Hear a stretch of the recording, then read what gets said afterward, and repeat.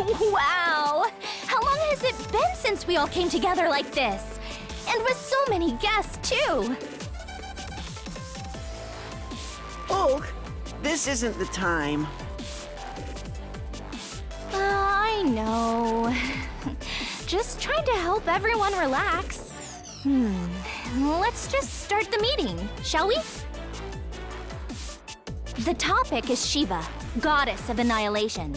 We'll begin with what we currently know. By your leave, I'll keep it concise. May I tell them everything, Shao? Of course! If they aren't informed, there won't be anything to discuss. Shiva and her cohorts assaulted the Ark's ship. We have reason to believe that the attackers are photoners. Photoners again, huh? But why are they hostile to Arcs? In a voice recording, she said, "I once was sacrificed for the universe." Combining the data we have, we believe she is referring to when the profound darkness was originally sealed by the photoners. We verified this with Aurora as well. She was not familiar with Shiva herself, but confirmed that such an event did indeed occur. She was imbued with photons and used as bait to seal the profound darkness in subspace. A living sacrifice. And now she's returned? If her words are to be truly believed, then yes. But perhaps we should be asking those who have crossed blades with her. It wasn't just Shiva. The ones with her were in another league as well. It would make a lot of sense if they were photoners. Shiva defied expectations the most. She was utterly unfazed by our attacks. I wonder. It was almost like she absorbed them all. Well, duh. That's not surprising. That's the way she was made, after all.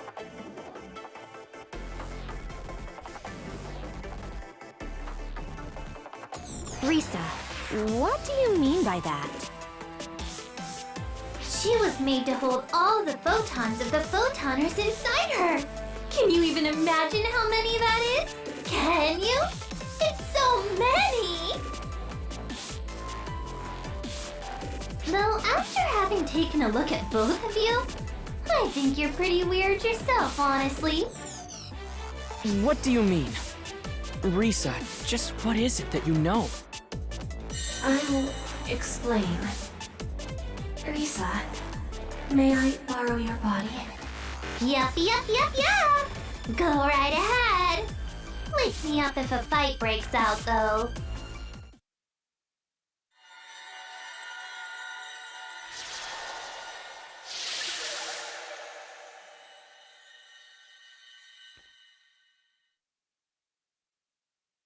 Allow me to reintroduce myself. I am Harriet, one of the photoners, as you call them.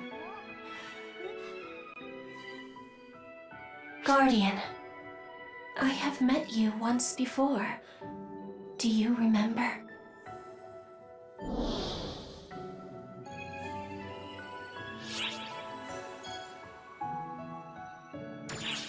Yes. I must have given you quite the shock. At that time, my mind was yet in a residual state. I did not even know I was Harriet, nor did I possess a clear will, as I do now. It was all I could do just to speak. I'm glad everything turned out well in the end.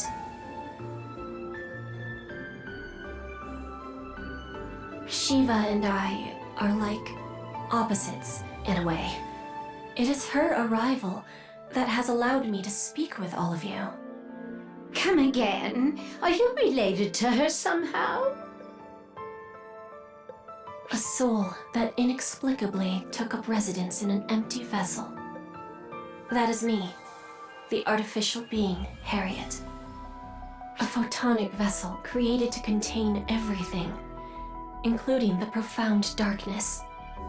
An embodiment of the end, Shiva, goddess of annihilation.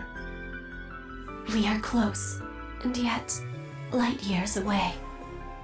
At the end of the Photoner era, civilization reached its zenith. They replaced their bodies as needed, devaluing physical forms. Society revolved around the use of photons. However, they were not so enlightened as to abandon their bodily vessels entirely, and so they sought after the ultimate vessel. One scientist created a vessel, but opted not to use it, treating it as a person instead. He conversed with this mute vessel until it finally developed a heart, awakening to the power of photons. This distillation of technology possessed a spirit and a power, an extraordinary power, entirely unique. The scientist was pleased. He had created not a replica, but an independent, parallel being, one on par with the Akashic records.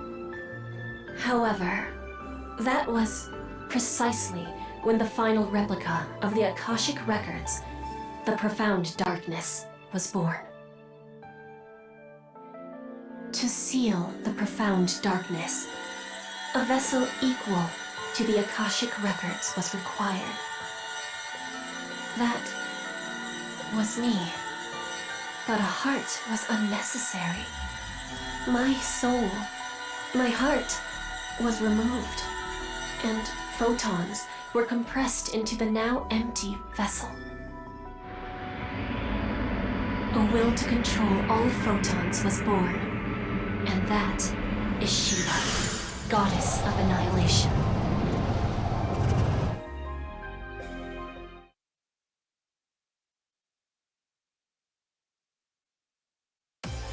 You know the rest.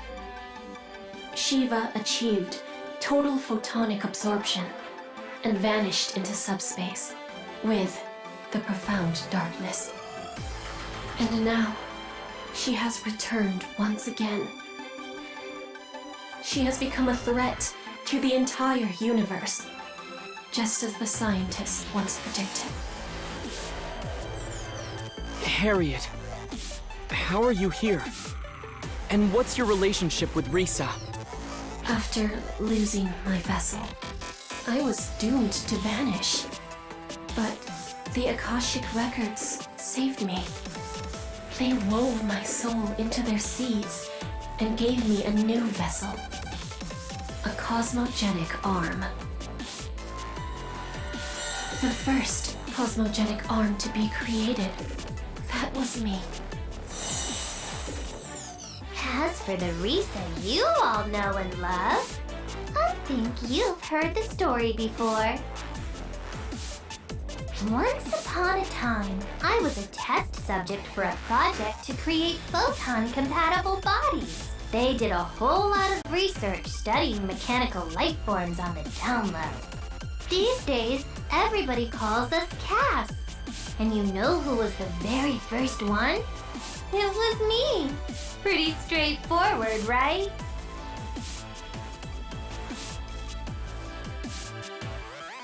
But since I was the very first, I was super unstable. More unstable than anything. Just the most unstable you could possibly be. Unstable soul Risa, unstable vessel Harriet. Two became one, and gosh, everything just balanced out somehow. Harriet didn't really get back her form and faculties until just recently, though. Until then, she was basically sleeping.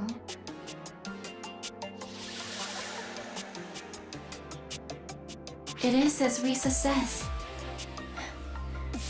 I am only awake now because of how the situation on Omega resolved.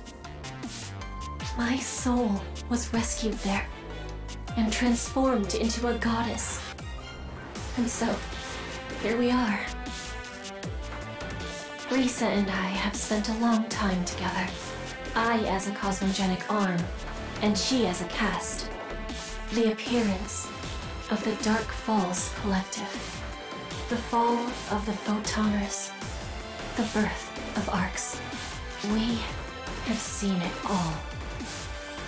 Why didn't you mention any of this? If you had said something, we could have been prepared. Well, You didn't trust arcs, did you? Very perceptive, Admiral. To me, arcs and the Photoners were doing the exact same thing. Which meant they'd only repeat history. I figured it best for you to just kill until you killed each other out of existence. Until I met you, that is. Guardian, you did everything in your power to save just one soul, and arcs supported you, even after arriving in a completely unfamiliar place. You stepped in to help those who wished for salvation. I hate Fullspawn. And I hate the Photoners too. But I like everyone in arcs. And you as well, of course. So I don't want you to make the same mistake. That's the reason why I'm here. To walk together with arcs, shoulder to shoulder.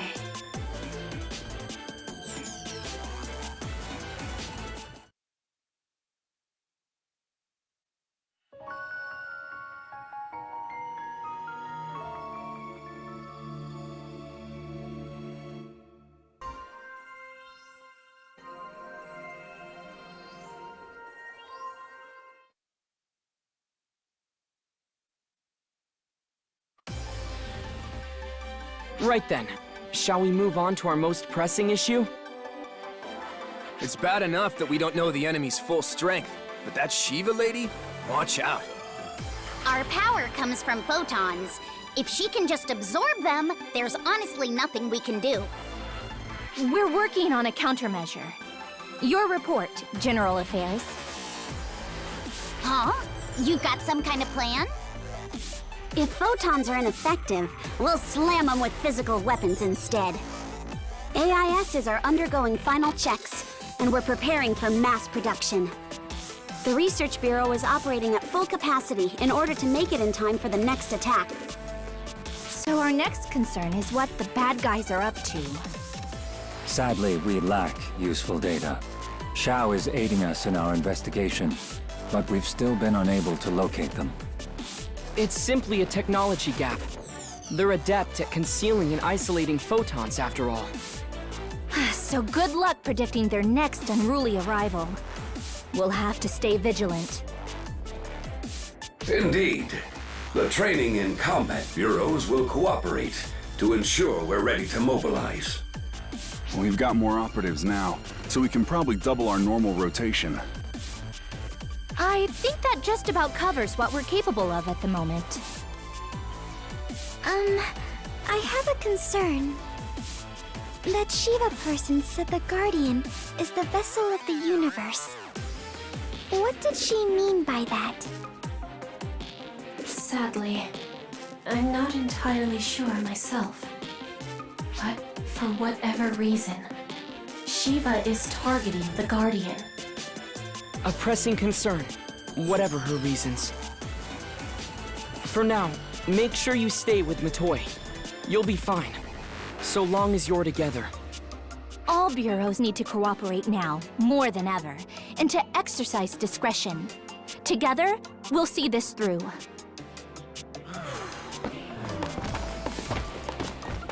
Hey, wait up! Got a minute? So, about those AIS improvements, the researcher in charge wants to see you. I know you're busy, but could you make time to go talk to her? Thanks.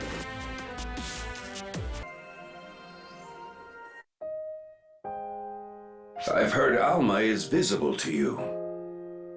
I also heard you did a lot for her. Allow me to express my deepest gratitude. I'm not qualified to so much as lay eyes on her, Even so, I can sense it. You all saved her, and for that, I thank you.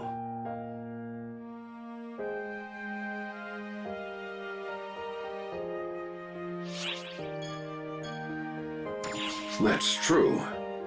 Perhaps I was finally able to protect her this time. After Alma's death, it was Arx that became my foundation to rely on. So I must protect it once more. It is her home, our home, until the day she can rest in peace. Maria and I can't see her. I can't hear what she says. But I get the sense that she's relying on you. Watch after her. If you need help, I'll be there.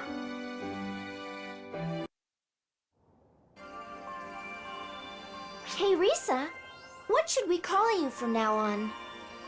Whatever do you mean? I'm still the Risa everyone knows and loves. No need to change a thing. If you need Harriet for something, just ask, and she'll come right on out.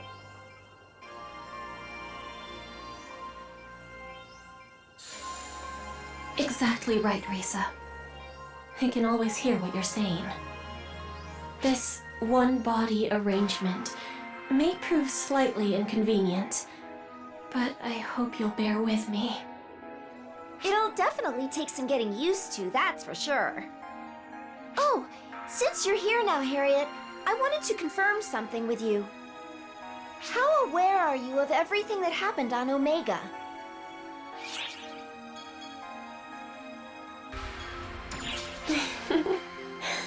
You were a great aid to me there. Think of us as the exact same person. The Harriet on Omega became the goddess you see now before you. Perhaps it would be easier if you simply thought of me the same way you do Alma. In any case, I remember all that you did for me, Guardian, and I cannot thank you enough.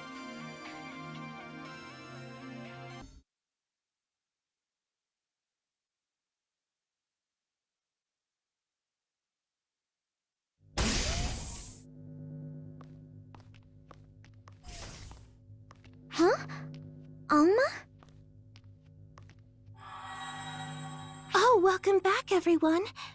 Can you tell me, is your meeting all wrapped up? Are you okay, Alma? You don't look so good. I really want to act tough here, but you got it in one. I feel all oogly. Kinda like how I used to feel after fighting. Memories.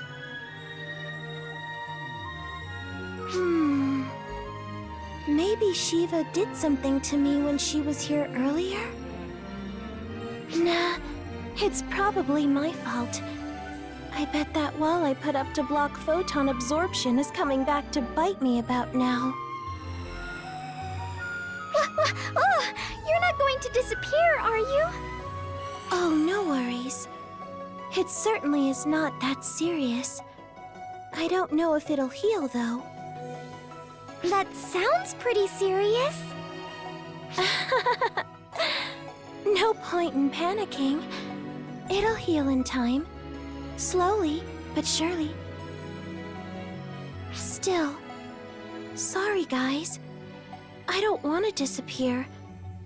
So I'll be taking a break from combat for a bit.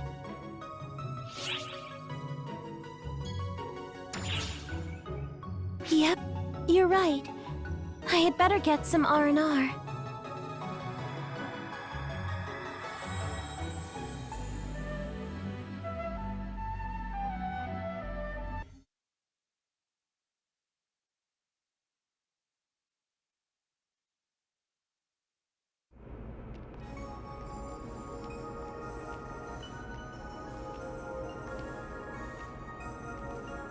The AIS researcher Sarah mentioned should be somewhere around here.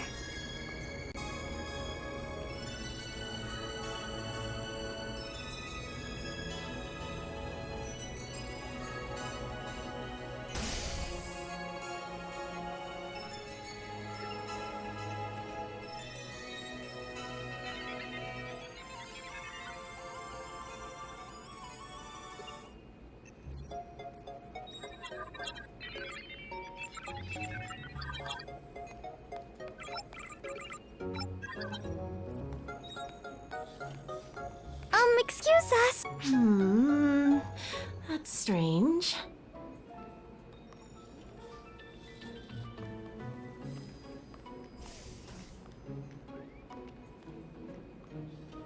Eureka! That's it!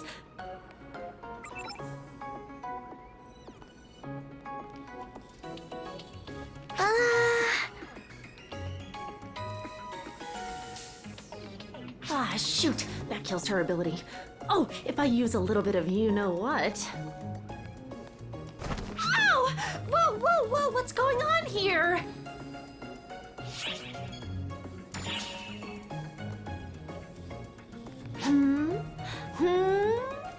Oh, I get it.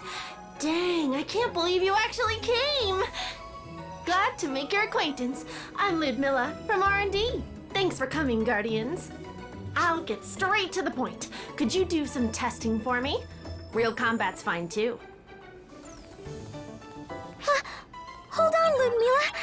We have no idea what you're talking about. I'm talking AISs, obviously. I'm in charge of remodeling them. The basics are already taken care of, and they're ready for space combat. Still, this is kind of a rush job, so I'm not sure about other use cases just yet, hence my need for operational data. Anyway, that's why I sent in a request to General Affairs for capable pilots, and here you two are! Which leaves one last step to tackle. Are you ready to get started? You know what they say, time waits for no one. A generic fuselage is good, I think. Yes, that should work, so maybe I should secure the module for ease of operation. Depending on output levels, by the time we are done, even citizens might be able to pilot one, assuming G-Force doesn't squish them. Maybe it would work better if I enhanced the seat safeguards. I had better run all the numbers on how much that'll cost. Operational data? So she wants us to pilot AISs? Oh, I'm not sure I have what it takes. What are you so worried about? After all, I heard you used an AIS in that fight against Apprentice before. This is for the sake of ARCs, the future, and most importantly, my research. So hey, no pressure. Well, I suppose that we may as well give it a try. It was a request from Sarah, after all.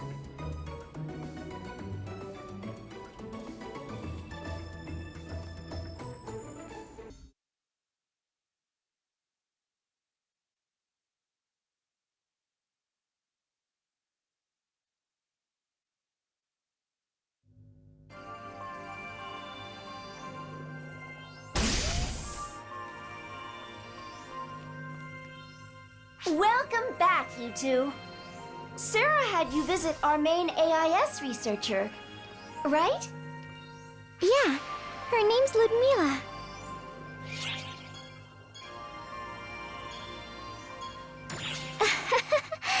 Not in a bad way or anything, though. Every extraordinary member of ARCS has a quirk or two, including you guys. She is the one who immediately suggested that we start remodeling them for space. And she was able to make this happen in no time. You never know when a genius like her is going to pop out of the woodwork. Makes things interesting. You could say, I'm readying myself emotionally for what might be. ARCS always had an informational advantage when facing the fall spawn. We could track their position, and then could predict a Dark Fall's arrival. But this is different. Our opponents have the informational advantage this time. We need to be prepared mentally and physically for anything that might... Shell? Damn, are we that outclassed here? Shell! Emergency! Dimensional distortion detected! We have hostiles! They've appeared inside the mothership! I repeat, hostile presence detected within the mothership!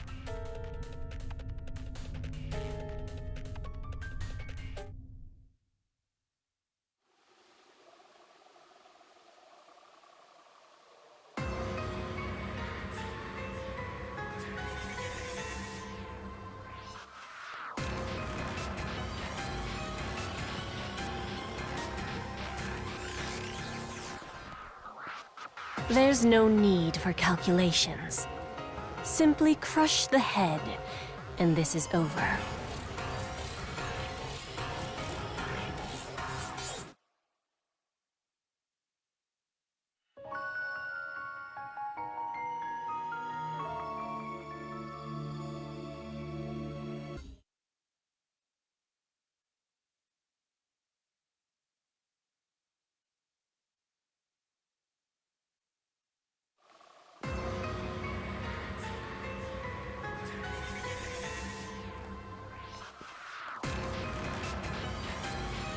We're off our intended coordinates. Invading directly might have been a touch greedy, I suppose. So it goes. May as well savor a little destruction on the way.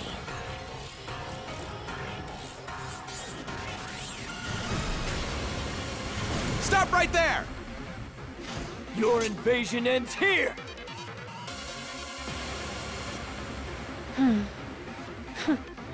Faster than expected. Did you actually manage to predict this? Flawed simulacrum.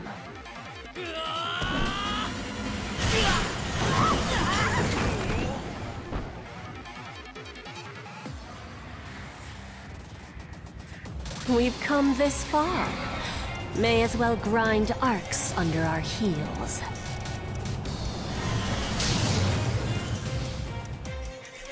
Varuna? Ma'am. Mitra. Yes.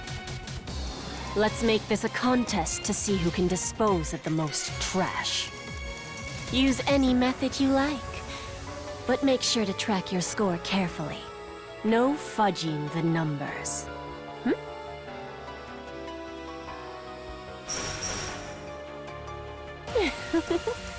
They're both so serious.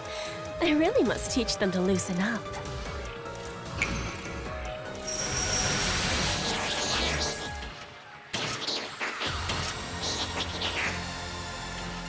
I know you're watching, Flawed Simulacrum. And I'm sure you know what these are. I'm wishing all of ARCs the best of luck. Let them know, won't you?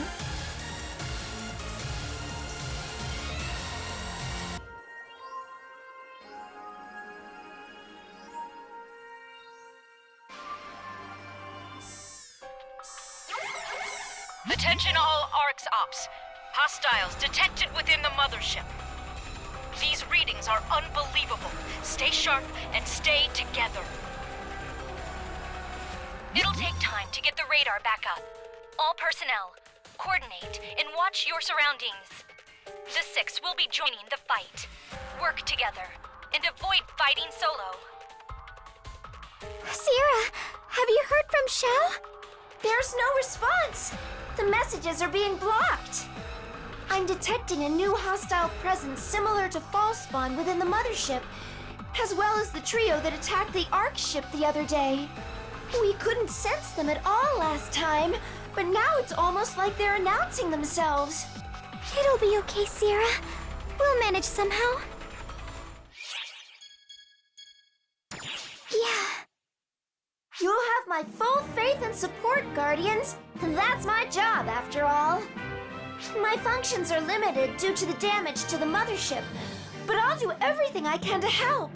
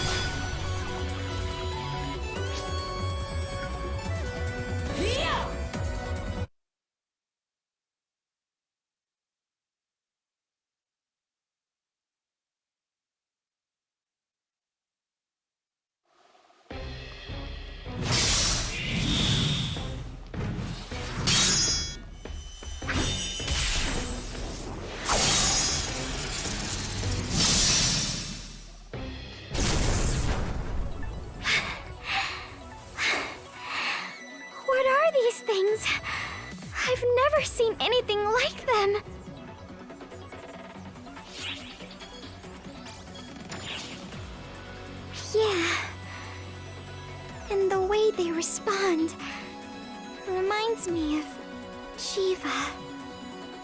It's like our attacks have no effect, like they're being absorbed.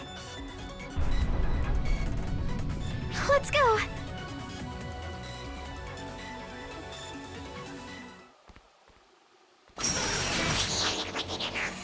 Maria, watch out!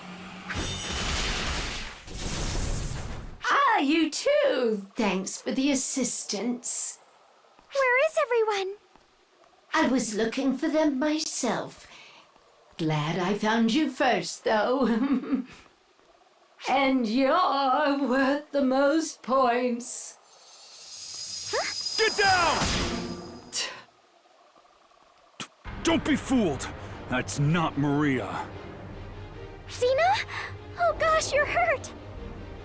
Oh, you're quite the tough customer if you manage to withstand that.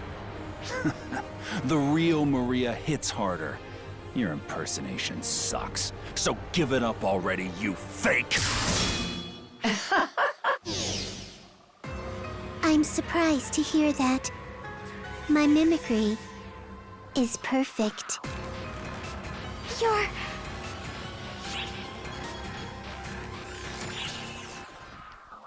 I am Mitra, the 20th,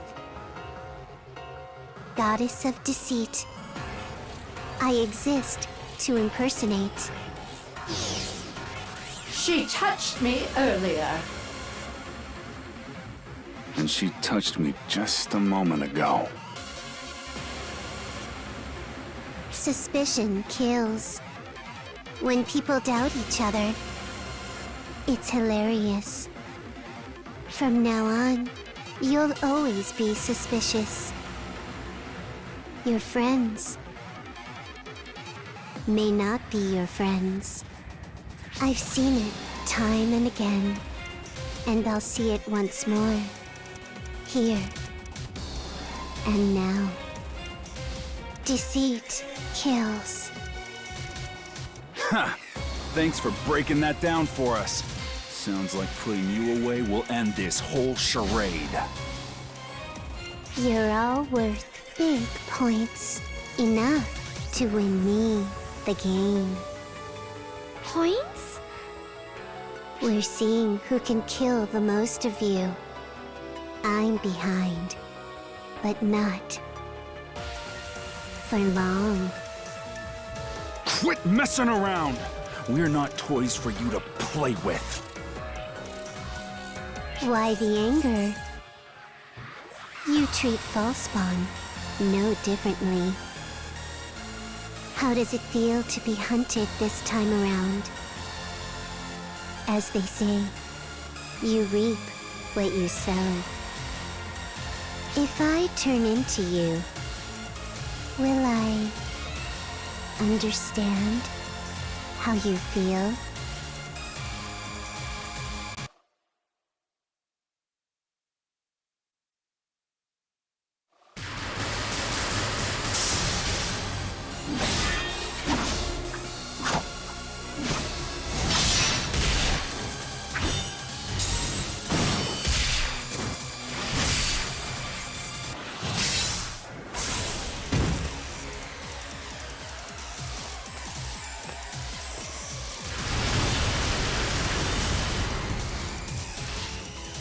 You're stubborn. This is less efficient than I thought. I'll only fall farther behind. So, I'll actually try. What? Zeno! Huh? You're still not dead? Oh, I get it. That weapon's the same as us. No wonder it was so tough. But it won't matter if I kill the wielder.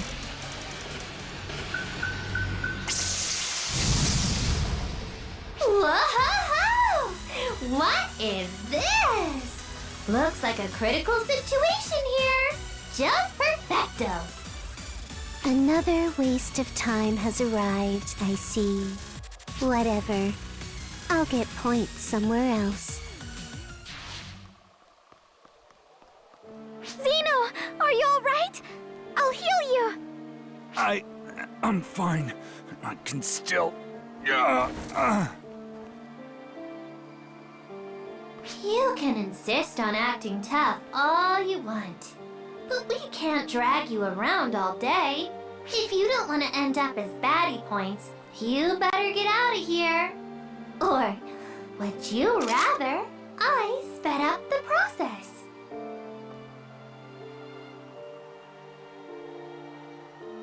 Risa! No, she's right. With Nanaki in pieces, I can't help anyone. They mean business. I'm not sure if even you can beat them. It isn't really my place to say, but watch yourself. I'm sure you know this, but Shiva's much stronger than Little Miss Copy Girl. You both might want to head back. Well! I'll go along with you then. To be honest, it's not like I could enter Central Command on my own anyway. I was thinking of breaking and entering. I guess it's a good thing I found you guys first. You can't just go around breaking stuff, you know? Why not? If I don't do it, the baddies will just take care of it for me. See? Come on, we have to hurry!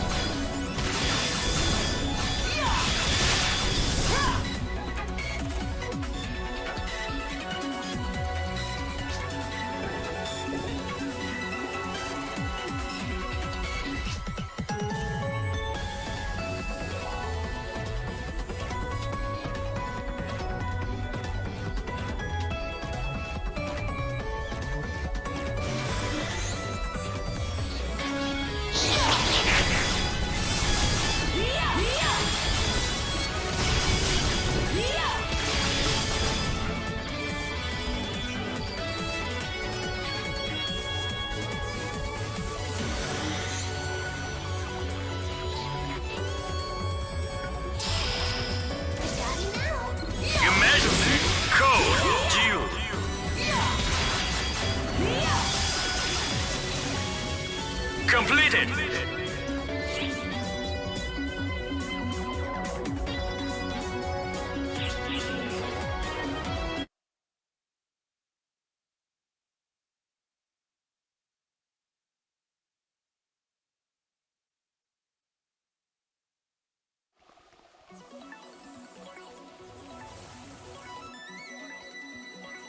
By the way, how can you track the enemy's movements, Risa? By actually using my eyes! Huh? Everyone in ARCs relies way too much on photons. Even more than their own eyes. You've used radar to attack invisible enemies before, right? It's like that. Same deal. Everyone thinks they're using their eyes, but they're really sensing baddies via photons. But these baddies have photonic camouflage. And on the flip side, they can read our photons loud and clear. No wonder you can't keep up. So in a kind of obvious conclusion, there's not much we can do. Then we'll never be able to fight them on equal footing?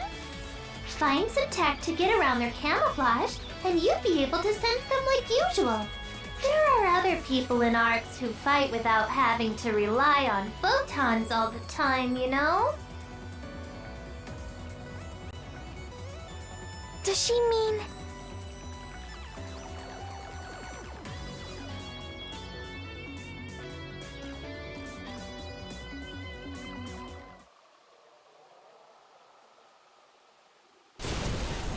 She's arrived. Are you alone, young lady?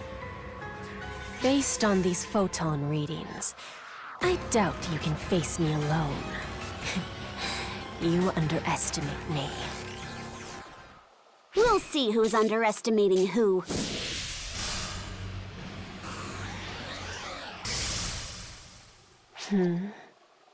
Could it be you're not using photons? Exactly! I don't have any photons! And I don't rely on sensors. Your ability to absorb photons is useless against me! Never thought my handicap would give me the edge. But here we are. I'll never forgive him for what he did. But Luther deserves a little credit here. Gotcha!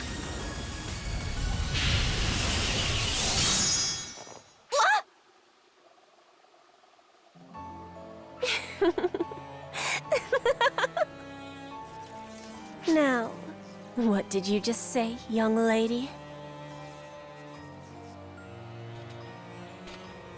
If I heard you correctly, a most fascinating name escaped your lips just now.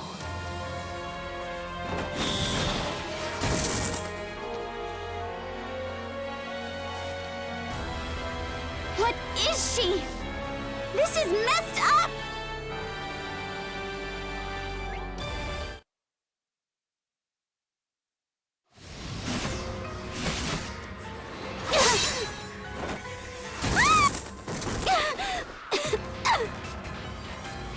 A commendable effort.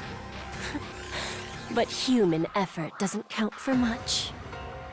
Dust in the wind, or dust on the ground. When it comes down to it, that's the only difference between you and the masses. I was destined to rule the universe from the moment I was born. Because I am the universe.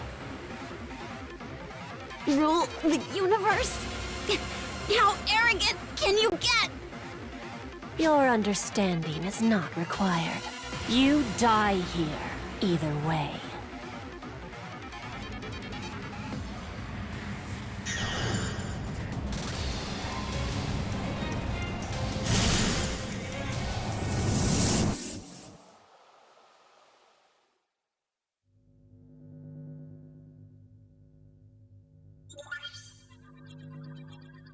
Is this an ARC ship independent operating code? Why now? Wait! Impossible!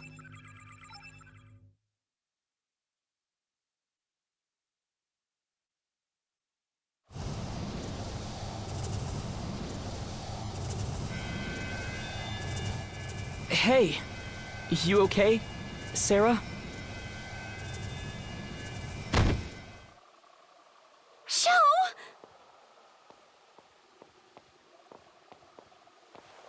Now this is a surprise, but all you've done is save me time.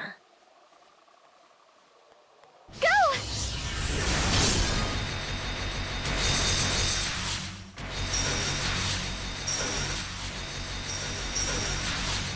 Sarah! Show! Show! What were you thinking? Good thing I made myself bigger. Really helped me get in the way there. Idiot! Why go out of your way for me? I know, it wasn't logical. But once I realized what I had to do, my body moved on its own. Yes, I've become too much like mortals. And like a mortal, I'd appreciate a little nap. Show? Show!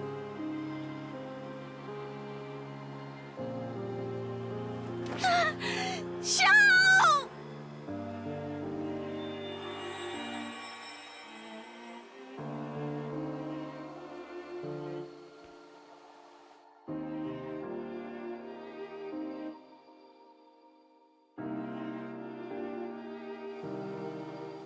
The head has been crushed.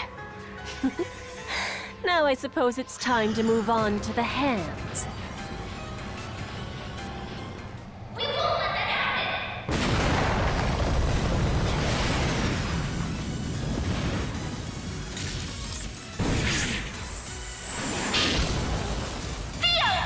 Well aware! Oak and Theodore? Sorry we're late.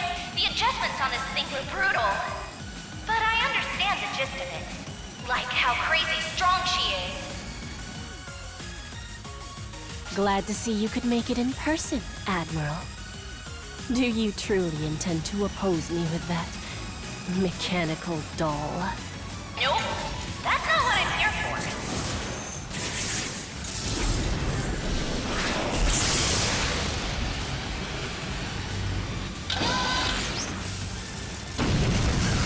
With my authority as Admiral, I hereby activate Code Abyss.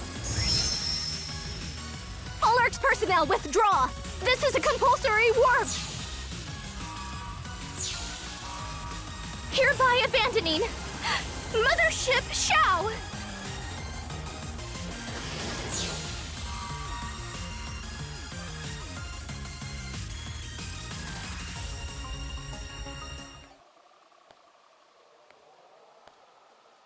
They certainly know how to make an exit. This may prove more challenging than anticipated. You did well to restrain yourselves. You seem to be enjoying yourself. Is it okay to let them escape? It matters not. Let dust dance in the wind. Still, they seem to be avoiding me, so I hardly managed any points. Fighting them was inefficient. Varuna wins this match. I simply managed to find a particularly untidy area. Well then, as a reward, I leave the pursuit up to you. Very well. Guess I'm on watch duty.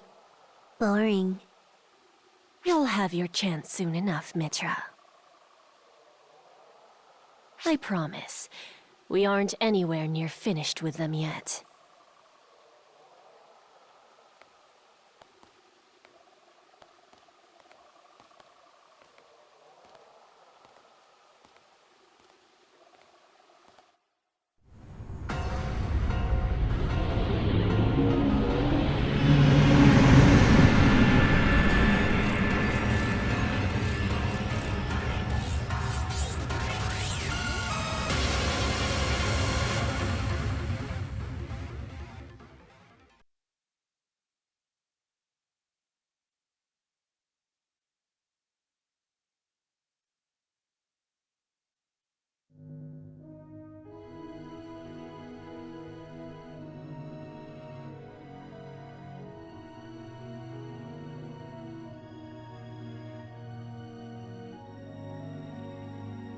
Oak, why?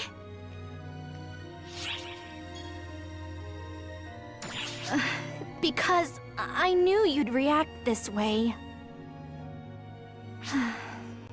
Between the Mothership Shao and you guys, I chose you guys. And I have no doubt that I made the correct choice.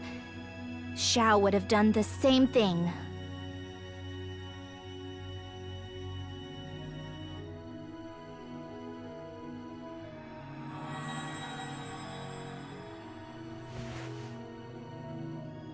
You are the one who is connected to Shao. You are Sarah, right? Are you able to see me now? Who are you? I'm Oma, the first Claris Craze. I was here when you came here before, but you couldn't see me. But now you can see me, though.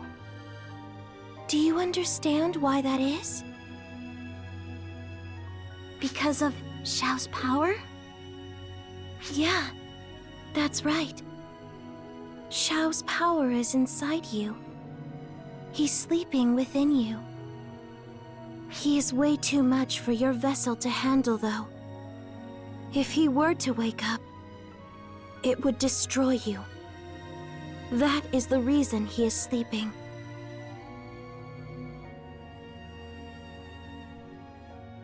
Wow.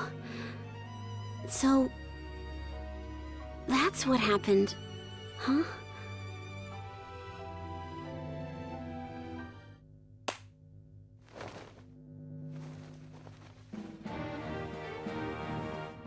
Pull it together, everyone!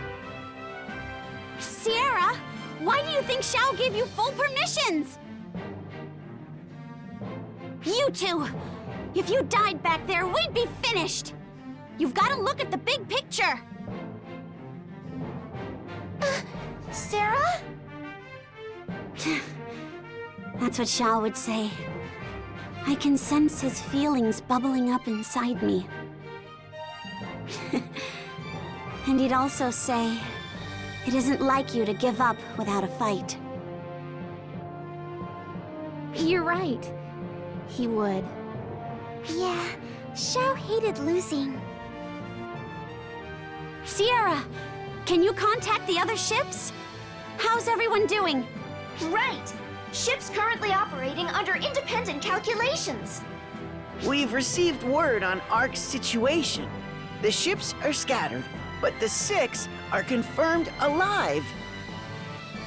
Operators are verifying the number of survivors. We'll know the full situation in an hour. Shao predicted this would happen. He transferred his authority in stages, so Arcs could operate without him. Unfortunately for you, Shao, it's a little early for retirement. Sierra, change our course. We're heading for Amduskia. Why are we going there? It was the last thing Shao told me. Head to Amduskia. There must be some kind of key there. Something to help us out.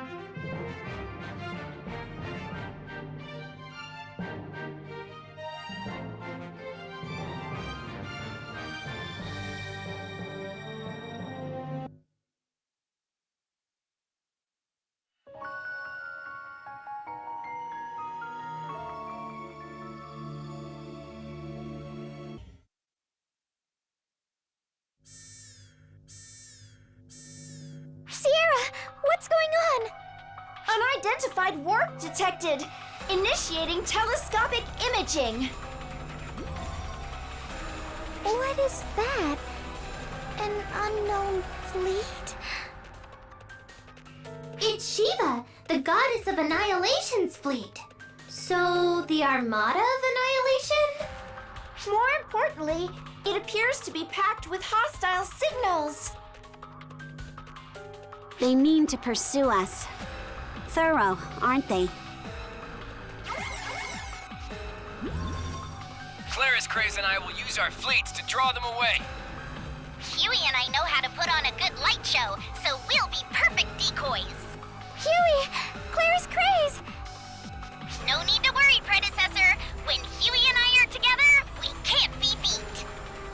Exactly. We're invincible. We'll keep the troops all fired up, too. Leave the fighting to the Combat Bureau. You all focus on doing what we can't do.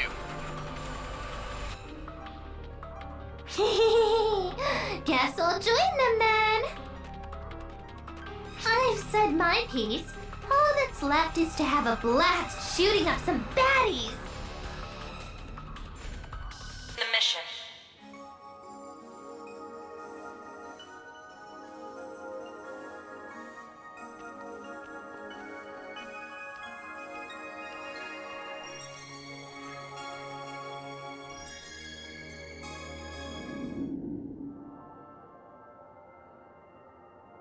I had a feeling you'd show up.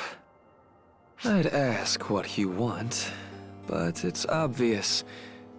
You want to know about Shiva, yes? I'm as informationally challenged on that front as you are, sadly. Harriet told you most of it already. I created Harriet. She was the ultimate photon vessel. Undoubtedly my greatest masterpiece. The vessel gained a sense of self, a will, not unlike the birth of intelligence itself. Shion's beginnings, the sudden birth of intelligence within the oceans. I recreated that phenomenon. If not for those pompous barbarians who saw her as a mere vessel, she would have attained omniscience. I had the time, the technology, the Akashic records to use as a model. And yet, the people wished for an instant solution. They ripped the original soul from the vessel, poured photons into it, and used it as bait. Bait for the profound darkness, which exists to expunge photons. Their plan succeeded. The profound darkness entered the vessel, gained intelligence, and was bound to its physical form. All that remains was to dispose of the body. But the barbarians miscalculated. The entity now known as Shiva had attained the ability to understand others. She left the Dark Falls, cancerous outgrowths of mortal desires, to tie her to this universe, all in anticipation of her eventual return. And that is what we are. So, a rather pathetic tale, is it not? Relating it to you is my way of thanking you. As a person, as Luther. You saved Harriet's soul. Knowing that has been most beneficial to me.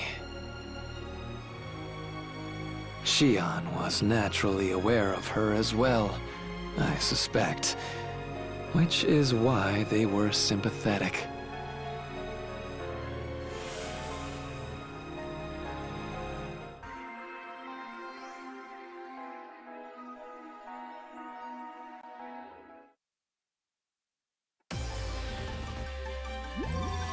Attention operatives! I know it's not easy, but this is a critical moment. Cooperate, and we'll get through this. Phew. I think that's a wrap for the ship-wide announcements. You must be exhausted, Ulk. Well done, Ulk. By the way, the Guardian's here.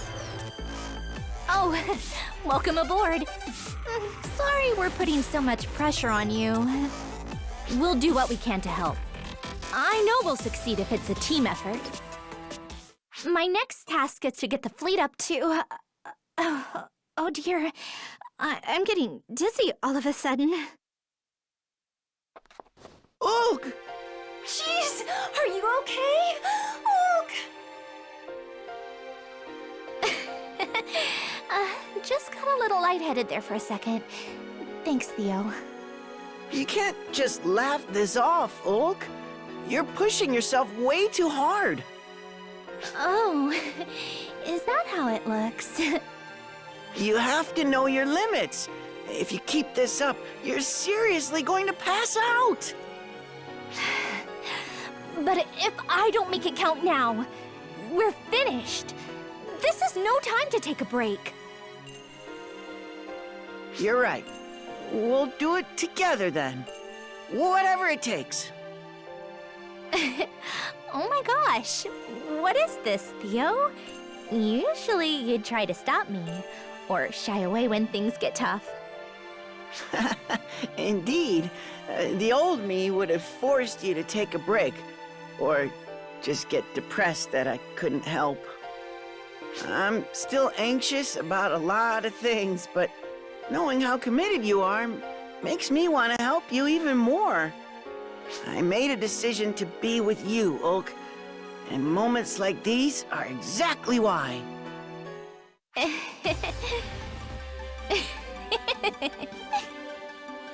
Whoa, hey, You all right, Ulk?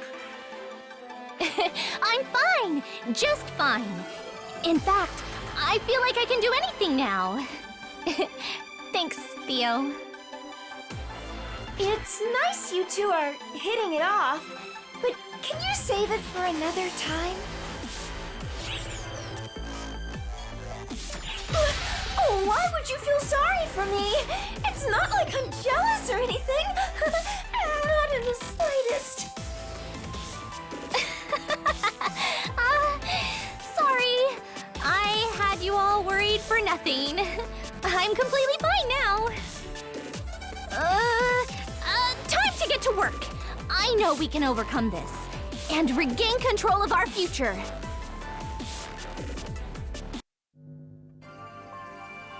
Those photoners were remarkably strong, weren't they?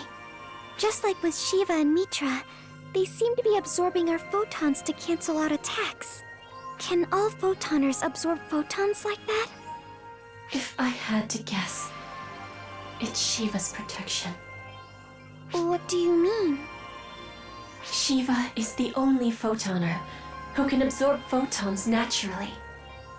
She exists to contain all photons, to absorb them. And so she does. But it seems Shiva is capable of sharing this gift with her allies. The goddess's divine protection, if you will. Does that mean all of Shiva's allies are capable of absorbing photons? Correct. Each photoner varies in capability, however. They're far from invincible. Oh, really? Yes. Each photoner appears to have a certain tolerance for photon absorption. An attack that exceeds this photonic tolerance level should be able to harm them. We already have proof of this. You were able to defeat those photoner troops, weren't you? Oh, yeah. They were pretty strong, but we did manage to beat them. So, if we can just hit Shiva with something that exceeds her tolerance for photons... Yes, it should be possible to defeat her. That said, Shiva is the profound darkness incarnate. She was created to contain all photons. We require enough strength to exceed such titanic photonic power. That's gonna be tough, huh?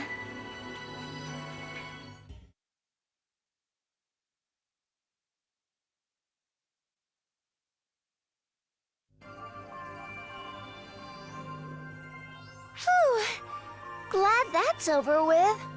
ARC's independent operating codes. Never thought those would need to be used. Excuse me. Oh, hi, Kostra. What do you need? My presence is unwanted as always. I see. No matter. Excellent timing. I can get you both up to speed. We still can't predict what will happen, but the situation has settled down a bit. Firstly, Shiva and her forces now have complete control of the mothership. We're referring to it as Mothership Shiva, and are currently searching for its whereabouts. Each ARC ship is operating independently. I imagine you're well aware of this, Sierra? Right. There was some commotion at first, but everything's stable now. ARC suffered overall losses of 40% in the last battle, including significant casualties. We're also currently investigating the enemy Shiva brought with her. Those machine-looking thingies? Are they photoners too? We can't say at this point. Reports indicate they have no will of their own, however. So they're mechanical weapons? Hey, looks like some data came in. Ah! Too much data! Ah! Kostra! What's with all this data? My oral reports only cover the bare essentials. You may peruse this data for a more complete picture. Now, if you'll excuse me. Why does he always send it in such a disorganized state? Would it kill him to do some basic organization?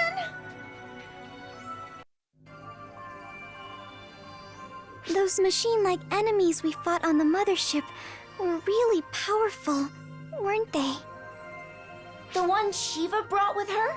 They're under analysis as we speak, but we honestly don't know much about them at this point. Really? Yep. No signs of life, so it's clear they're autonomous mechanical weapons at least. But their structure and materials employ technology Arx is unfamiliar with. Mechanical weapons created with unknown technology. We're calling them Lumen Mechs for now. Their mobility, armor, and destructive power were all off the charts. Who could possibly create such a thing?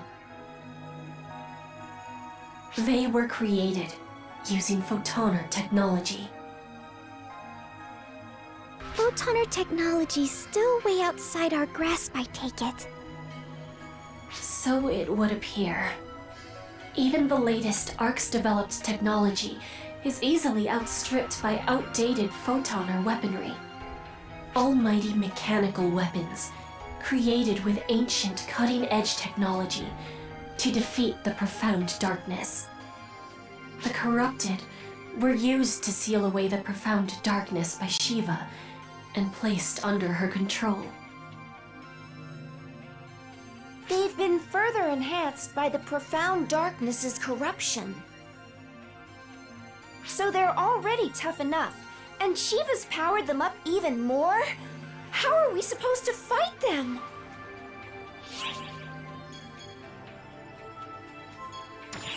A weakness. Now that you mention it, striking their flashy red sections seemed to hurt them. Maybe their armor was forcibly removed to receive Shiva's corruption.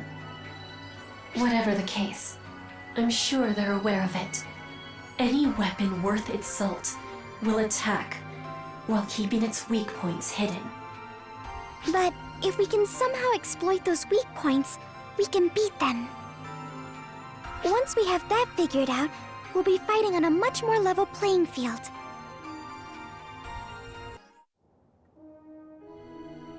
Damn that Shiva lady!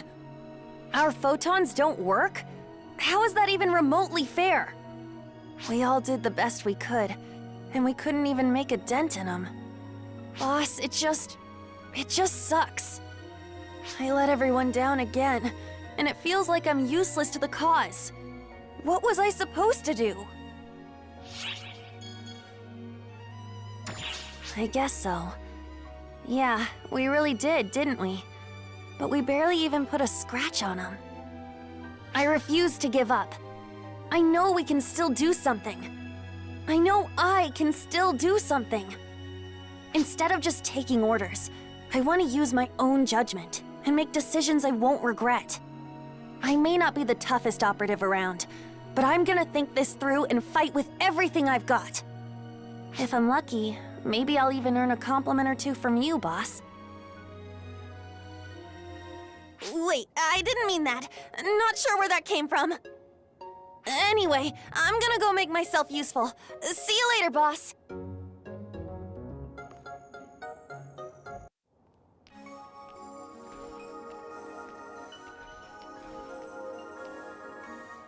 Well, well, what a coinky-dink! I was just making some introductions between Harriet and Zig here. Harriet the Celestial, an assault rifle cosmogenic arm. I see. And where would Miss Harriet happen to be? If you're looking for me, I'm right here. Ah, so your photons formed into a cosmogenic arm. A special type, just like Aurora.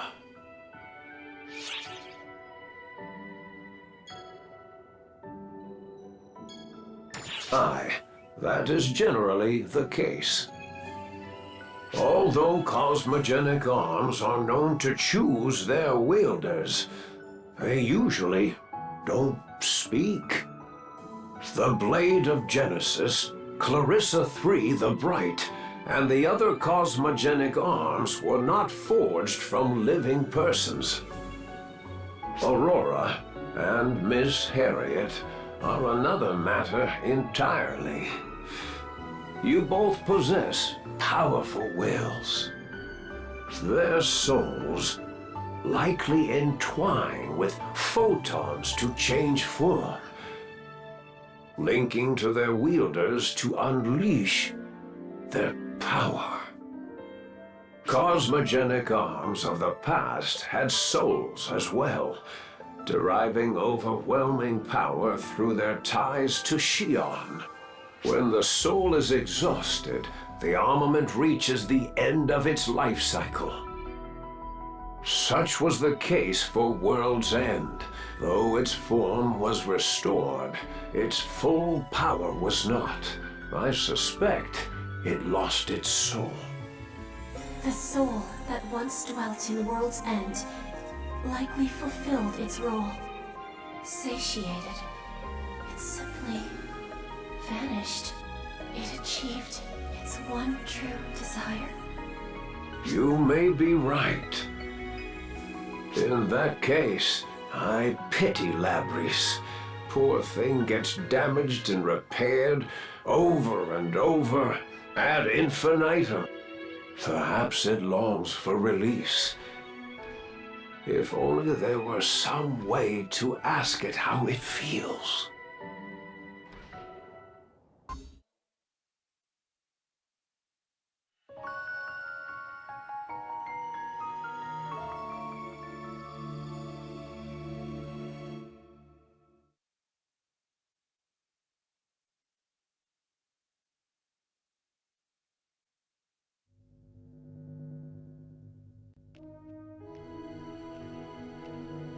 Sarah!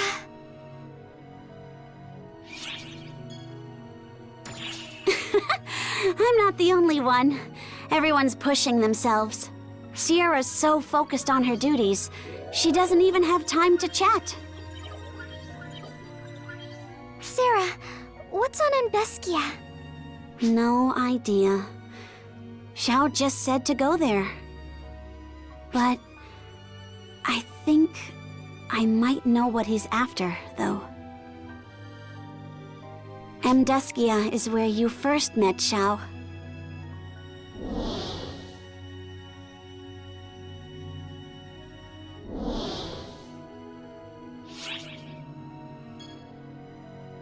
Yeah. Only thing I can think of is that he wants us to talk with Rokamis, the Draconian Elder. I'm sure we'll figure something out there. Isn't that right, Xiao?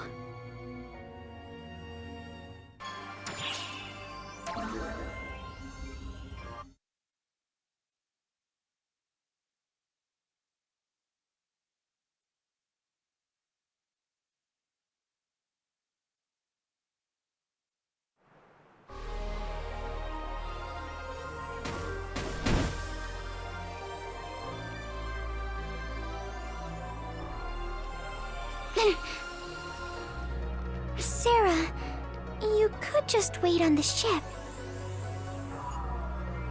I'm the one connected to Xiao. I have to go. To put it in terms you'd understand, this is the one time I gotta push myself.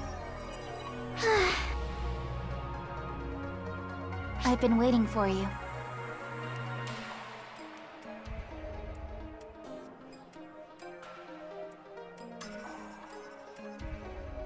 Huh? Kuna, what are you doing here? The Draconians are not known to show restraint, let's say.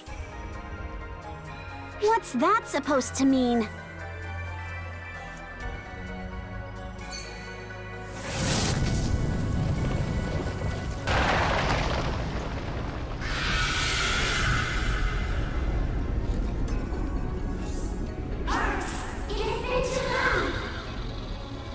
At ease. She's just saying hi. Like I said, they're not known for restraint. I have Draconian ties. So, I can be your guide, if you'd like. Besides, we could come under attack at any moment. Staying together is paramount.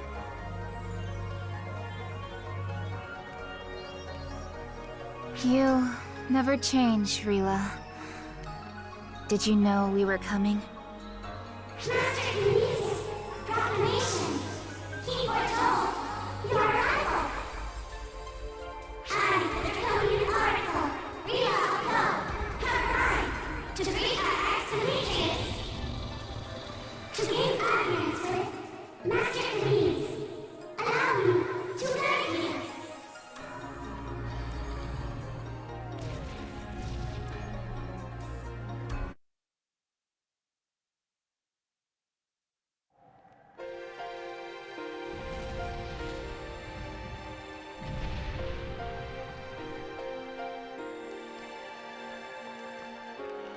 Arx, it has been some time.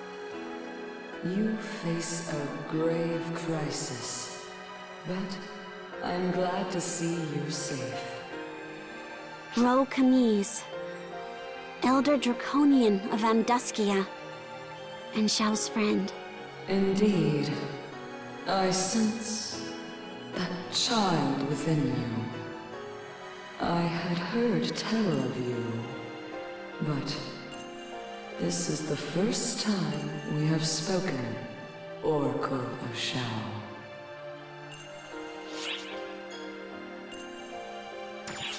Yes, in your language, she is connected to Xiao. However, if I can, I believe this rephrasing conveys my intent. Rila and I are similar to each other, which makes Ro Camise.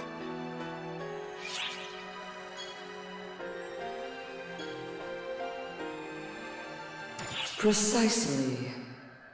I am a replica of planet Xion, the Akashic Records, an abandoned creation.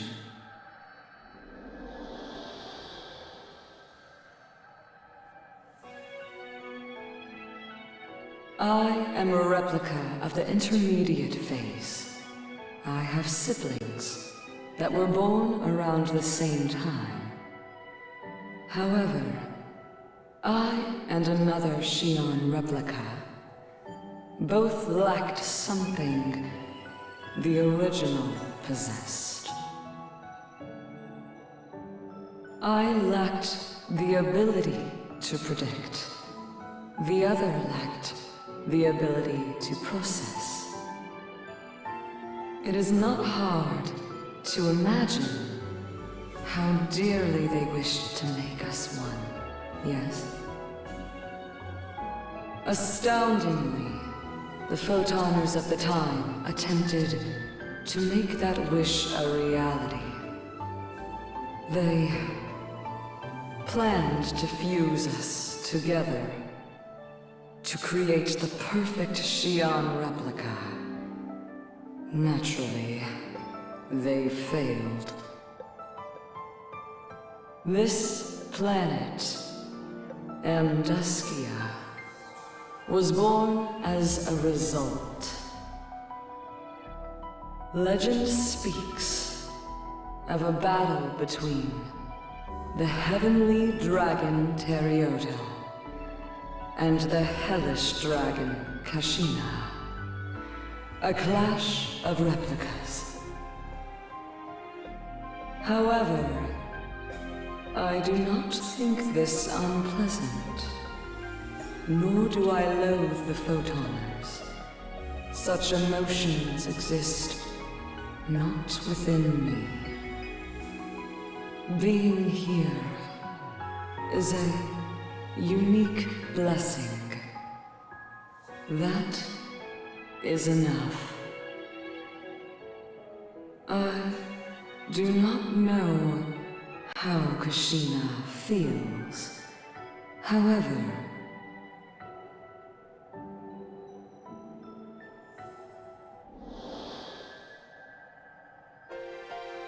Right before Shao vanished, he said to go to Amduskia. Did he want you as the new overseer? Nay, that changes nothing. I lack Shao's ability to predict. A makeshift solution, nothing more. Then, what do we do?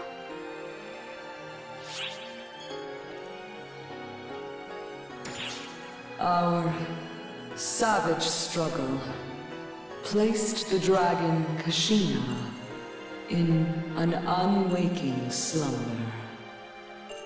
Kashina's vessel lies deep within Amduskia, sustaining the hell within it. Tell us, how can we reach Kashina's resting place? Do you plan to transfer Shao into Kashina? If the process fails, both you and Shao face great peril. An outcome Shao ill wishes to happen. It's the only way to get him back. That must be why he sent me here. And hey, we both hate to give up without a fight. Shao has saved my life twice. I owe him. Big time.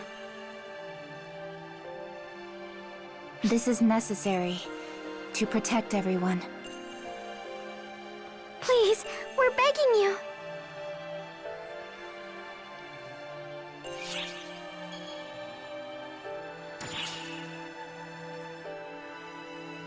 The will of mortals is a beautiful thing.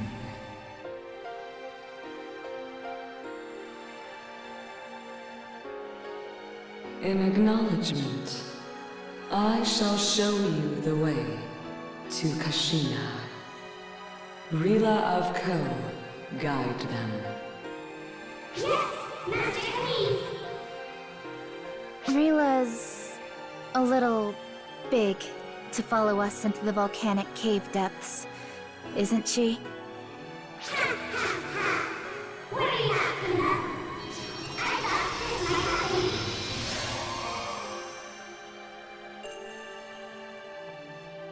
You shrunk?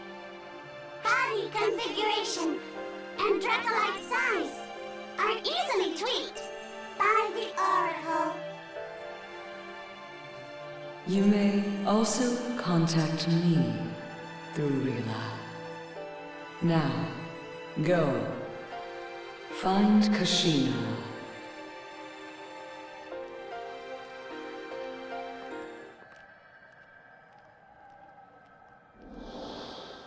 There is something I do not understand.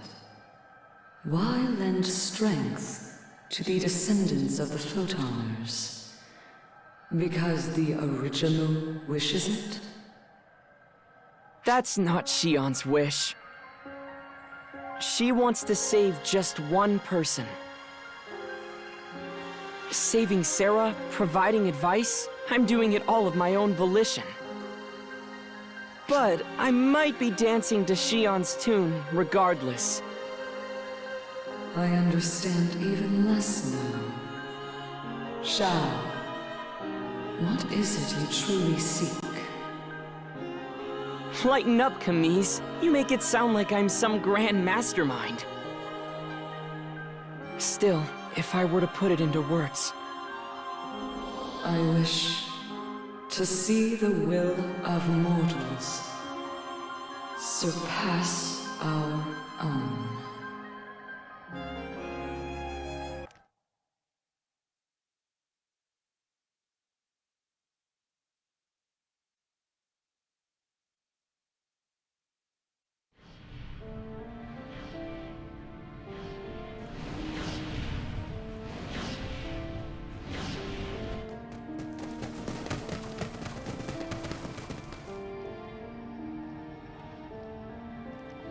Is this The heart of Amduskia? Yes, a forbidden domain. The Hellworm's grave. This is my first time here as well. This all looks like a corrupted region, though. Master Camise confirms that is correct. No different from a region altered by the profound darkness. Is this because Aika and I overdid it that one time too? No. This is different. Seems like it was always this way. What do you think, Rila? Correct, Kuna. The path to the Hellworm Kashina was always like this. Some suspected that the appearance of what you call corrupted regions indicated Kashina's awakening. This is likely the draconian form, the form of Amduskia Kashina wished for. Draconians who linger here go mad from Kashina's influence, fighting friend and foe alike. That is why none enter, none draw near. Kashina sleeps alone. So, Kashina, the key to getting Xiao back lies within. We all feel the same way. Everyone wants Xiao to come back. But that's why you can't rush things, Sarah. It'll be okay. Thanks. You too. Yes, do not fret, Oracle of Arcs, for I am with you.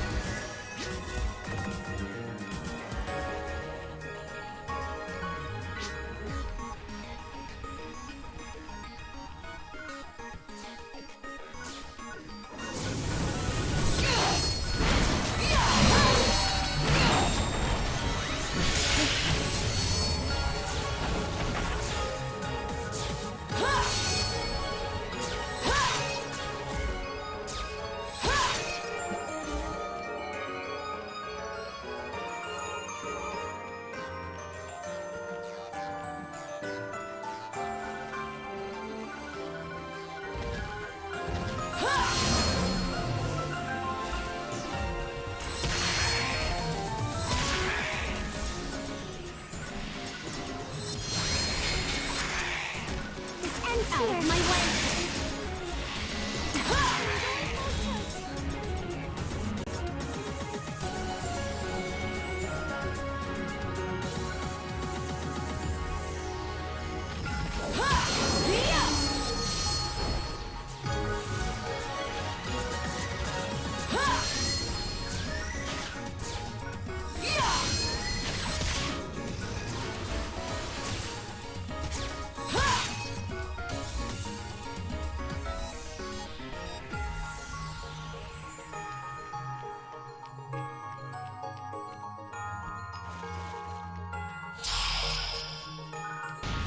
Emergency!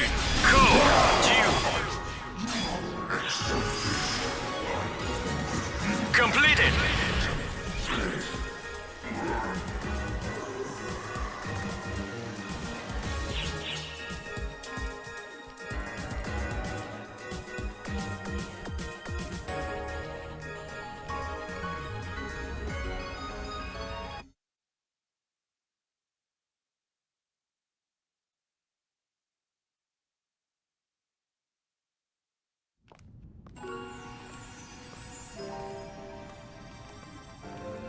Draconians are attacking us, but that's all.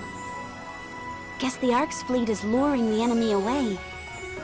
Your oracle is prone to worry, I see. This place may hold danger, but it is also sacred. This is not a realm so easily entered.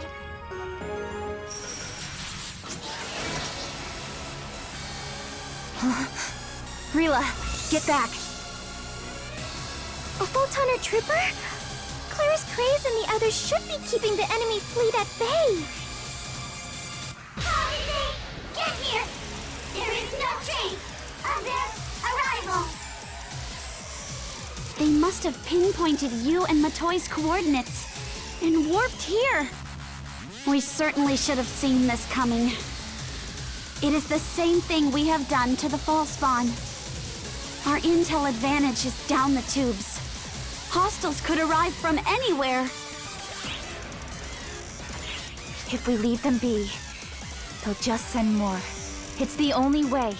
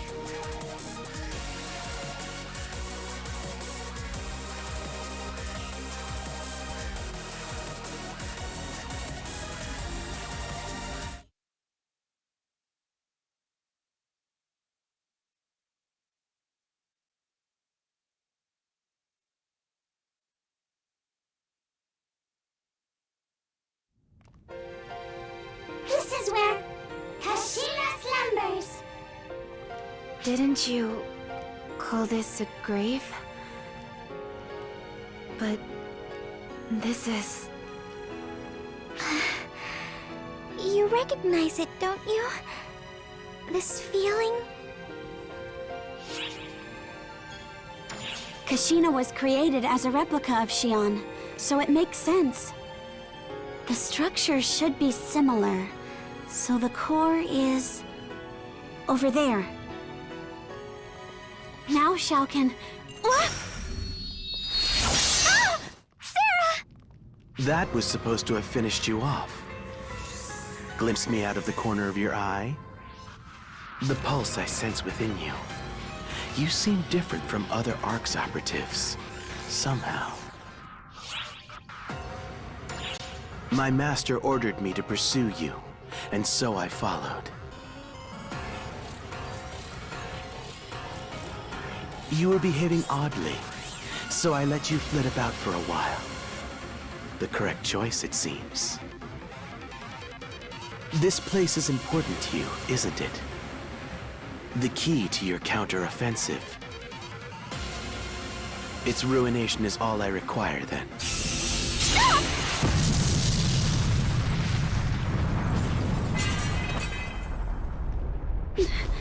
No.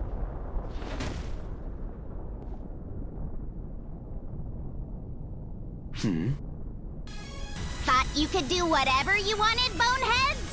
Think again! Claris Grace! What are you doing here?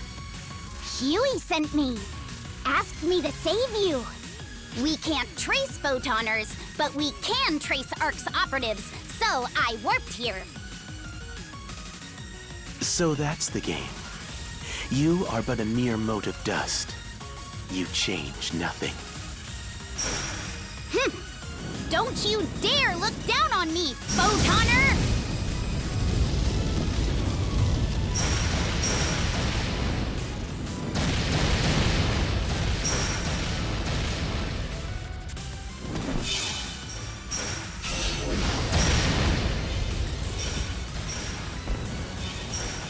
Claris Craze, don't! You have to stay calm! It's fine, predecessor. I'm always calm. If you can't track the enemy, just blast them out of hiding!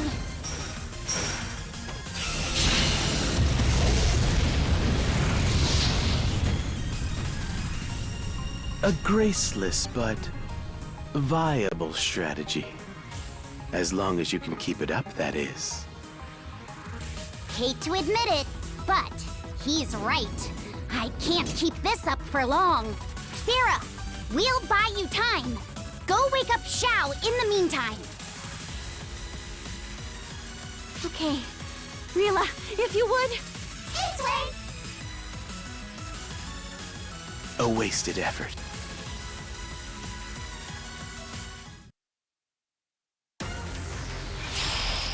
I come in the name of my master. Emergency! Code! Q! There'll be no escape. Not bad. Completed!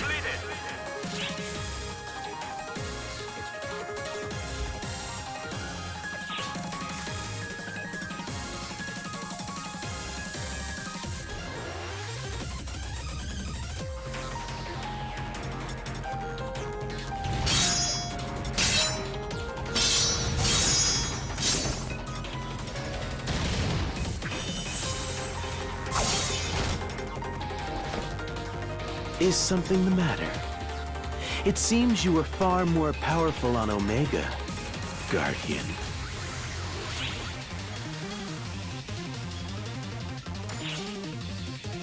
As I've said, all is for the sake of my master. I simply used every means available to return my master to this universe. I hid on Omega, acted as a knight, stood by you, and saved the world to restore my master. And I will destroy this universe, just as my master wishes. That is my master's calling, and mine as well, as Varuna, God of Justice. God of Justice? Mitra and I require our master, and our master requires us.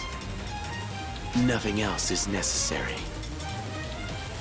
Not even this universe.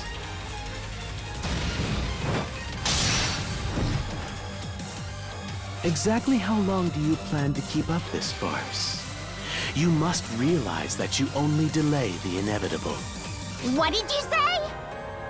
If you wish to halt me here, I'll happily play along with you. You see, that is my will as well. What? No, it can't be. Please! Wherever are you going? Out of the way!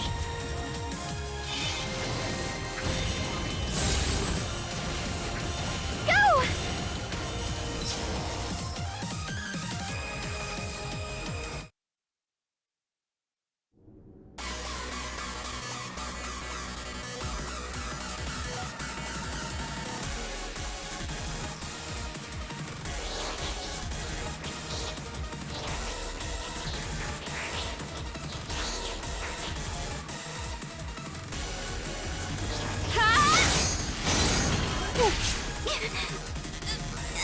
Are you alright? Why, you... This is our last hope, and you're not laying a finger on it!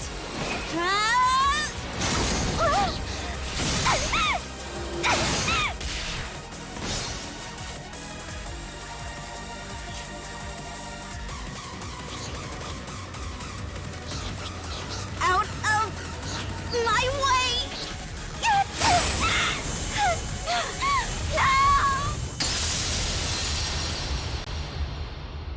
No! No! It can't be!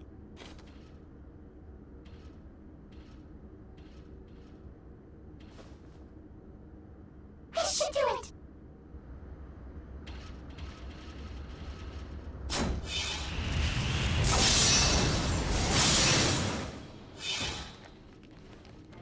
I'm sorry. I'm so sorry. I couldn't protect it. I tried. I tried so hard. I was so close, but I failed. I wanted so desperately to save Xiao, but I...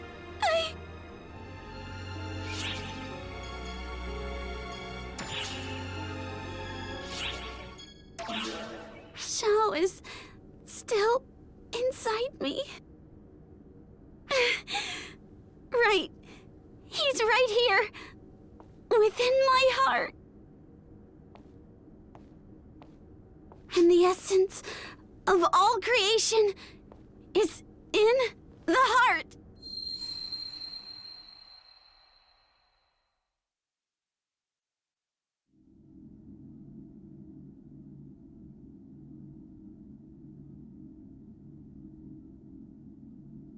Xiao. Xiao.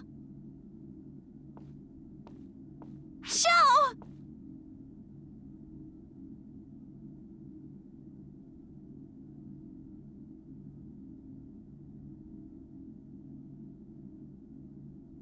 Xiao! Wake up, Xiao! Everyone's waiting for you!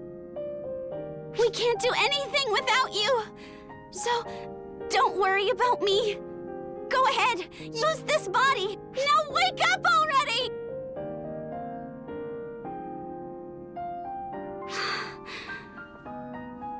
I'm sorry. That was heartless. No one would listen to a plea like that. I don't want to die. I don't want to lose my body. And above all, I want to be with you. I promised you that. No, that's not right. That's a lie too. My promise had nothing to do with it. I don't know how to put this feeling into words. I don't know how to convey this to you at all. But I want to be with you. I want to laugh, scream, and fight with you. I want to enjoy so many things with you. I want to walk through this life with you. Xiao, I want to be with you. Not as a single fused being, but as ourselves. I want to stand by you as a person. So, please, Xiao, I'm begging you, come back to me.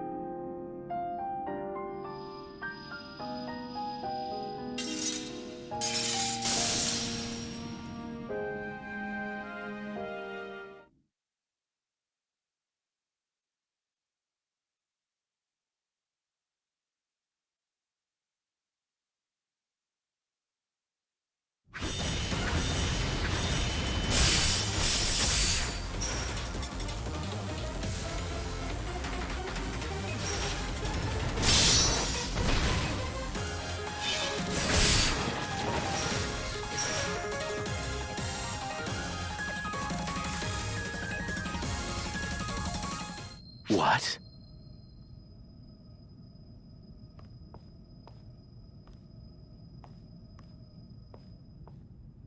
You did it, Sarah!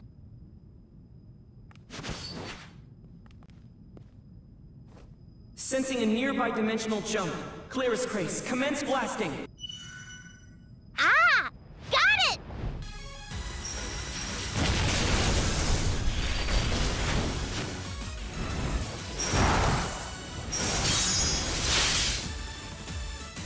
They've grasped my position?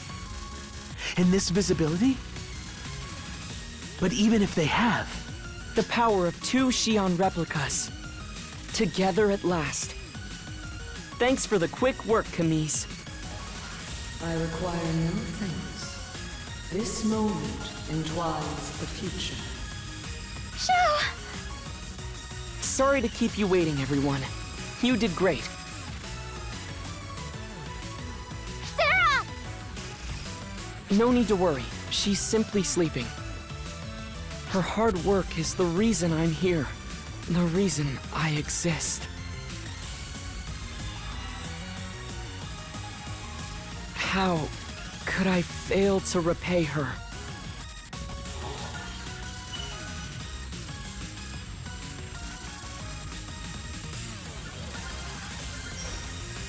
He's gone? I don't detect him nearby. Probably withdrew after seeing the situation. Xiao, so you're really back. Felt like something yanked me out of a nap. But everything worked out, so I owe Sarah a thank you. I heard a huge explosion earlier.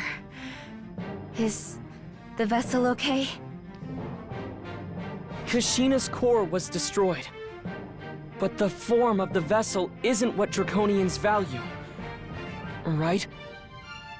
Correct. What matters is the soul. A vessel can be found anywhere. Xiao took form by binding the crushed Dracolite. Put simply, the particles floating around here are me. I'm just molding them into shape. The Dracolite gives me an easy link with Camise, assisting me in the ability that I have to predict. Which means our next step is crystal clear.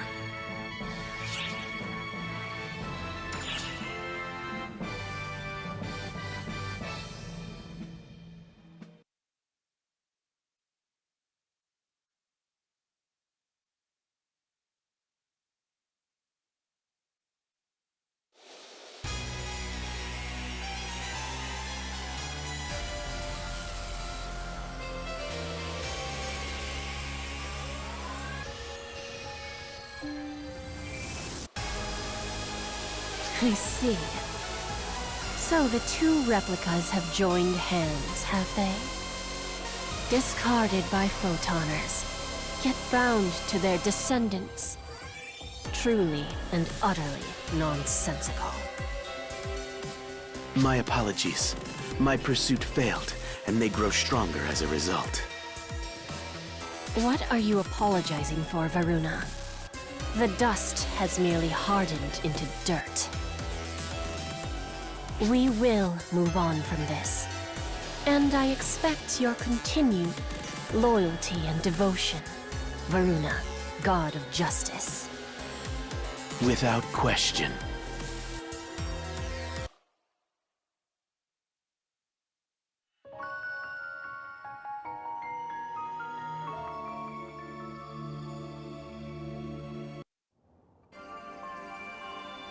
Oh, hey! So, Shao is back, is he?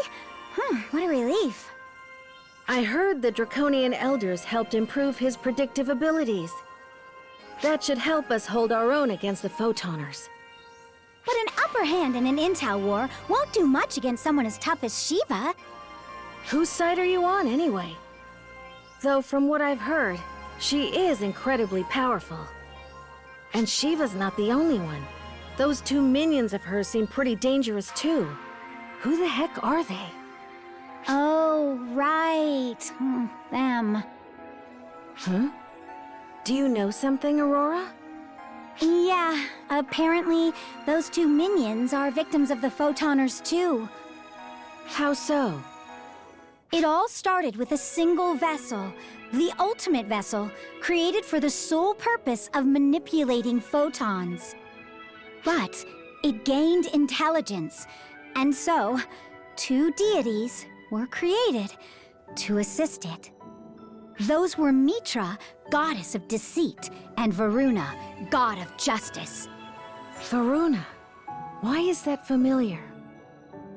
I remember now. When I was summoned to Omega, he was there. You were there too back then. Didn't you recognize him? You think I had time for people watching? I don't exactly remember the face of every man I see either. But he may have recognized me, even though I look different from how I did way back when.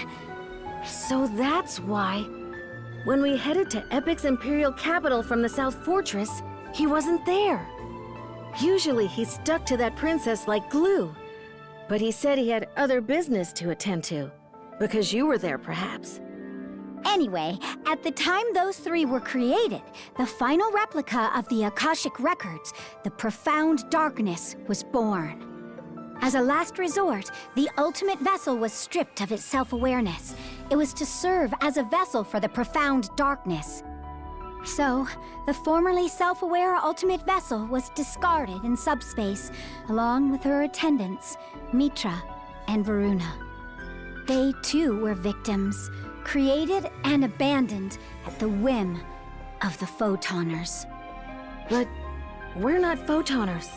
Why come after us? Yeah, I feel for them, but it's tough to have sympathy when they're acting like such jerks. So, go ahead, Guardian. Beat them to a pulp.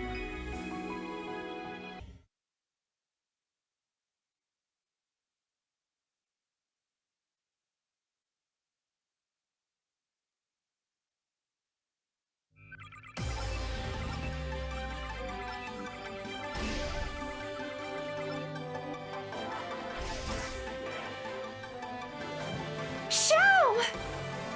Long time no see, Sierra. Good to see you've got a handle on things around here. It's not all smooth sailing, I assure you. But hey, I'm so glad you're okay, Shao. I am. Thanks for holding down the fort. Shao. Wow, a personal visit from Oak. To what do I owe the honor? Ow! Whoa, Oak! That's not funny, you know? You really put us through hell. Sierra was beside herself. And she wasn't the only one. Everyone was worried sick about you. for you to waltz in here and play it off so casually. Come on, Xiao. You're absolutely right. Forgive me, my friends. And thank you for caring about me. Sorry for all the trouble, guys. I got one useful thing out of it, though. I can connect to Camille's and track photoner activity now.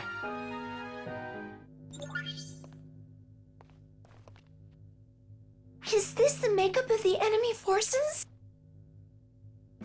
They had the element of surprise, which made them a threat. Not anymore, though. It's time to regroup and launch a counteroffensive. Sierra, can I count on you one last time? You bet!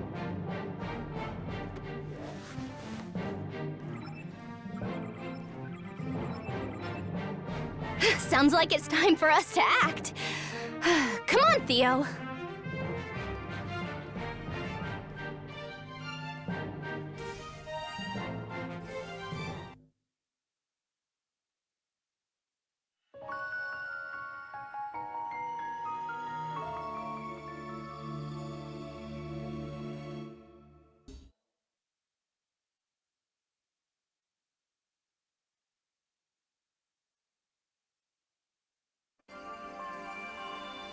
Hey, I'm back.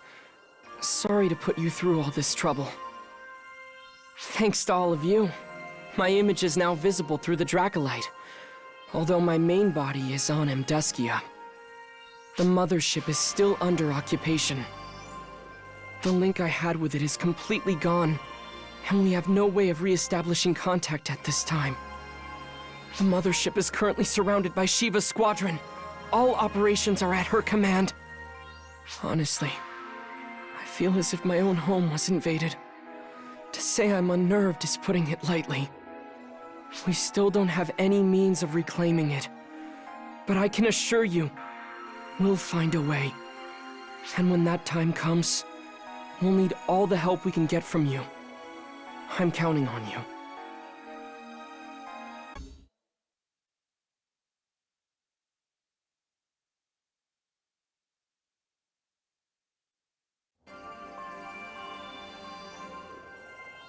Sarah! Are you all right? Yes, thank you. In fact, I'm doing much better now that I'm not lugging Xiao around.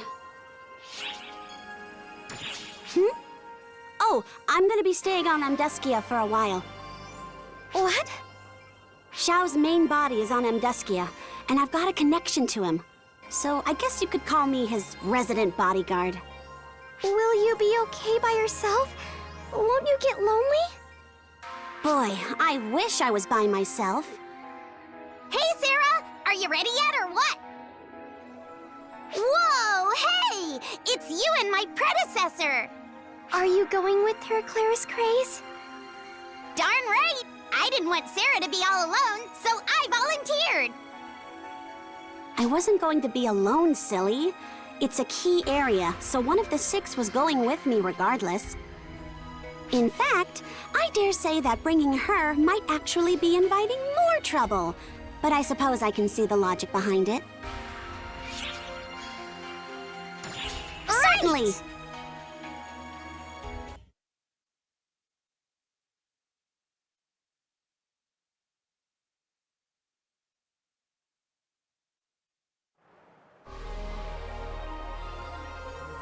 What? You're even smaller than me, so don't give me that attitude! What are you talking about? You're the smallest! By far! Anyone with even one eye can clearly see I'm the bigger one here! Stay out of this, Sarah! Oh, it's you! If you want Sarah, she's on patrol right now.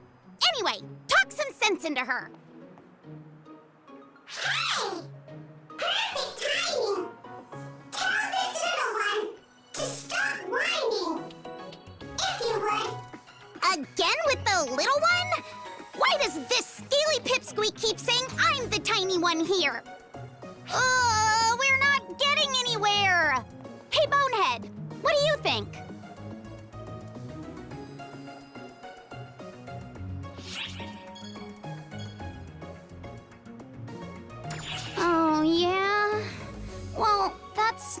I was really asking, but I suppose I'm partly to blame.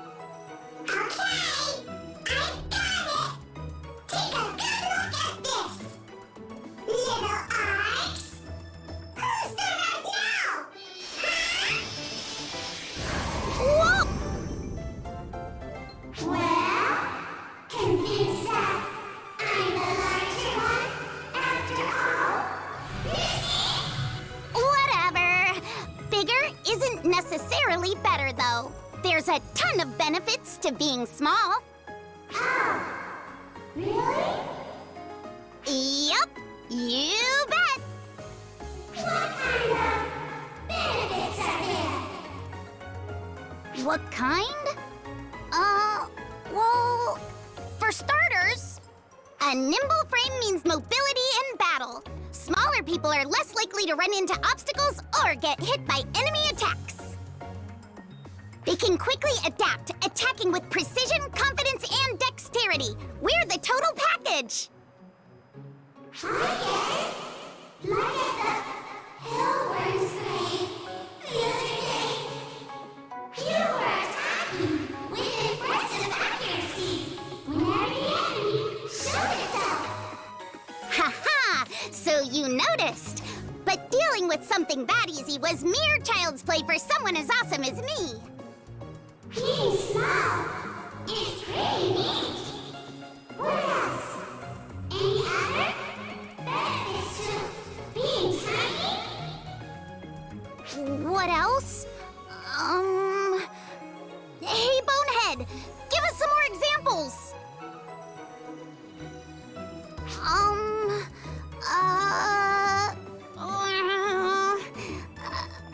Aha! We never bump our heads on low ceilings.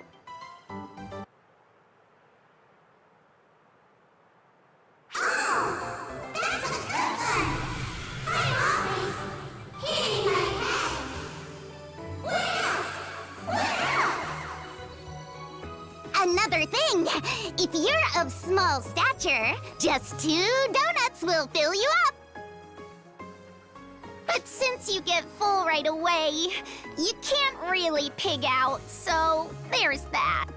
That's so sad. But when you're small, sometimes people give you candy. Yes! Now that's fantastic! Being small has its advantages. So then...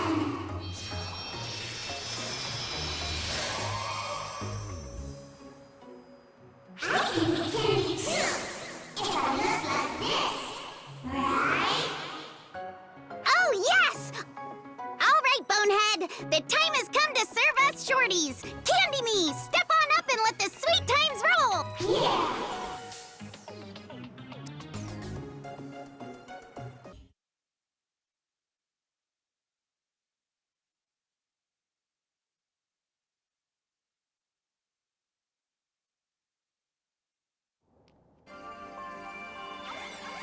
You two, there's signs of activity from the Photoner fleet. Could you come to the bridge, please?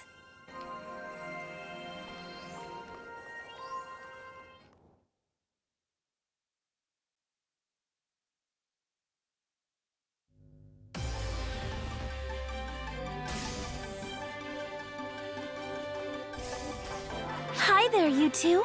Welcome back. Oma, are you feeling better now? I wouldn't say I'm at 100%, but I'm close enough. Xiao's back, and I can hardly just sleep through everything. Here's the predicted deployment of enemy forces. Looks like they're going to teleport into the city area for a direct boarding up. The way my photon senses are tingling, it's probably just for recon. I'd be shivering non-stop if this was a full-on assault. But if we know they're coming, we can plan for it. I'm sure they've thought this through. But we should be able to at least throw them off a little if we intercept them when they arrive. Basically, whoever hits first hits hardest. And that is where you two come in. Yes, we'll do our best together. Great. I'm counting on you both.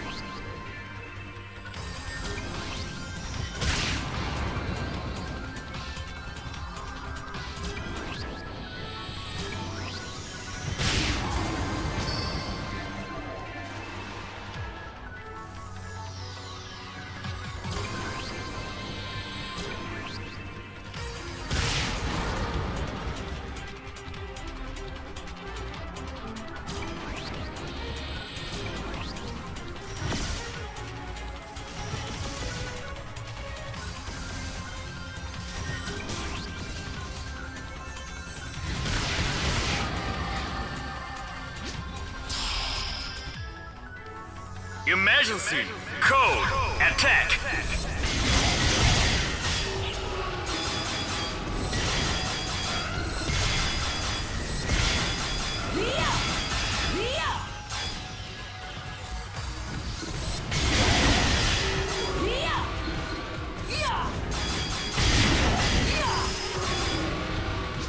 Completed!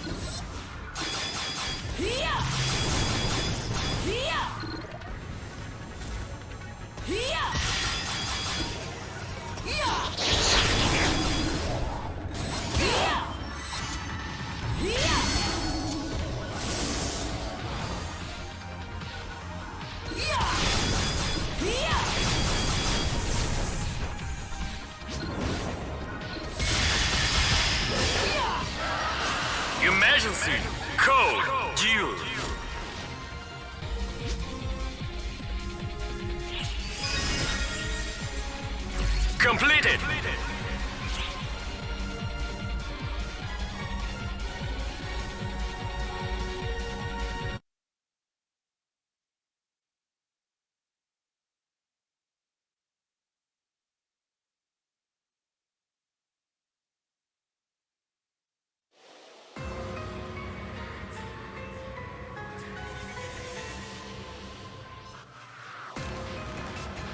The advanced team has been wiped out. They appear to be predicting our moves quite accurately. I wonder how things are on the other end.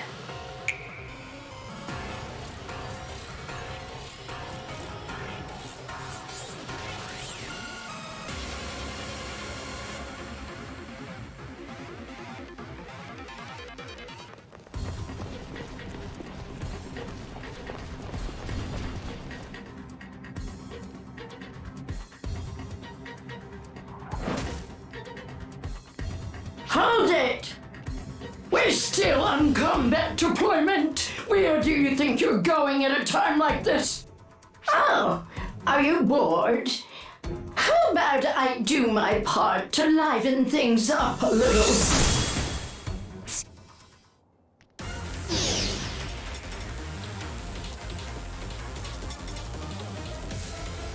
Well, I'll be. You've gotten pretty cute. Maria!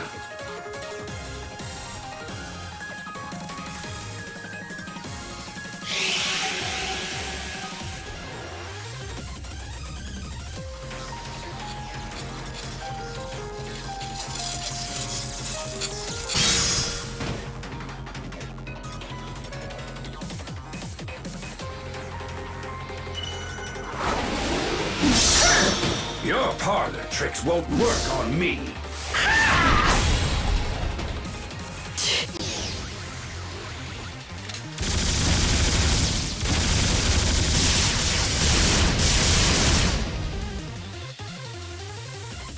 Throwing in the towel already?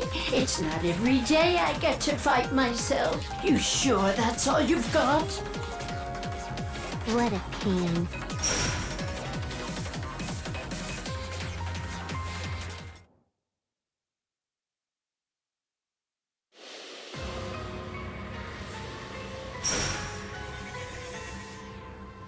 It's no use. My cover's blown. I'm copying them with laser precision. Why isn't it working? If they can calculate on the same level as the Akashic records, that would explain why they can see through disguises. This is a wondrous advancement in my eyes. One worthy of a being that we Photoners gave rise to.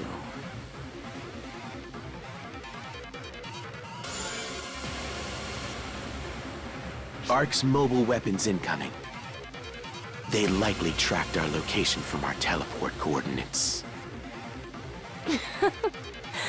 Is this their idea of comeuppance?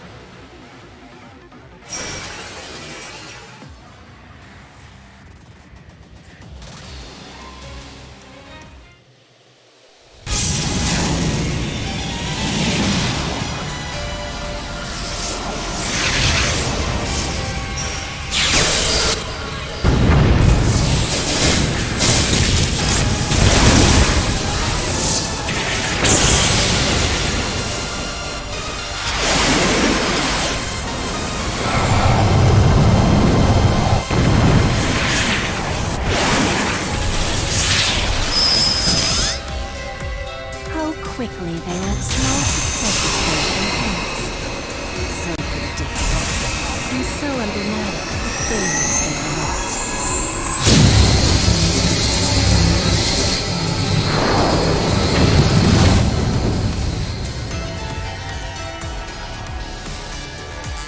The strike team has been wiped out! They still couldn't get through even with their output? Recall all units! Yes, sir! All units return to ship! I repeat, all units return to ship! Oh, we're back to playing tag again? How trifling. I grow so weary of being it.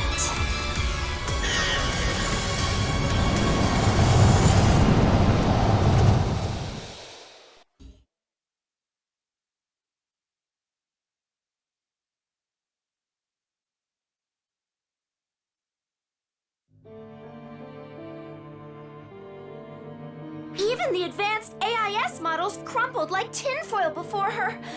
This is getting ridiculous. The photonic mass stored in her body is, quite frankly, ludicrous. Photon attacks don't even touch her. And her body's been enhanced to the point where physical strikes may as well be friendly handshakes. She's a formidable foe, all right. Hypothetical calculations complete. Our assumptions were way off. I just derived Shiva's theoretical max output from the last engagement's measurements. Here it is. Holy moly! Look at those numbers! Are you sure you didn't misplace a decimal somewhere? This would mean she's as powerful as all of ARCs combined! That's nuts! Nuts? Maybe. But true. Her powers make more sense when you consider that she alone houses the collective photonic abilities of all photoners.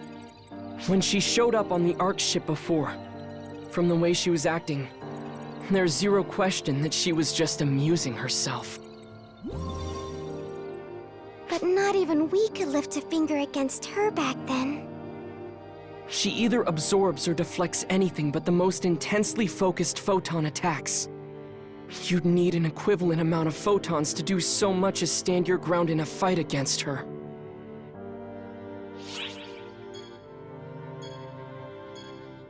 Yes. I think you're looking at this from the right angle.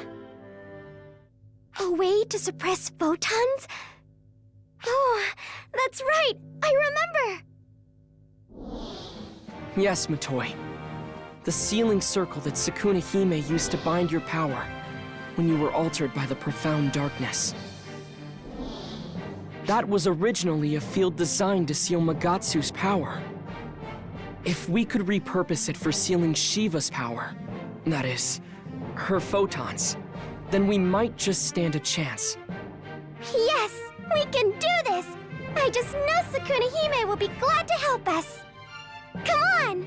Let's go pay Sukuna Hime a visit on Haruko-tan!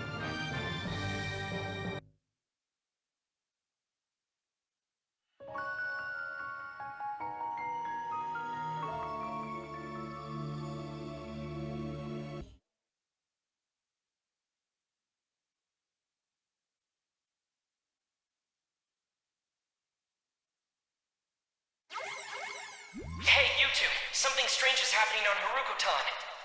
Something strange? Don't tell me. I hate to say it, but it might be under photoner attack already.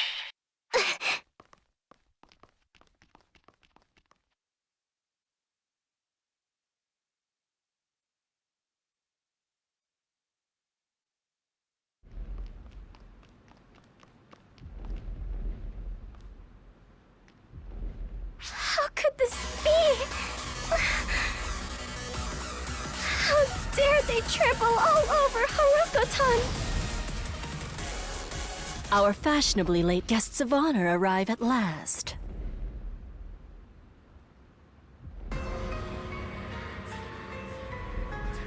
Shiva, what are you doing on Haruko-tan? I was tired of playing tag, so I decided to head the game off. I figured you would show up eventually, but I wasn't expecting you to meander the whole way here.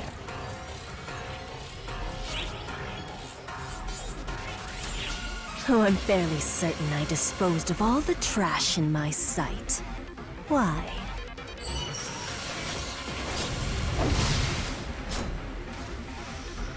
There, you see? You pay for this!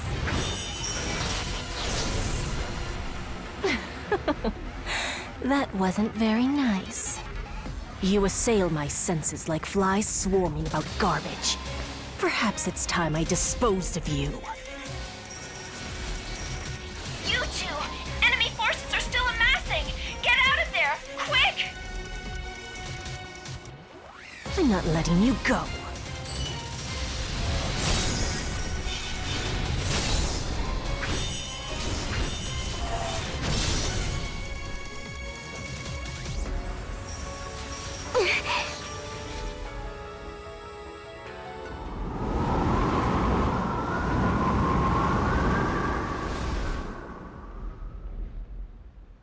What's this?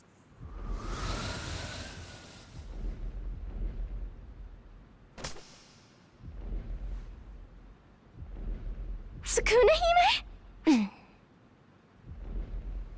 I take it you must be this planet's guardian. I've no idea where you were hiding before, but I suppose this means you'll be my next opponent.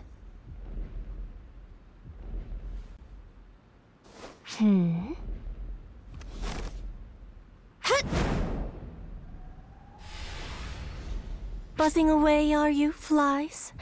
Well, well.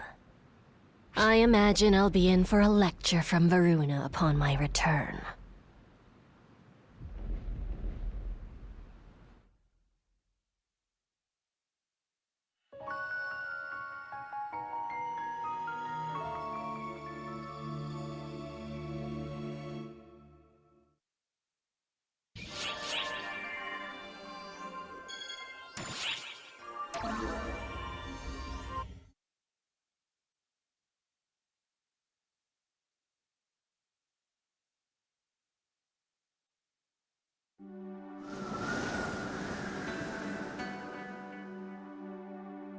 Where are we?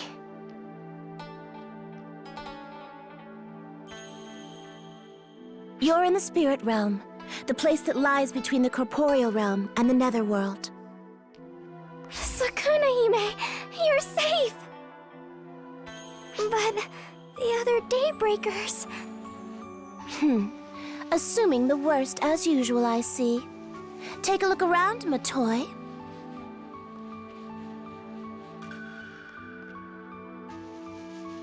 Oh, Kotoshiro? Yeah. Nice to see you two again. And I'm not alone. The other Daybreakers are right over there, too.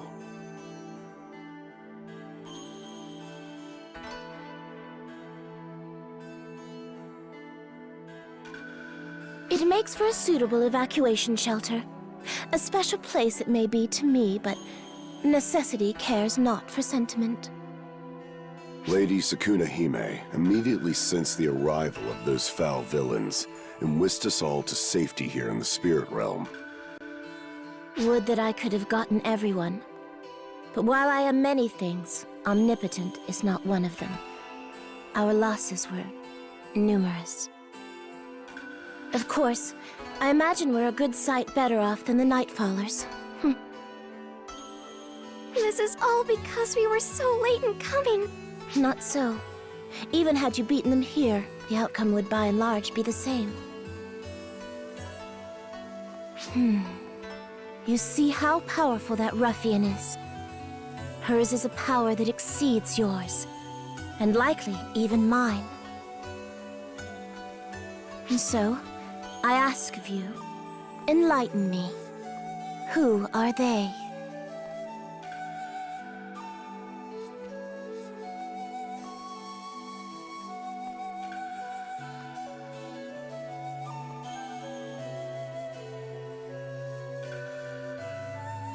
Interesting. The ones who created arcs. We have quite the extraordinary guests on our hands. Xiao said that the source of Shiva's extraordinary power lies in her nigh-infinite photonic ability. If we could suppress that using your power, the sealing circle, then we might stand a chance of beating her. That it was that child's idea explains much. 'Twas a similar method that bound your power when you flew into a rage, Matoi. The similarities between the power I possess and the photons you use might make it possible.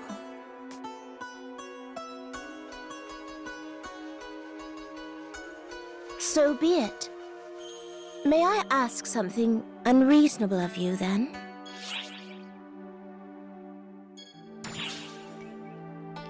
Yes! We'll do anything in our power to help! The very words I was hoping to hear.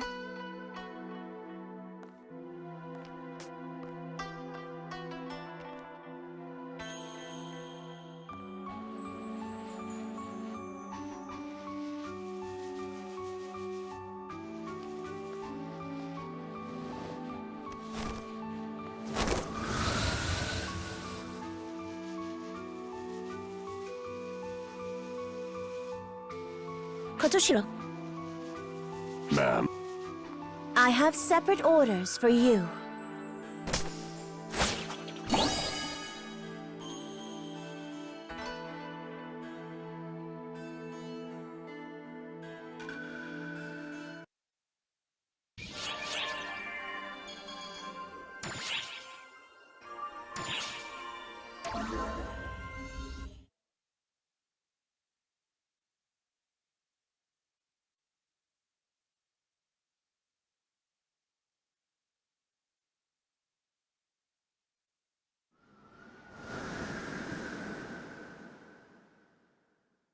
This place brings back some memories. I never really dreamed that I'd be defending it again.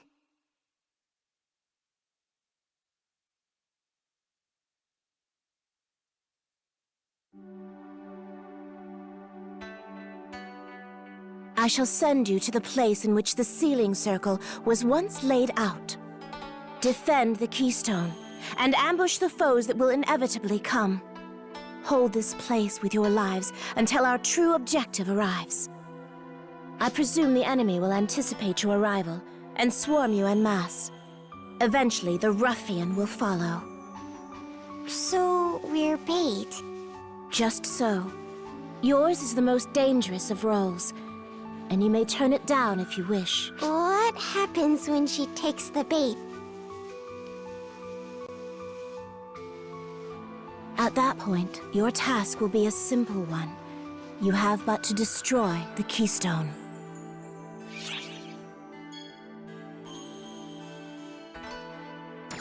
Indeed, it would. With the keystone gone, the sealing circle will weaken, and Magatsu will be revived on the spot. But quell your fears, for I anticipate this outcome. I ask only that you put your faith in me for the rest.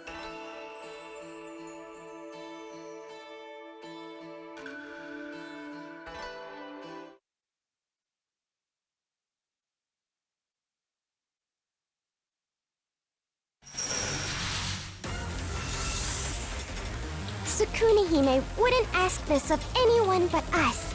Let's do our part!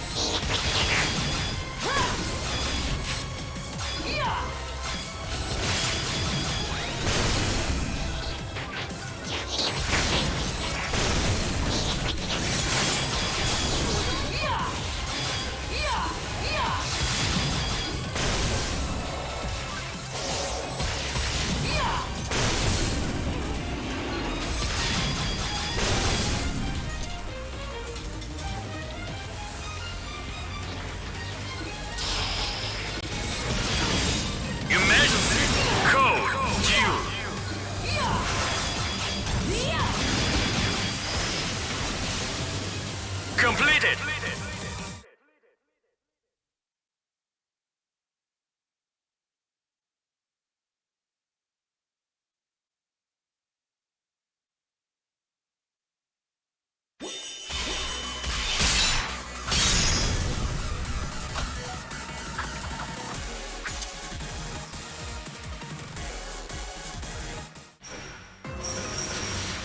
I was wondering where you'd slipped off to, only to find you in this remote hinterland. There must be something valuable here indeed. If I were to hazard a guess, I presume it has to do with that conspicuously large boulder you're so obviously defending.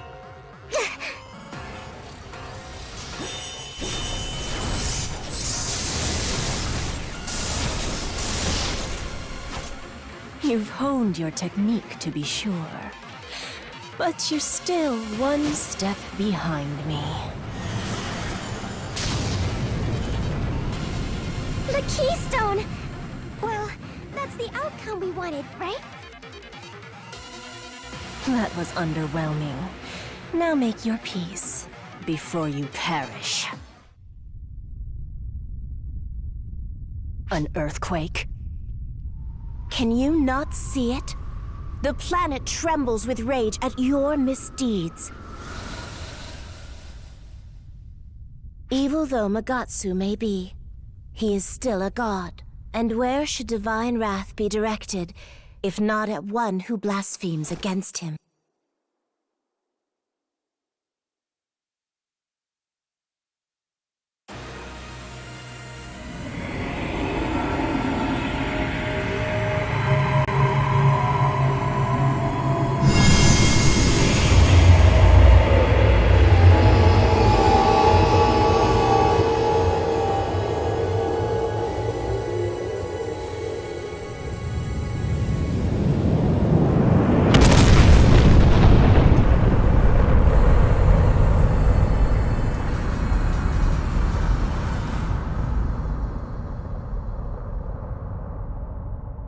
Let your arrogance be your undoing.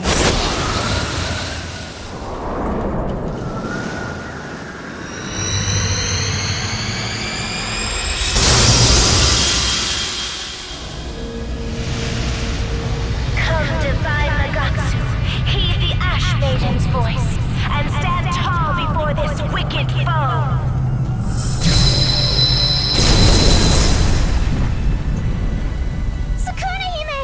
Worry not on my account. Magatsu and I are two halves of this planet's will. There is no good or evil in this moment. There is only divine wrath bearing down squarely upon this oppressor, upon she who has sinned. Guarding this planet is my duty. Magatsu, unleash your wrath to your heart's content.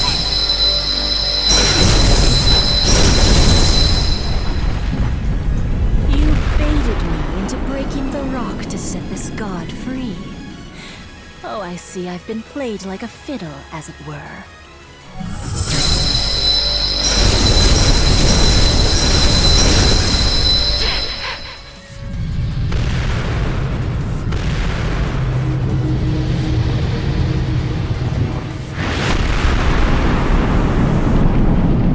And yet, I remain insulted all the same.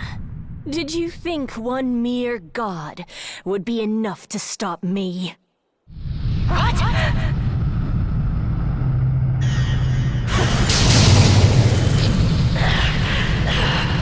You have nowhere to run!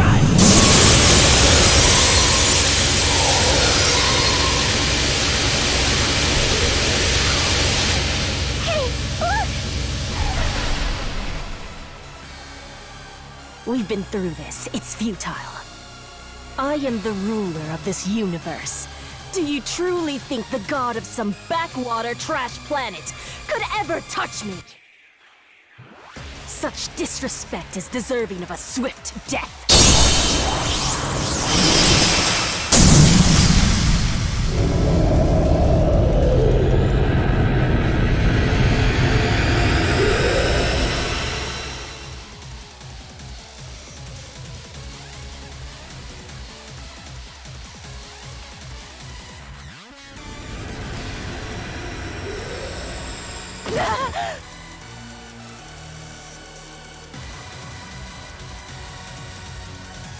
That was quite the amusing diversion, but nothing more. Now you shall join him. Sakuna-hime! You laugh in the face of death? Have you taken leave of your senses? Forgive me. A chuckle escaped in my amusement at what little regard you have shown for a god. Your power has been engraved into Magatsu's body, and through that body, his very soul, which means... Kotoshiro, now! Indeed.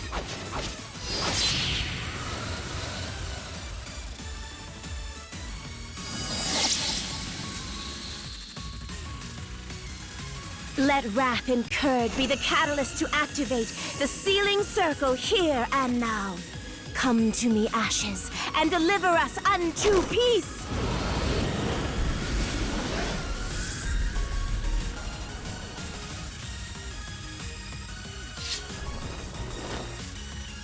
Cease your struggling!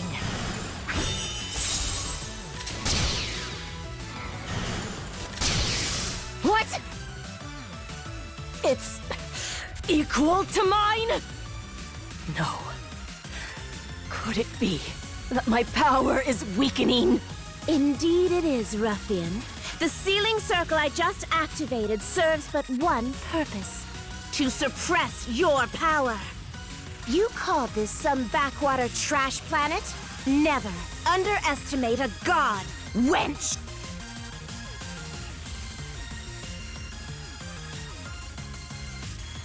Interesting. I did underestimate you. That much I'll grant.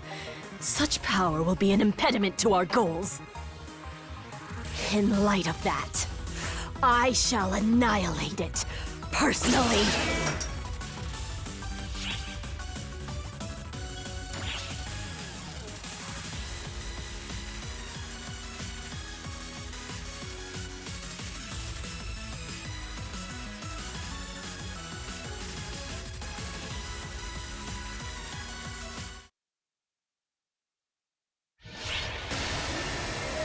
You think your parlor tricks are enough to bring me down? Take this! Impossible! Your Majesty! Code! Due! With this power, I could unmake the world! My wicked power! Completed!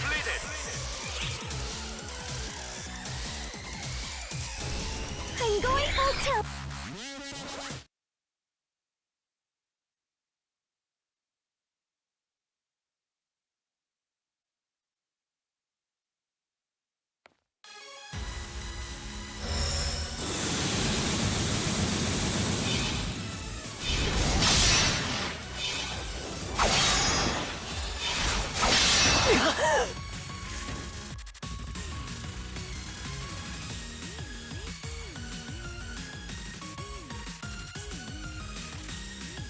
Consider me impressed. Fearsome showing. Even if my power was suppressed. That's what makes you the vessel of the universe. I should never have underestimated you. Good thing I was the one to pay the price. What does that mean? It means this. What? Ah! Lady Sukuna Hime! Go! Sukuna Hime! Kotoshiro!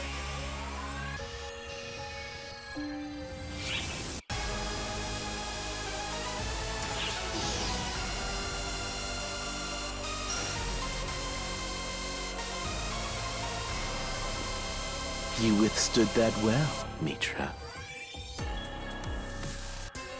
There was hardly anything to withstand. Pain means nothing to me. But if I'd rushed headlong into that, even I might have met my match for once.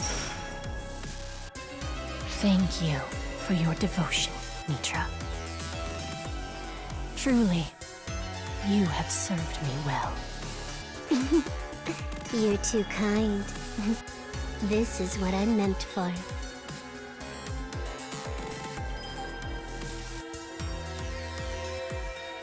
Varuna, you pick up where I left off. I will.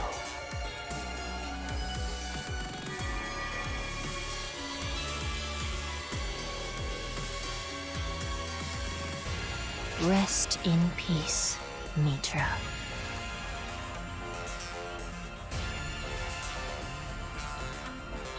We surmised that after acquiring equivalent calculation abilities, the first thing you would do was come up with a plan to fight me. Some cheap trick, no doubt. Mitra proposed we do some legwork of our own, and I entrusted her with sole charge of the matter.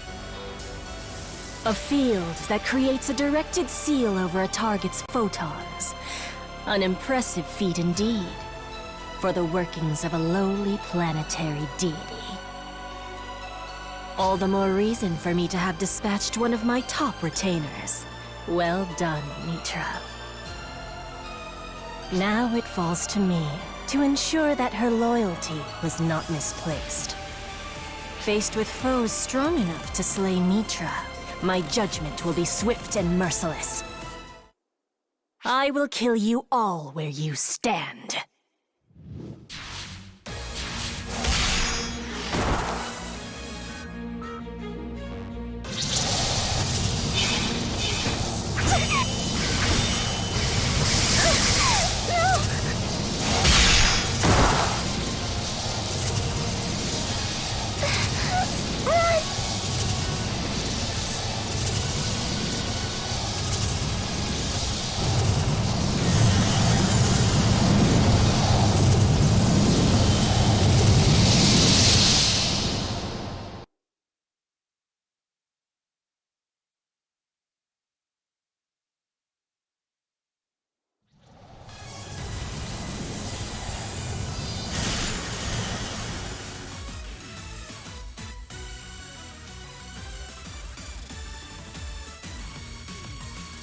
My.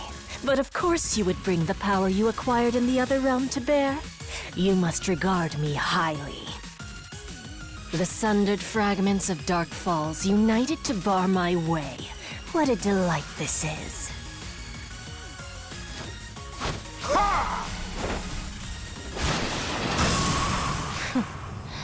And yet, have you forgotten the source from which your power originates?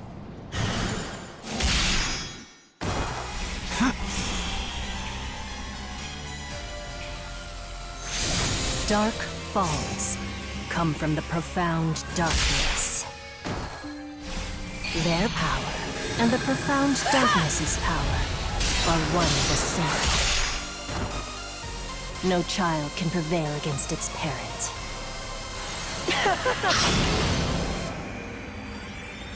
Arcs and Dark Falls both. They are not but pieces of my grand design.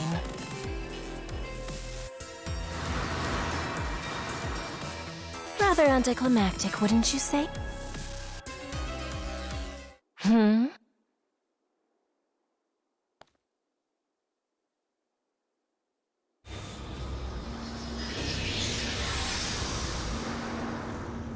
Your form.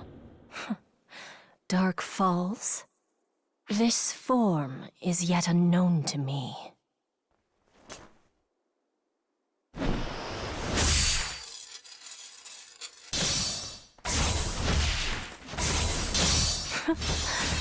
Not that it will be a threat to me.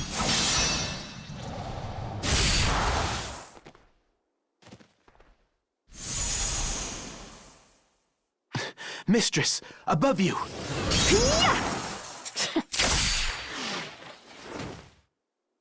You actually repelled it. Well done. I don't sense any photons. You're not with arcs, are you? Who are you? What is your aim? Where are my manners? My name is Phalig Eves. I came running from Earth. I felt drawn to your powerful presence, so here I am. Earth. You refer to that planet from another dimension.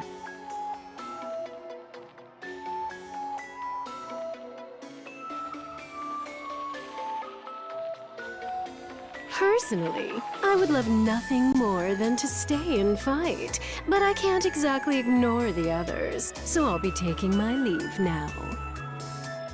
Hopefully I'll see you, fingers crossed.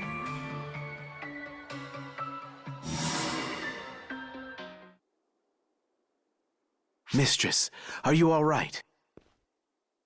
Perfectly so. I was simply taken aback by encountering someone whose photons I could not consume.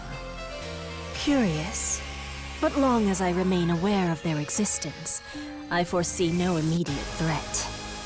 Shall we give chase? If that barrier comes up again, it could pose a threat. No, I am quite weary of playing tag. And if I recall, Mitra said the same. All that remains is to tread the path of destruction. Every world, every universe shall be our sacrificial lambs.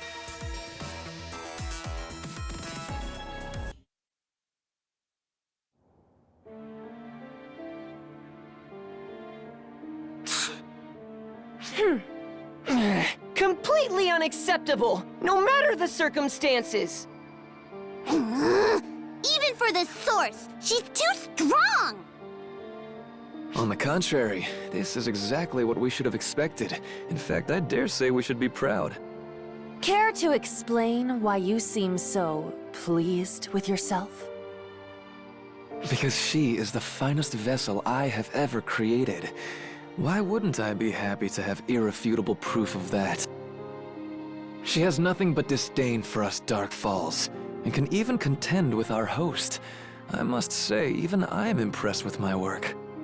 Oh, can it? Now's hardly the time for sitting around with our thumbs up our asses. We gotta come up with a plan here. You really don't get it, do you? We've played our hand. To resist now would be futile. I told you earlier, didn't I? That thing is the profound darkness itself. It is the source of all of our power. No life form can succumb to its own poison.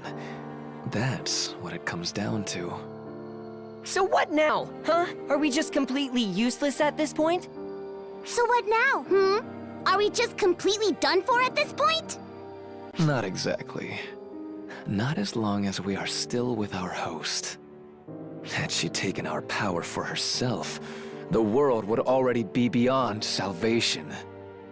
That is to say, just by being here, we are in fact playing a non-trivial role. We still count for something. Say what you want, but I still think this is all your fault. You made this monstrosity. Though I don't dispute that I bear some blame, following the ultimate chain of cause and effect here is hardly meaningful now. If I could do things over again, I should like to avoid ever having met Xion. Had I not, everything would be different. The Photoners, and Arcs, of course, would never have come to be. What would be so bad about that? I was born before you met Xion, after all. Yeah? What's the problem? I would still be born as long as Florent exists. I wouldn't expect you to understand. You're just overthinking it. There's nothing we can do. Thinking won't help. There's nothing we can do. Photon energy exists in tandem with the Akashic records. As long as there exists photon energy, so too shall the profound darkness. If you really want to destroy it forever, the only option is to banish the profound darkness to a world without photons. A world with no Akashic records? Where are we going to find some place like that? How should I know? Even the Photoners of old never found such a realm.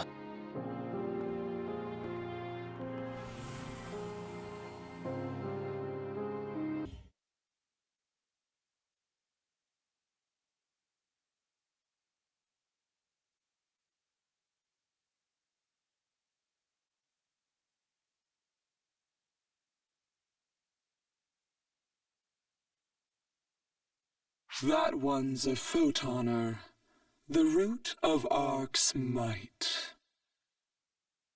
And she's the original profound darkness, the source from which the Dark Falls powers flow. In other words, neither of those powers can even come close to touching her. Therefore, to defeat her, we need something else entirely. A power whose source lies elsewhere. That is precisely why you and I are here. It was the Akashic Record's final wish. Shion's final wish.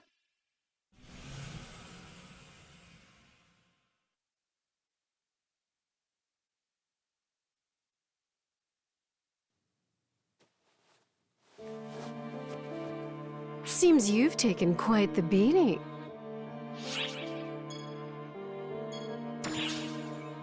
I had a few errands to run, but you seem to be facing some pressing concerns yourselves.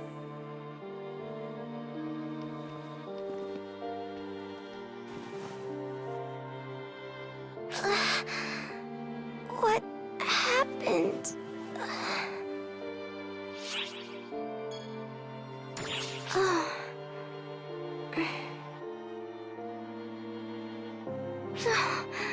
No, I'll be all right. But we need to treat Sukuna Hime and Kotoshiro, and fast.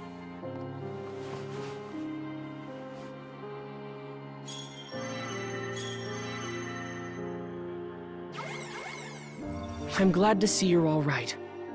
I'm sorry I've been out of touch. Things have gotten, well, pretty far out of hand. The Photoners' onslaught is underway. We've never dealt with anything quite like this before. They mean to crush us in one blow.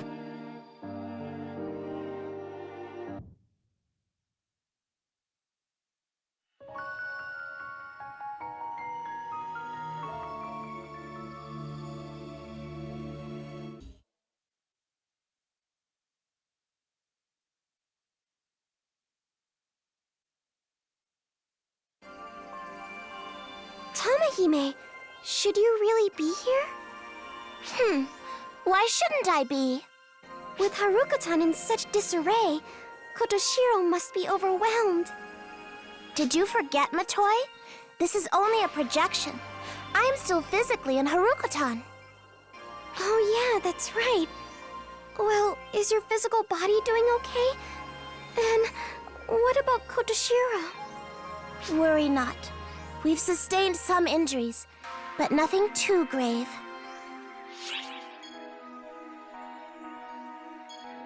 Those so-called Photoner troops are still ravaging the corporeal realm. I'm most concerned about protecting my people. The ones in the spirit realm are safe in any case.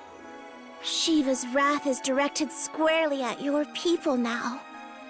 But if she switches her focus to Haruka-tan, we are surely doomed.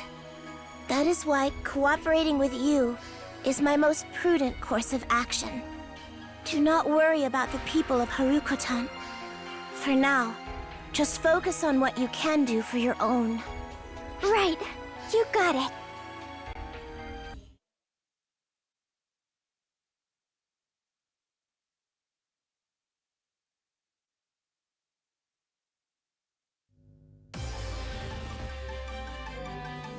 Let's start with a quick debriefing. Thanks to Sukuna Hime's help, we were able to take down Mitra, one of the Photoners. That's a significant win for us.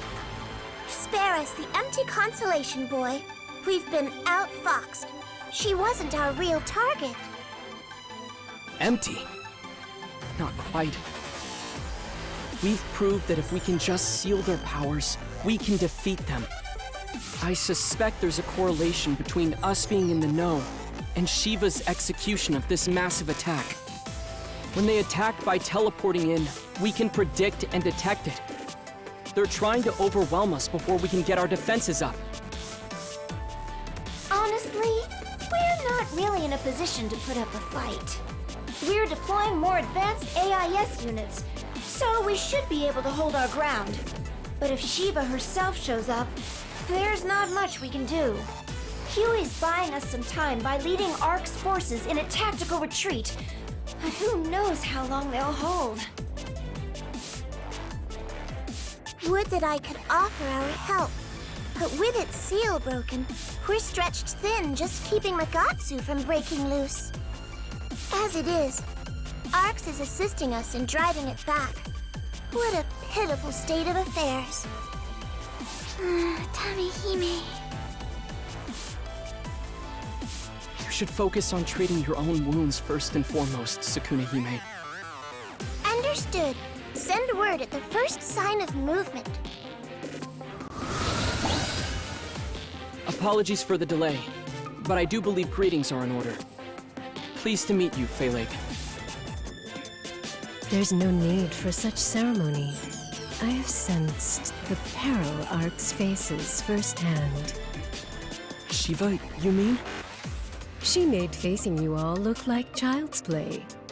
She even adapted to my attacks. Instantly, might I add. She strikes with overwhelming force and gives herself space to read the situation carefully. Overcoming that will take some creative thinking. Which is precisely what will make it such an absolute thrill. Phaleg? Why exactly did you come here? 2 simple reasons. First, to find the source of an incredible aura I sensed. Second, to find the source of the ominous atmosphere I felt snaking its tendrils over Earth. And lo and behold, I believe I have indeed encountered a 2 birds with 1 stone scenario in the flesh. We're getting an emergency transmission from Earth! It's Enga! Put him through, Sierra. Guardian, Sierra, wish we could chat under less pressing circumstances. I know you got your own crap to deal with, but we got a crisis brewing here. Monsters are attacking us, and they're not phantasms.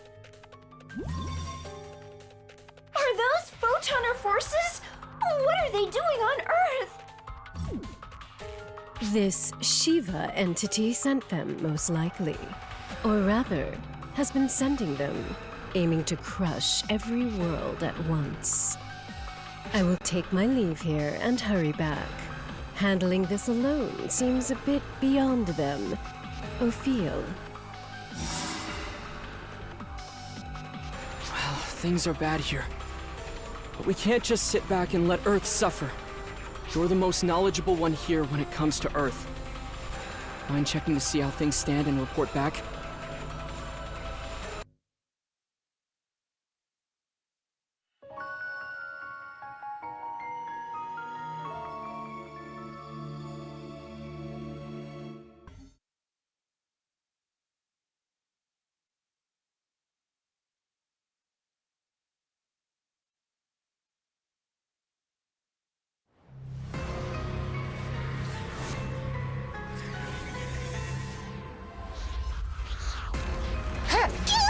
Got you!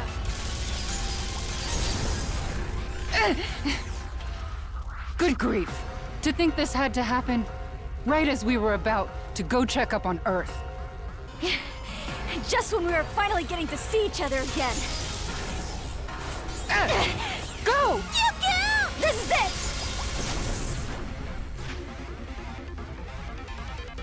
Apologies, Rena. We didn't mean to drag you into it. And that's all water under the bridge now. Especially now. We've got company! Understood. But at least we made it in time. With the strongest reinforcements available. Wait, is that you? Your aid's appreciated.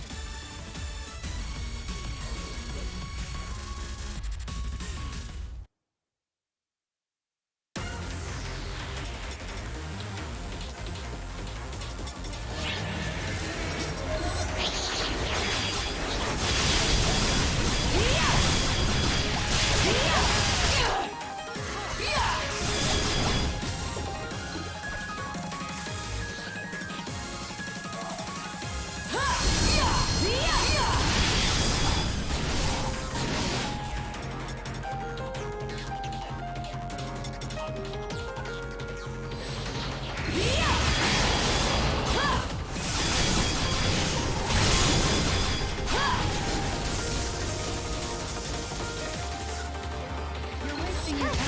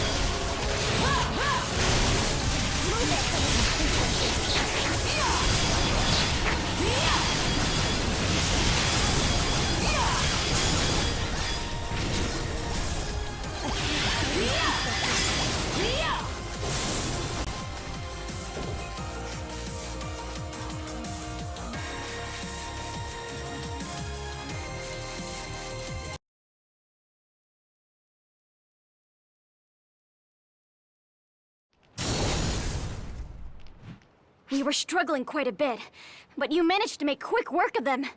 We should be able to push them back. Ah! Don't go off on your own! What? Ah! Not today! Yeah! Sorry I took so long, Rina. Itsuki!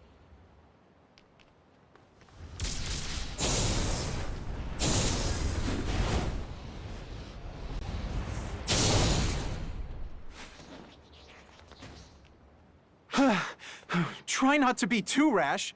I seem to remember someone telling me that lone wolves don't make good ARCS operatives. I know that. Thank you, and you too.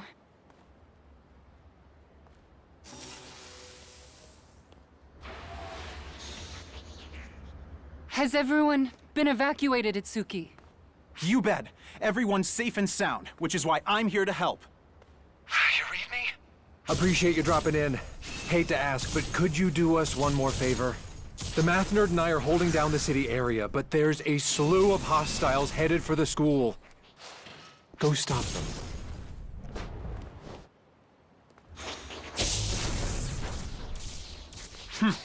Don't worry about it. We can handle this area. Itsuki is correct. Thanks to you, we now know the best way to fight them. You have people to save, right? Go on! Don't leave them waiting!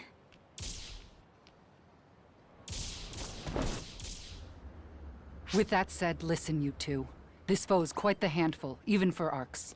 If you wish to retreat, now is our last chance. I think we're well past that point, Suzuki. We've gone toe-to-toe with Dark Falls together. Remember? Rina is right. We can't just stick our heads in the sand when there's something we can do to help. Let's go. Planet Earth, no. Our home is counting on us.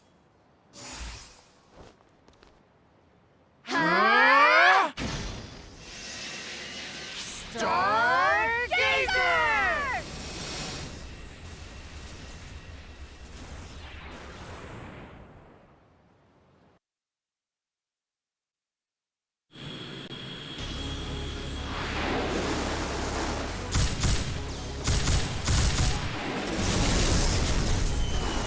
Yo, Math Nerd! That way! Watch who you're calling a nerd! Lapis! Maxwell! I finally get back from the United States, and this is what is waiting for me? I'm 200% over this. Looks like Full and Aerotron have things under control. You should head to school. Nah, I asked the Guardian to take care of things there, so I doubt there'd be any scraps left for us now. And besides, these assholes seem like they still haven't had enough. I swear, everyone just wants 100% of a piece of our pie.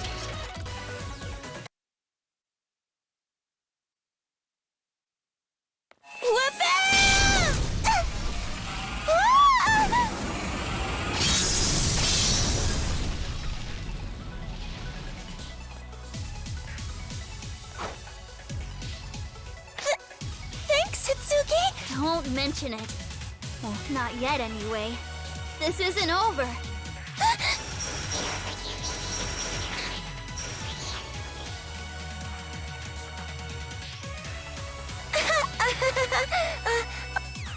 Well, like it or not, we need to be the defenders here.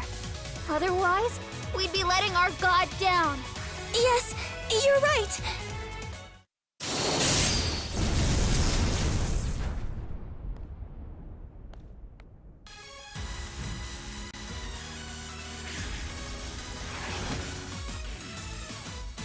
It's you! You're here! What a relief! Yes, thank you. Hitsugi, Cory, sorry to interrupt your reunion, but we'll have to save the sentiments for later.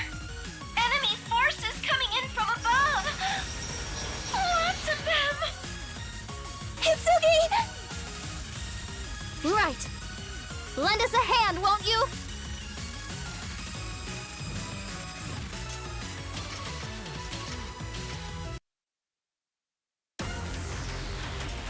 Emergency alert. An ARC ship is under assault from Dark Falls. All ARC's ops, report to the quest counter ASAP and rescue the vessel.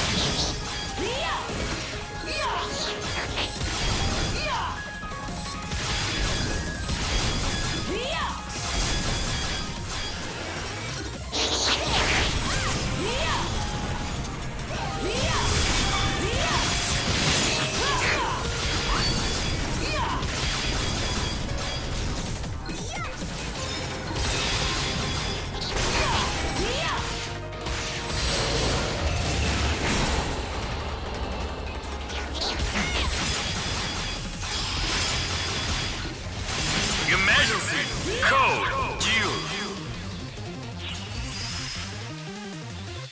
Completed.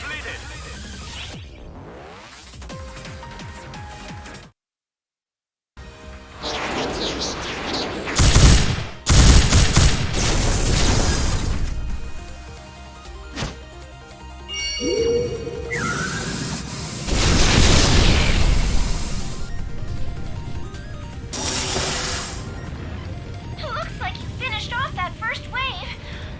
But I'm picking up more of the same signals above you. Still coming, huh? Tenacious little sons of... I've received a briefing on the situation from Felig. Allow me to help eradicate these invaders. Haggith? Piss off, old-timer. We're busy. Just as cocky as ever, aren't you? Let's see if this changes your tune. Off you go, my Emerald Tablet number 2. Give it all you've got. Whoa! Picking up a massive phantom! It's flying through the air! This is ridiculous!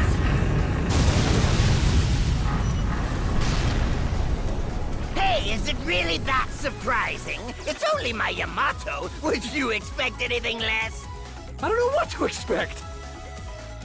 Am I wrong in remembering this guy's avatar arms were out of control? Wait, he just treated the first one as a prequel and went ahead and made a new one? People who really believe they're capable of anything can sometimes be mind-blowingly strong. Sounds like someone's trying to cover her ass. Can it? Main and secondary batteries! Take aim! Fire!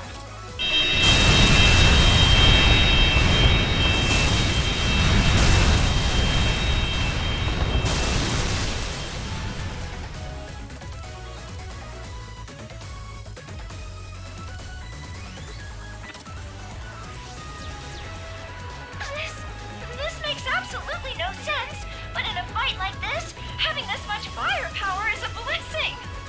Precisely. Right now, numbers are what we need. Principles can come after we finish using everything at our disposal. Now, let us handle this. Go take care of whatever pressing matters are at hand. I imagine it is something not here on this world. Felix right. We'll take care of things here. There's gotta be something out there making these guys come knocking at our door, right? Consider your job shutting that down. It probably doesn't sound convincing coming from the ones whose asses you just had to save, but we got this. And don't forget, we got someone on our side capable of beating the crap out of a god. How are we supposed to face him if we lose to this gang of slobbering trash? Enga is right. Don't worry. We'll take care of Earth. We might not handle it as smoothly as you, but we'll come together and do our best. You do the same.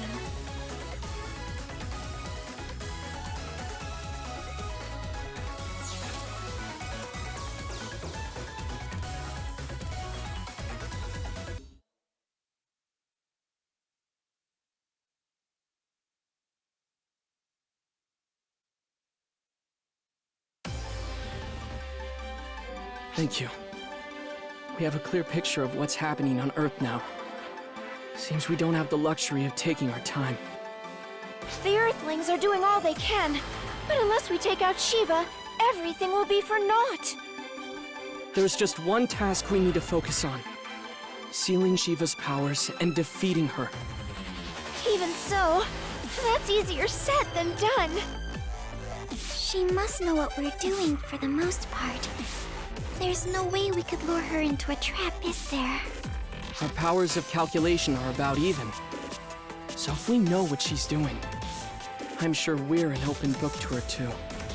Is there a way we could concoct a strategy that would work, even if she knew what we were doing?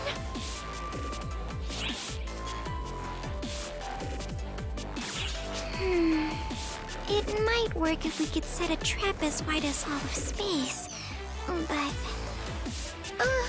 It took a long time just to prepare that localized single-planet barrier when we were getting Matoi back.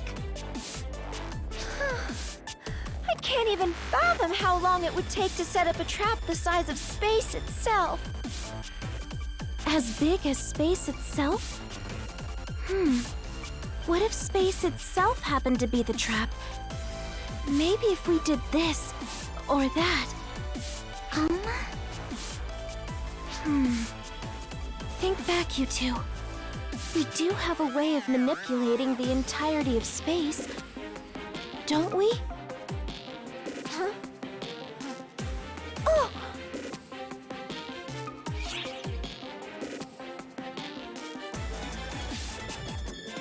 Exactly.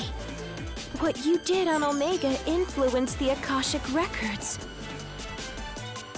And changes in the records propagated through all of space. So we could use Omega to set up a barrier as wide as the universe. Meaning, however powerful Shiva might be, she wouldn't have anywhere to run. Sierra, call Risa, quickly. If we're going to mess with Omega, we'll need help from Harriet. Roger! In the meantime, I have to calculate our chances along with what kinds of effects may arise. Alma, would you lend me a hand? Sure! 2 even! What should we do, Xiao? You too? Let's see. Why not start with a medical checkup?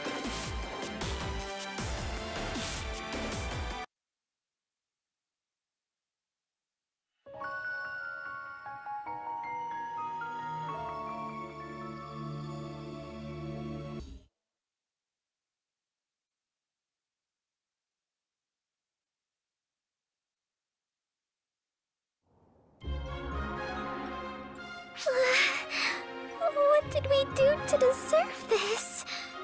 This isn't some kind of punishment, Matoi. It's a perfectly normal procedure. What I'm wondering is, how could you run all around like that with such extensive injuries? I'm sorry. You need to get some rest until your wounds heal, Matoi. Stay far away from conflicts of any kind. And you, what were you thinking? Running off to Earth before the dust from the battle even settled? Yes, I know full well how urgent it was. But as your caretaker, I have every right to complain.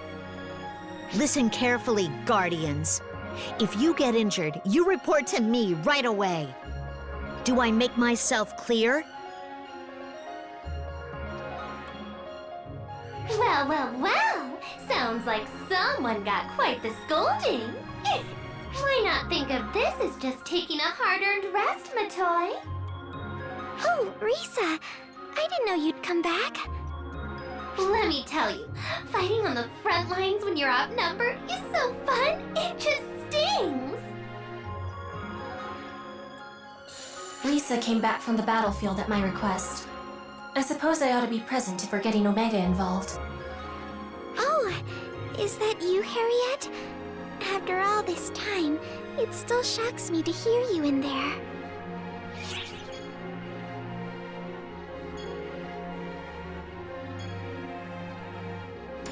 Indeed. I'm sure this would be easier to swallow if Risa spoke a bit less eccentrically. But here we are. Well now, how dare you! There's nothing odd about how I speak. It's perfectly normal. For me. There you have it. Anyway, moving on. Can you head to the bridge? If we're headed for Omega, we need Alma's help.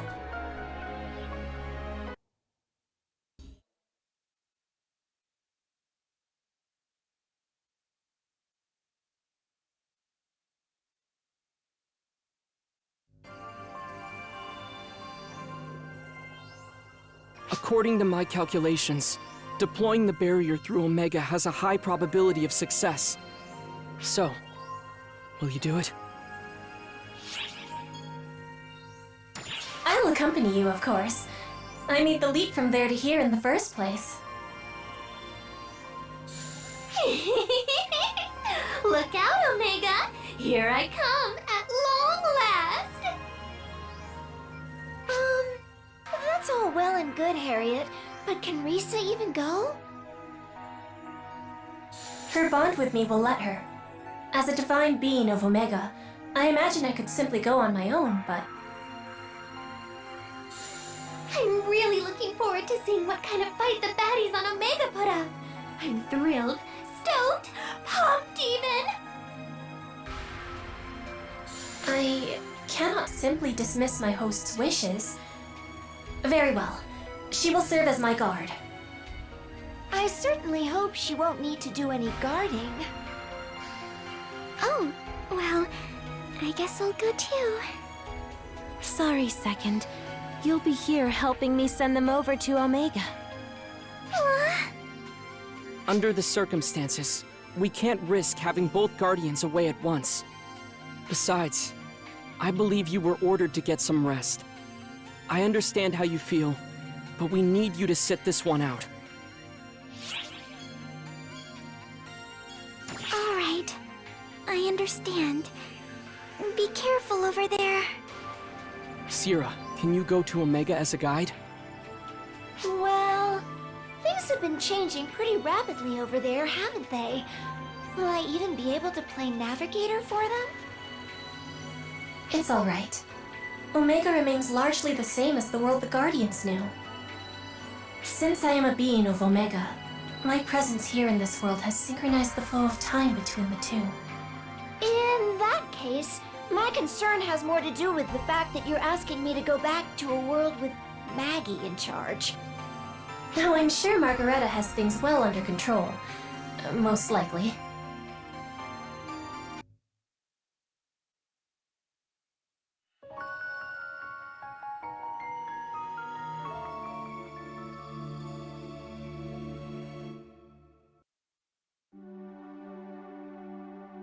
Well, hello there!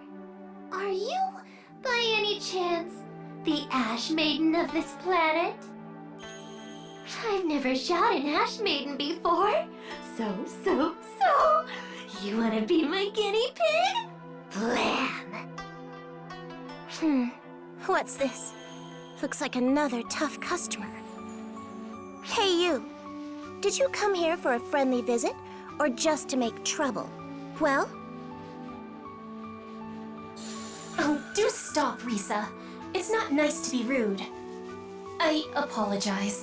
Risa can be a little uncouth sometimes. First, you sound like you're trying to pick a fight.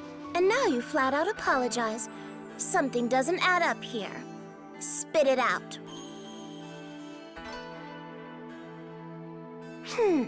I see. I get it. However, if you hear about the barrier, everything's already been conveyed to Xiao. You'll have to ask him if you want to know more. Not a problem. We can probably learn more by asking directly than we could through hearsay anyway. In any case, I wish to do everything that I can. I agree with what Harriet is saying. There's no such thing as doing too much after all. What's more, failing because I couldn't even be bothered to put in a little token effort. That's just not my style. Well, this is a conundrum. I suppose I can talk a little, but you must agree to my conditions first. Of course. You name it, we'll do it. Once it's all over, will you fill me in on all the juicy details? We can even have a little tea party. Enjoy a slow afternoon surrounded by flowers. I have no interest in tea. I am, however, exceptionally interested in shooting Ash Maidens. You certainly have a stubborn side to you. Perhaps we can look forward to our tea party featuring a sort of sideshow. I knew you would understand, Your Holiness. I am definitely looking forward to this. Lady Sukunahime, it may be best if you don't say anything too careless. Risa is very serious about shooting you. Ha! I'm the Ash Maiden. If you think you can shoot me that easily, step right up. But more importantly, what about you? If you return alive from this battle, would you be so kind as to share a few tales from your travels? Understood. We accept your conditions. We will return alive, and would be honored to attend your tea party. Excellent. You won't forget. And don't you dare forget that you promised to let me shoot you, too. I mean, even if you forget, I'll still shoot you. Yes, we get it. Just don't forget to come to our tea party should you return. I will be expecting you. Okay now, about that barrier. I'll start from the beginning.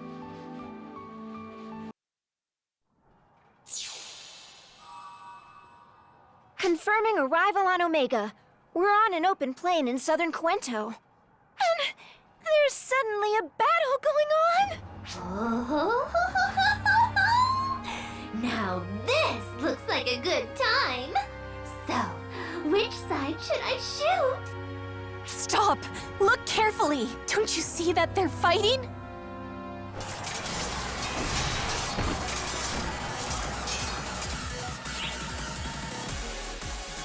Oh my! Seems like the baddies have covered far more ground than we have. First things first. We need to hear from Margareta. To me, everyone! Fleeting wings, I bid thee come. Exit!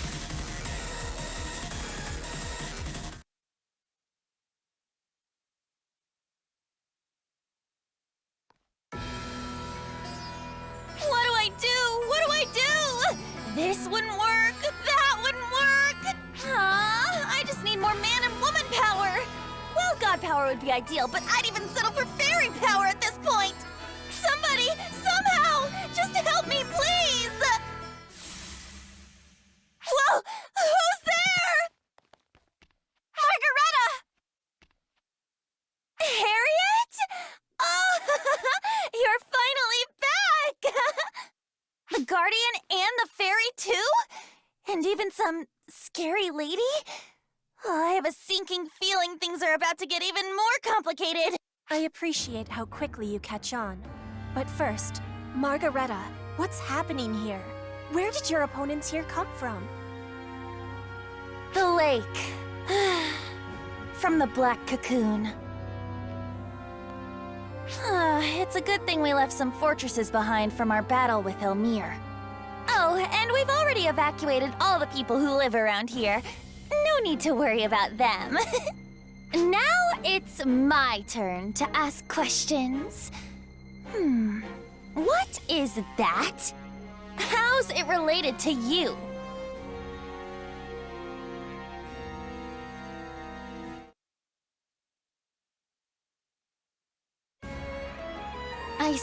I see. So, in the Guardian's world, a supreme evil being is doing bad stuff, and everyone's having a terrible, horrible, no good, very bad day. And now you've gone and dragged us into it. Well, hurry up and wipe the floor with that supreme evil lady. That'd be a great idea. If it were anywhere close to being that easy, Maggie. Anyway, I wasn't expecting to see photoner weapons all the way here in Omega. Oh gosh, goodness gracious! Isn't it obvious? Omega's basically a glimpse inside the Akashic Records.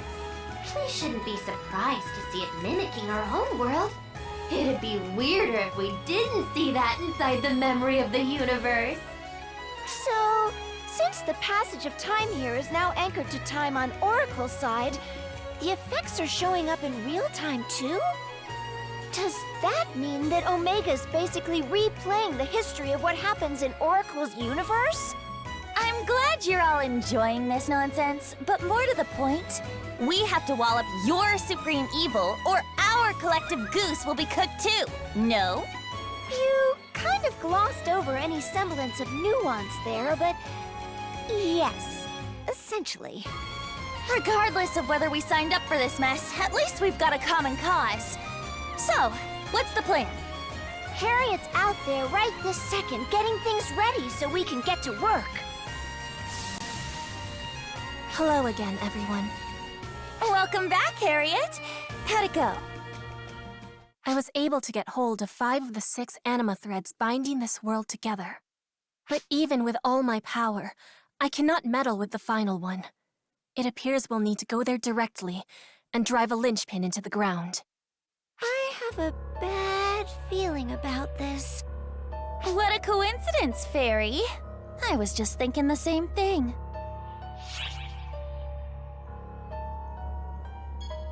It's just as you suspect. That hive of evil. The place where the black cocoon emerged. Elmir twisted it to suit his own ends because it was at the heart of the anima thread and was built as a place of healing. He wanted that power. And yet, it remains off-limits, even to a person with my divine authority. Which means that we have to get the enemies out of the way ourselves, so that we can reach the center, right? We just finished doing exactly that. Plunging into a sea of baddies, are we? Cannonball! Does this mean what I think, hope, and pray it means? Do I really get to pump clip after clip after clip into baddie after baddie after baddie? Oh, I can't wait one single solitary second. It's time for the slaughter show, and we'll have the best seats in the house. Hey, Fairy, she's, on our side, right? She's not going to suddenly decide she wants to shoot us instead, is she? Well... If you're trying to make me more nervous, it's working! Oh, you don't need to worry. What's a stray bullet or 3 between friends, am I right? It's not a stray bullet, and we're not friends if you're doing it on purpose, for the record. Now I'm even more freaked out. I should have just called the Sword Maiden back from Wayland. Okay, deep breaths. If it must be done, then so be it. Her Holiness the Divine Queen rides now! Make ready!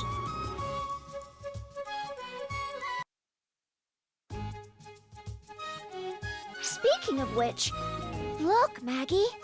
Isn't this place the original Cuento Castle? What happened to the Epic Palace? Huh? The palace is where I live. It was made specially for me, after all. I see. So that means we're coming to Cuento Castle just to relax then? Well, yes. This is also my castle. What? What do you mean? I am the Divine Queen of the Sacred Magical Kingdom of Epic Cuento. Is it so hard to believe? For someone like me, having a castle and a palace is the bare minimum. Maggie, since annexing Cuento, you've definitely turned the vanity dial up a notch. Well, it's your prerogative. Cut it out, would you? It's my kingdom, so it goes without saying that the castle and everything in it is mine. So, what are you going to do about moving it? It's a pretty long distance, right? With the power of the Sword Maiden, we'll have it taken care of lickety-split. Use that ancient power for something so trivial?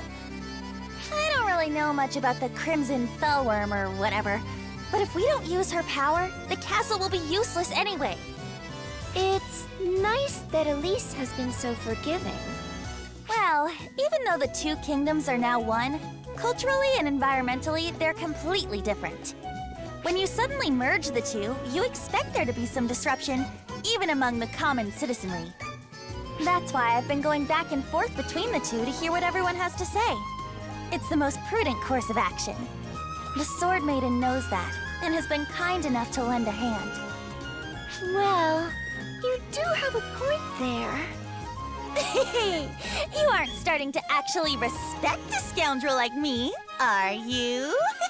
Not that I'm complaining, mind you. Maggie, you really are starting to act like a real ruler of a real kingdom. And you are starting to act like a real pain in the rear!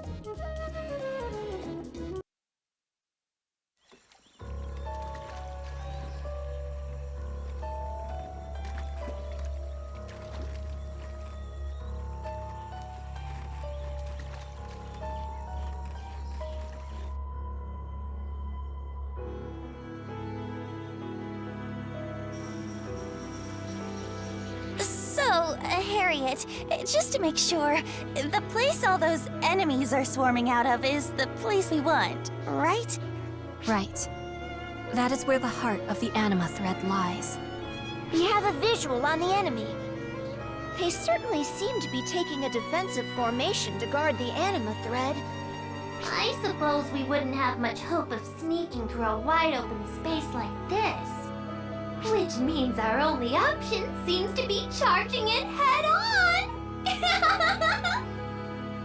Do I want to ask why you're so pleased by that idea? Risa is right. We have no choice but to break through their vanguard. Guardian, would you do the honors? Movement in the enemy ranks! Looks like they've noticed us. All right, heads up! Rise and shine!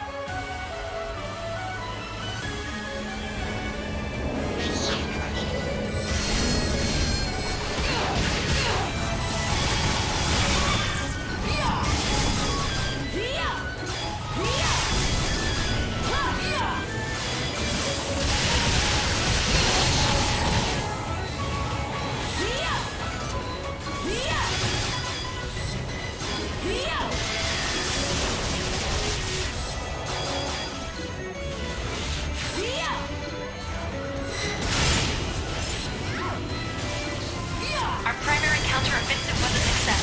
We are continuing with the secondary counteroffensive. Approach and attack the Dark Fall's main body.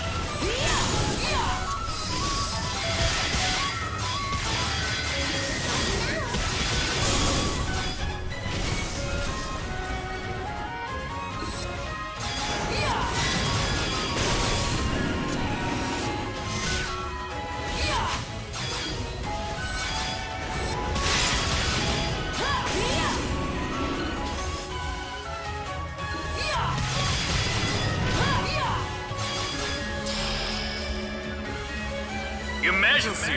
Code due!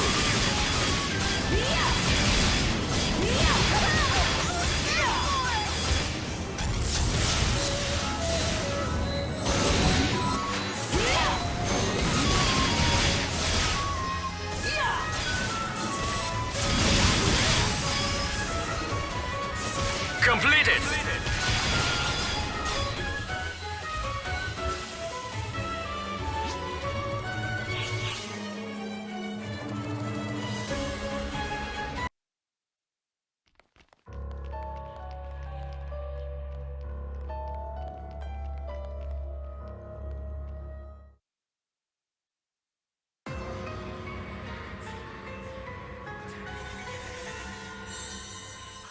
Varuna.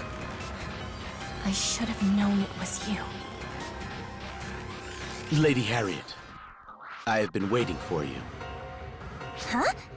Wait, hang on! Aren't you Harriet's aide? What are you doing there? It's not what you think, Margareta. The Varuna you see here is our enemy. What? Since when? That guy used to practically lick your boots, Harriet! All of that was necessary to achieve our grand objective. That is all. Your objective? But hold on! Why were you so desperate to save her then? Are you telling me every word of that was a lie? That it was all some big act? The questions you ask have already been put to rest, Lady Margareta. My loyalty lies with Shiva, the goddess of annihilation, and none other. I will eliminate anyone who tries to bar her path. Such is the duty of Varuna, god of justice.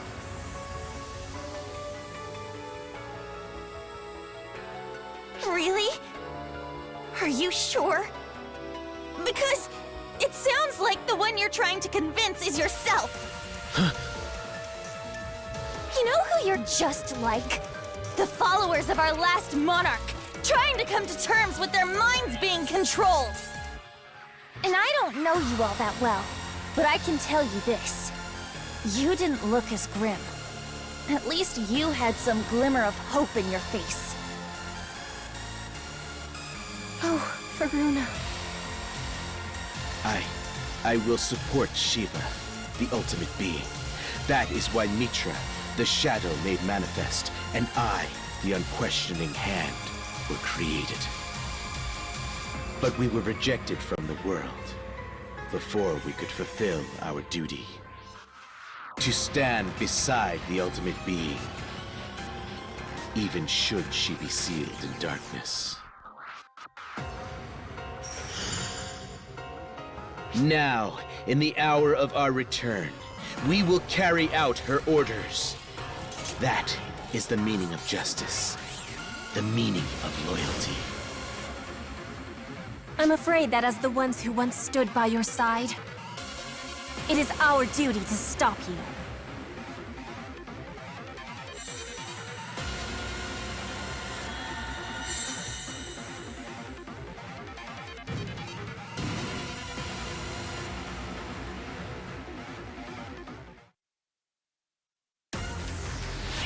Prepare yourself, Harriet.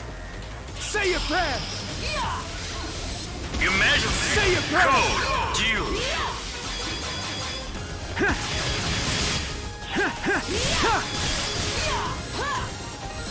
God of justice, give me strength! This ends here! Not so fast! Say your prayer! This ends here!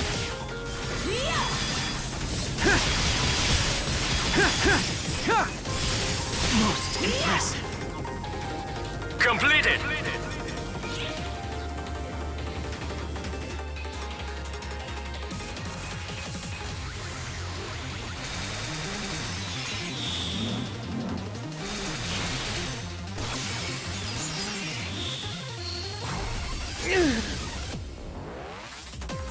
You put up a good fight. But my goal is already complete.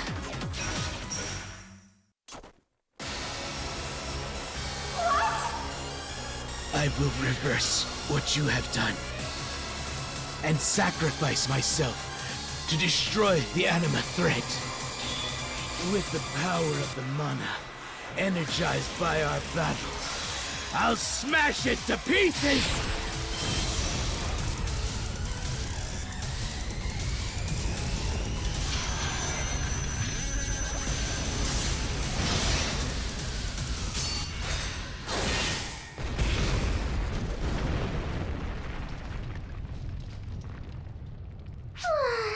Honestly, this has to be one of the least satisfying death knells a baddie's given me yet. Wouldn't you agree, Harriet? You've done well, Lady Harriet.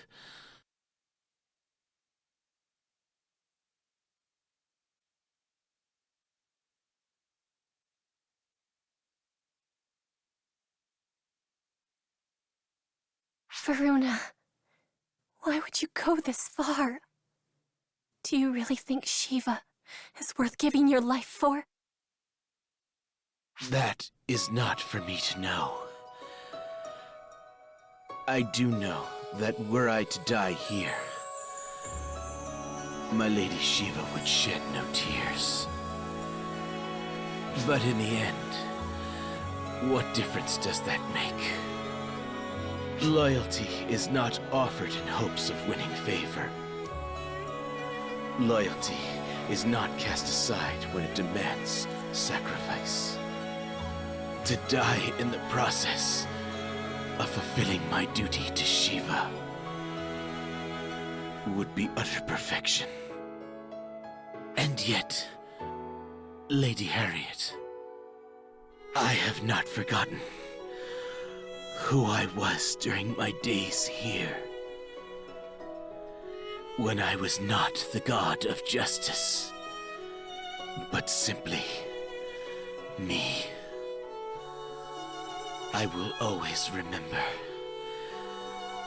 the brief time I had at your side, fondly and with gratitude. Oh, Varuna. Guardian,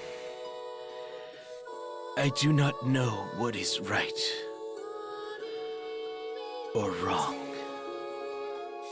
When you face my Lady Shiva, I suppose the outcome is for the universe to decide. And with that, the rest I leave to you.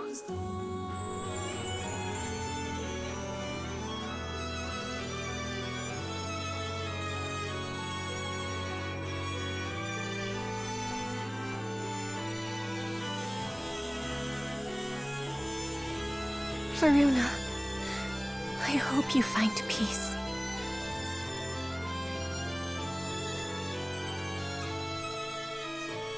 Harriet. It's all right, Margareta. Our grief will lie patiently in wait for us until our conflict is finally over. If we cannot hold back the anima threads and activate the barrier, neither Omega nor the world of Oracle will find peace. Now, I will be the anchor.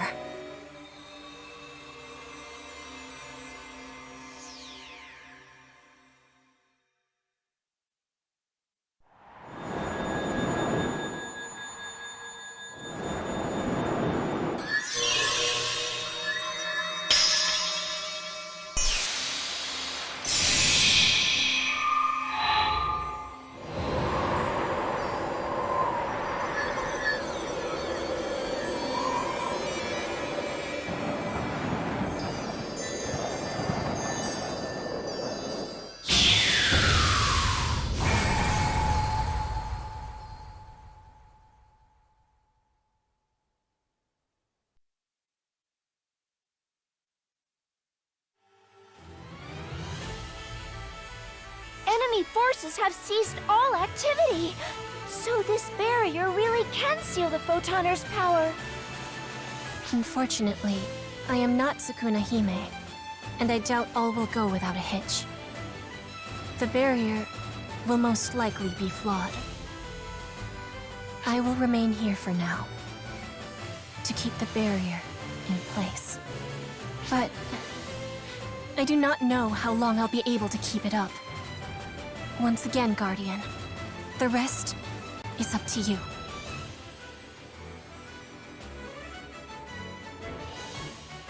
Then I'll stay here. Harriet is our country's goddess. And I'm its divine queen. Thank you, Margareta. And Risa, thank you for being by my side all this time. Your presence was most heartening. I mean that. Oh, pretty, please. Won't you spare us the dramatic last words? Although, I guess you're already dead, so to speak. So you're well within your rights. Well, technicalities aside, I absolutely, definitely, positively do not intend to let you go so soon. There's plenty of fun still waiting for us out there. You'll see. When all this is done, we'll find each other again. Right.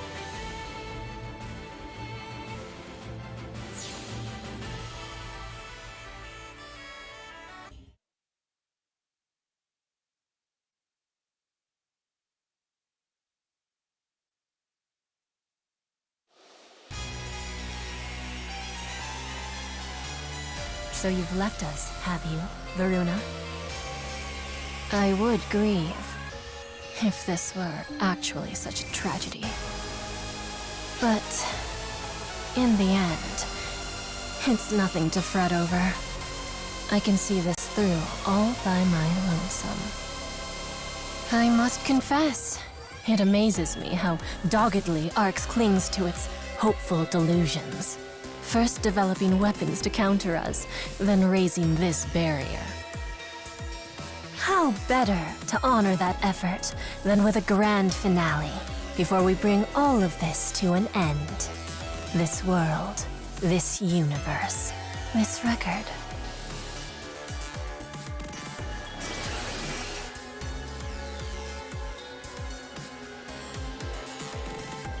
For I am Shiva, goddess of annihilation, the destroyer of this universe's every memory, the eraser of photons themselves.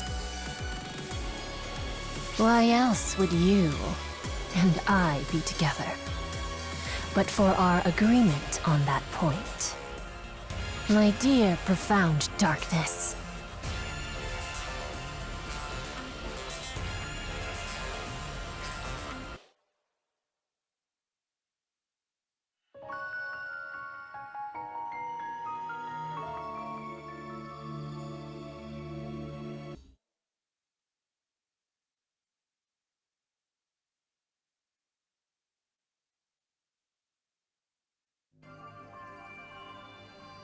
You did well defeating Varuna and deploying the barrier. It's a shame Harriet had to stay on Omega to keep the barrier running.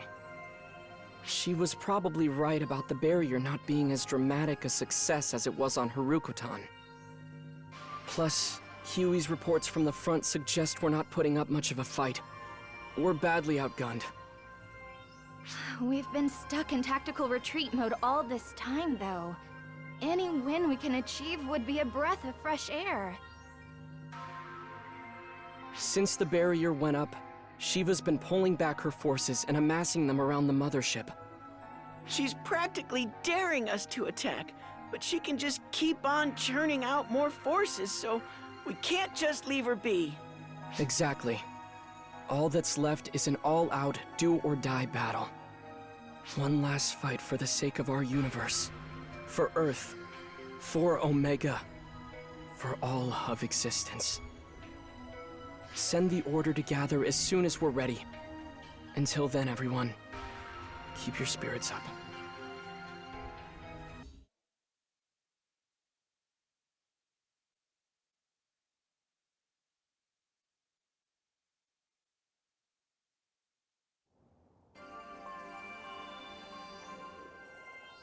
Oh, is that Regius and Alma? The next battle holds great significance to those of us privileged to be in ARCs. We simply cannot fail. You hit the nail on the head there. If we manage to lose this one, we stand to lose everything.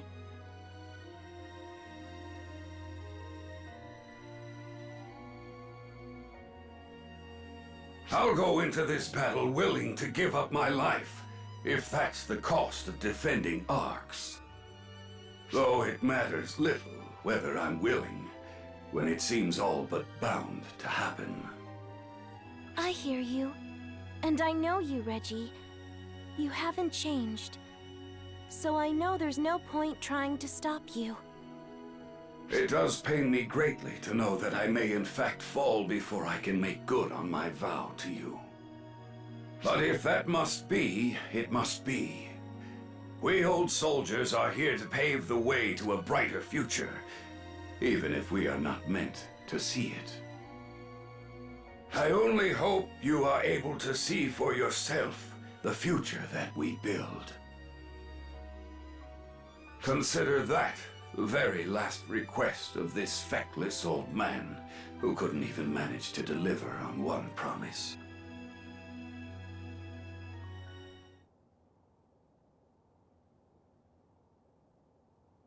I wish you wouldn't tell yourself that, Reggie.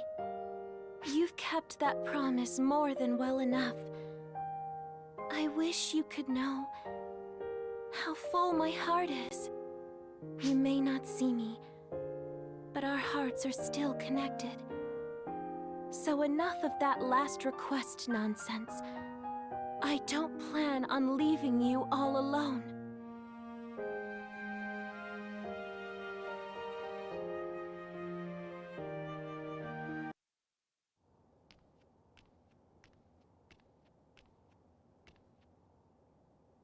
Report duly received. The results are unfortunate, but there's nothing I can do. Take some time to recuperate.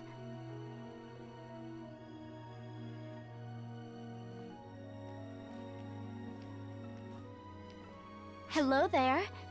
Got something on your mind? I just got a report regarding their mission, and unfortunately, the results are less than ideal. They managed to avoid complete extermination, but that may have been their only real success to speak of. When you're sent to the battlefield, there is always the chance something could go awry.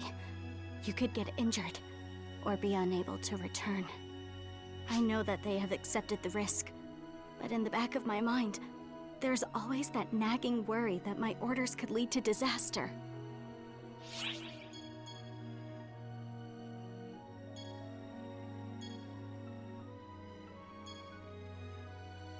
No, but thanks for being so thoughtful. That caring side is why I admire you so much. Even if an order makes sense when it's issued, hindsight being 20/20 means that you sometimes realize there were better options available.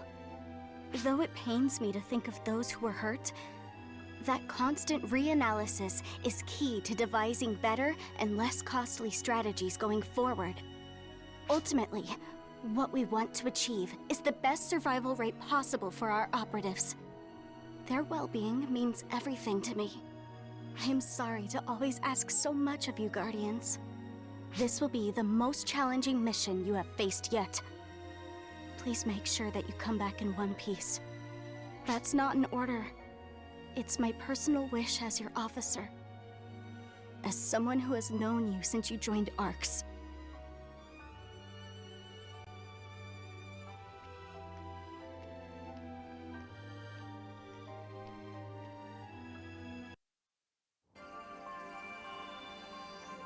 Are you sure it's okay for us to talk about going off to goof around at a time like this?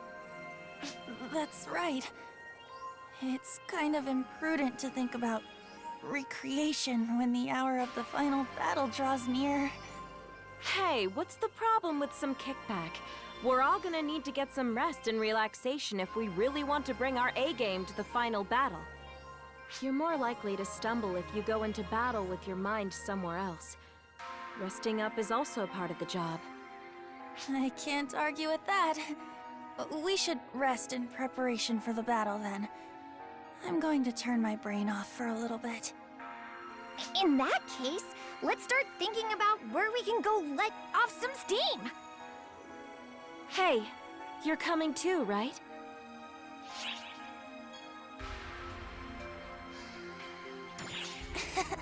You don't even know what we're talking about, do you?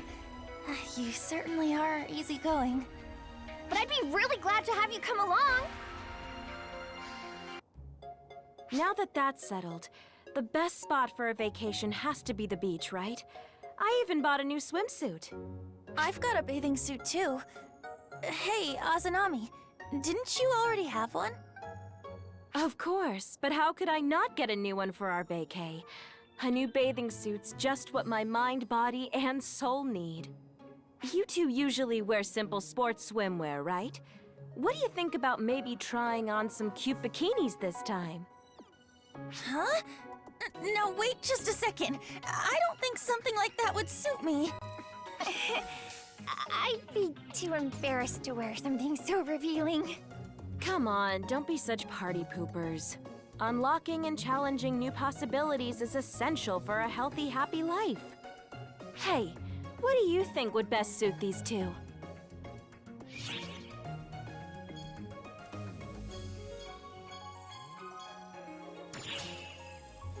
Can you stop with the teasing already? I really don't think cute swimwear is my kind of thing. I don't think I'm cut out to wear something super cutesy. It'd be such a mismatch and so embarrassing. But if you really want to see us in something like that, then I guess, Yeah, if you really insist. But,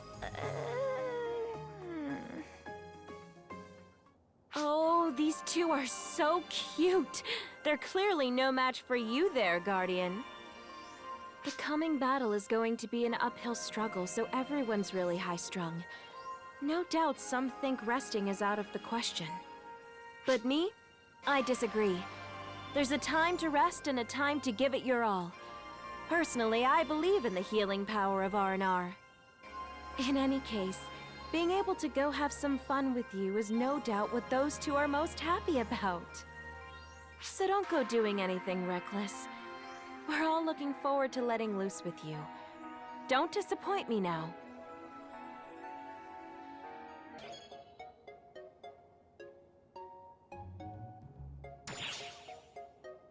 seriously? I don't think I could handle sexy swimwear.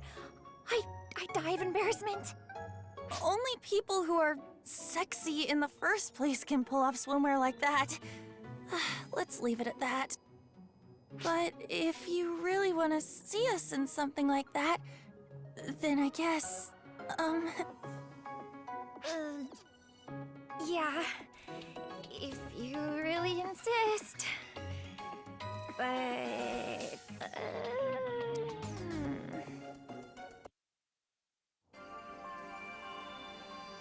Oh, there you are. Are you ready? I've already got everything ready here. At long last. You bet! This might be a little sudden, but I've got a question for our two guardians. Huh? What do you want? Question 1. What strategy will our two guardians implement into their next battle? Question 1? Patty, I thought you said you only had one question. So, which one is it? A, we'll defeat Shiva even if it costs us our lives, or B, we're coming home in one piece. If you pick option A, then even if I have to die here. Hey, what's wrong, Patty? Well, I was going to say that even if I have to die here, I won't let you go. Isn't self-sacrifice a noble thing? Why did you just change your mind so quickly? When facing a strong enemy, you have to give it everything you've got. And when that moment comes, I've got you on lock. Can you dig it? Unbelievable. How about this, Patty? What's 1 minus 1? Hey! Don't treat me like an idiot. Everyone knows the answer's 1.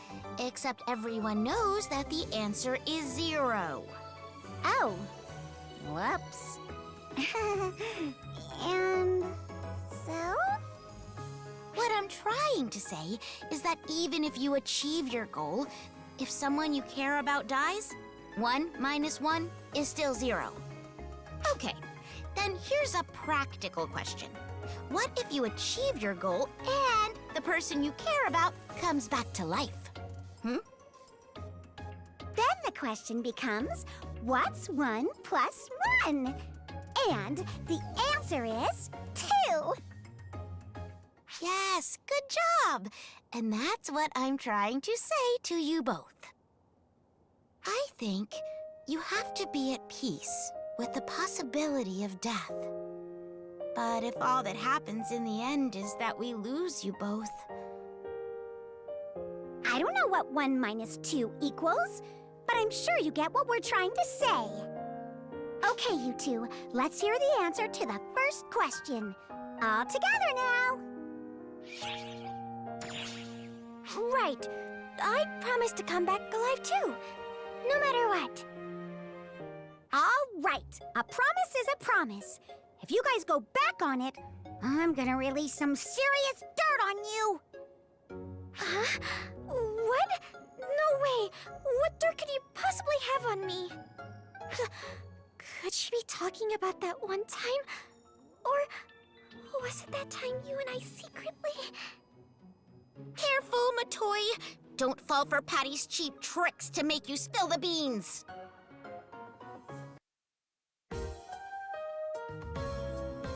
I would be grateful if you could give me some tips for the future. That's a tough one. Hey, Ulk, are you the one who egged Io on? My reputation precedes me. I'm just saying Io's also interested. And your life as a newlywed, that is. So that's why she said she wanted to sit down and talk over coffee then. Oh, hey, maybe you can tell these two that this is not the time or place to have this discussion? Ouch! Stabbed in the back? Don't you start too?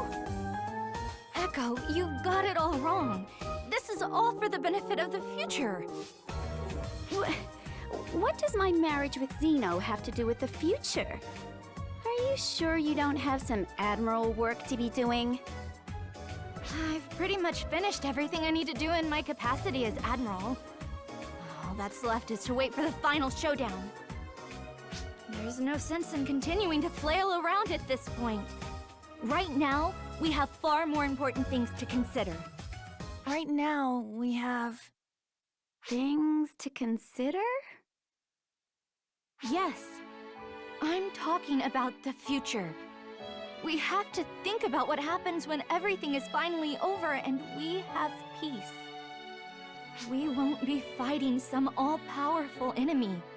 From here on, we'll be fighting to maintain a peaceful world. So that we don't forget this all-important goal.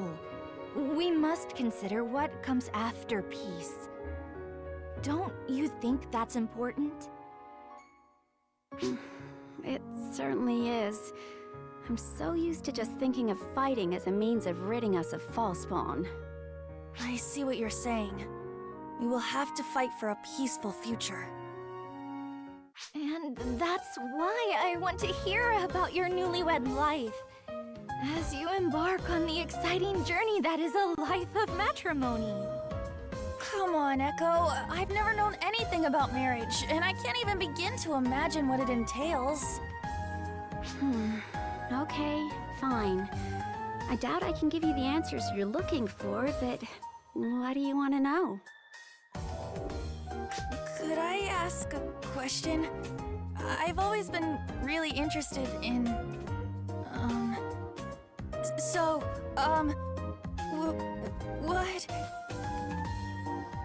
what exactly does it feel like when the person you love loves you back?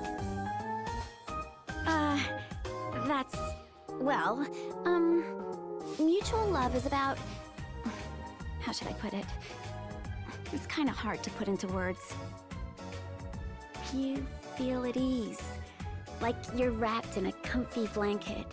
You're swaddled in the trust between you and your partner. Before we got married, I was really nervous. I wondered if Zeno would even make it back. When he vanished, I tried to stay positive.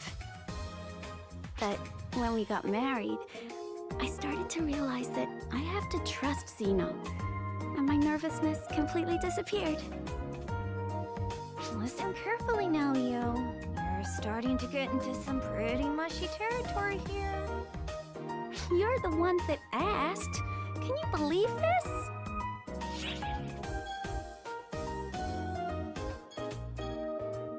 Oh, this is how you treat me for being honest? I shouldn't have said anything. All right, I should probably go and visit Theo before the final showdown. See you later. Yeah, I want to go see how Zeno's doing. See you two later.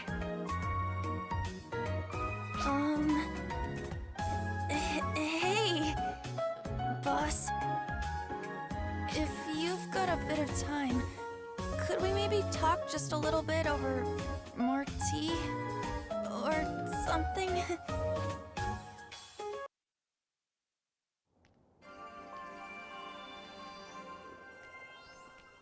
Oh, you'll be marching right into the lion's den soon enough, right? Are you all ready? We'll be deploying as well.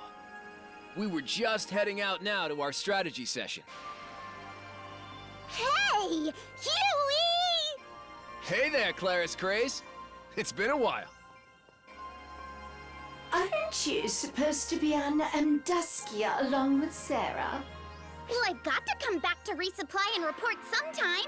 I'm only here for a bit. And who are you? Pleased to make your acquaintance. My name is Felig Ives. It's nice to meet you. Ah, so you're that fiend they told me about. Sorry if I was a bit hostile just now. Not at all. I should be the one apologizing for startling you. I sensed a strong aura gathering in this area and came to see what was going on. Now I see it was you.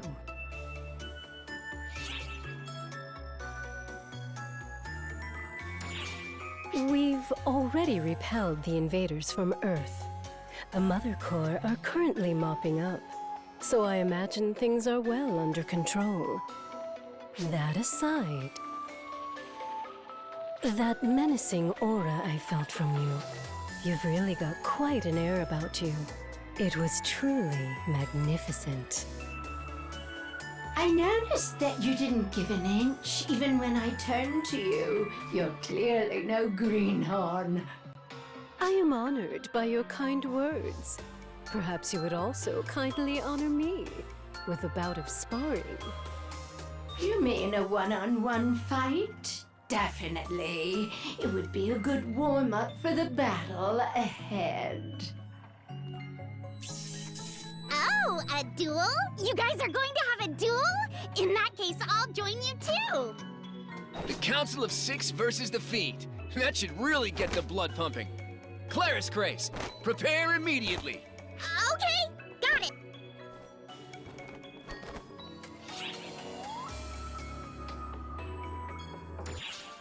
That's right. Sorry. The higher-ups are calling me too. Let's leave the sparring for another day. Well, that's a shame. But you have a point. We can revisit the idea the next time we meet. We're really not going to do it? Not right now. All right, let's head out. Come, Claris Craze.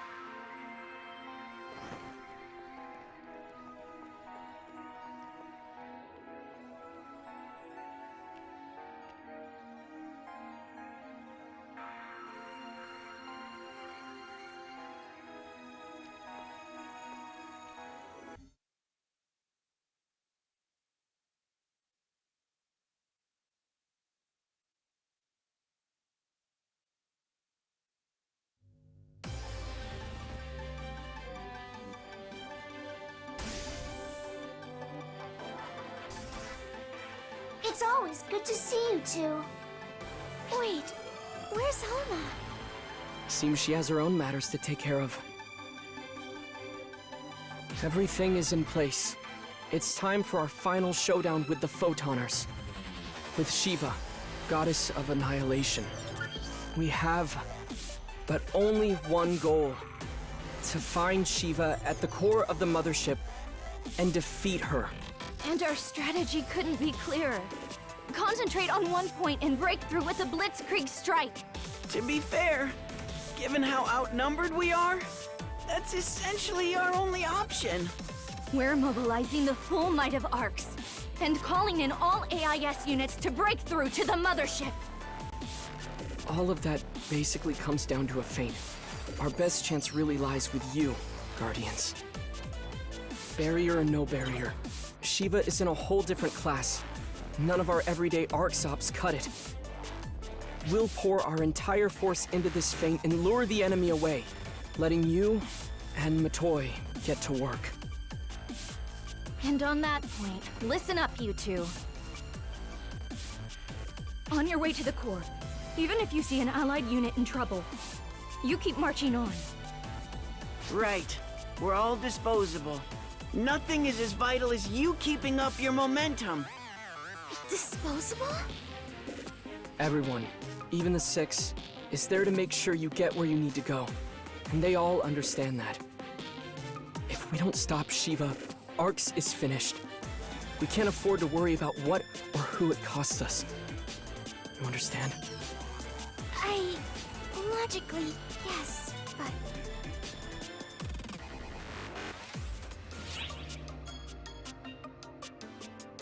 Trust me. I know full well you two would never agree to this willingly.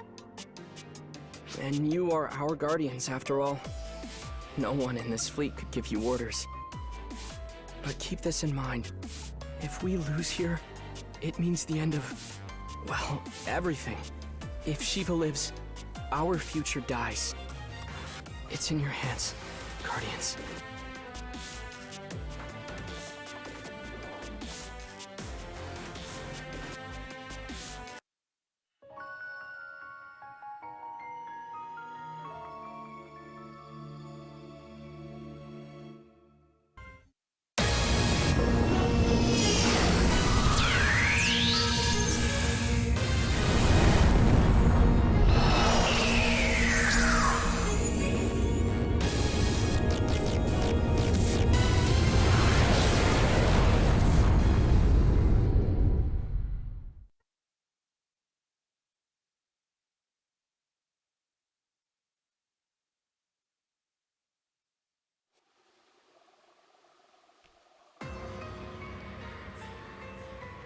Are you sure this is the mothership? It's nothing like what we knew at all. We're still scanning inside of the ship. Its structure certainly has changed a lot. What kind of guest just goes in and rearranges someone's entire house? Despite the changes in layout, we've managed to pinpoint the biggest energy signatures. That must be Central Command. Exactly. And they're just sitting there quietly, not even budging, as if everything's as it should be.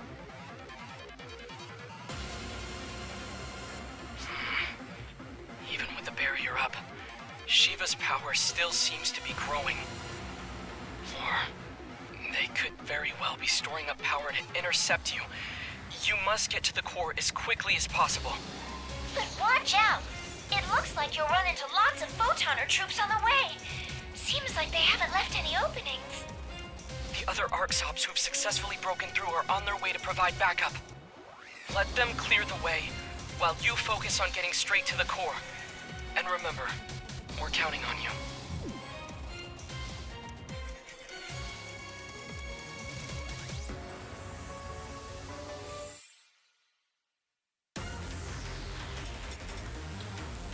We are currently preparing a large-scale operation for all ArcSops to fight enemies in their local regions.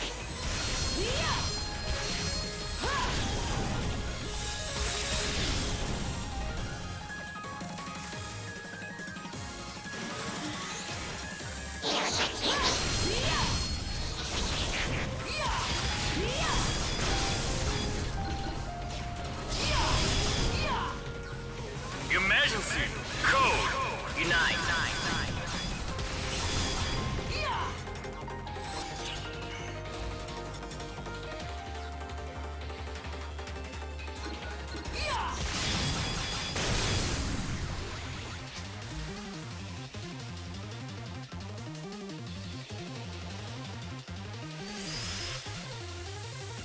Completed!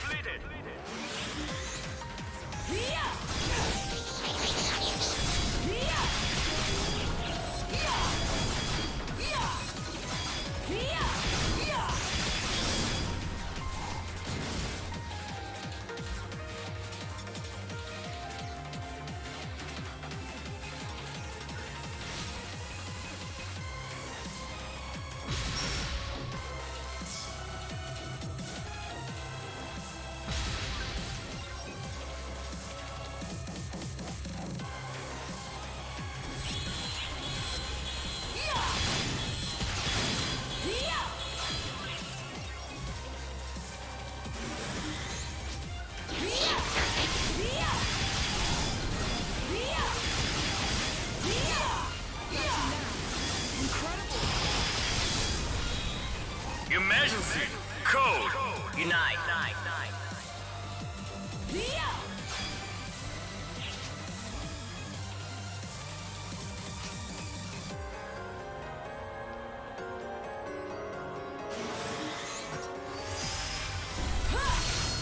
Completed!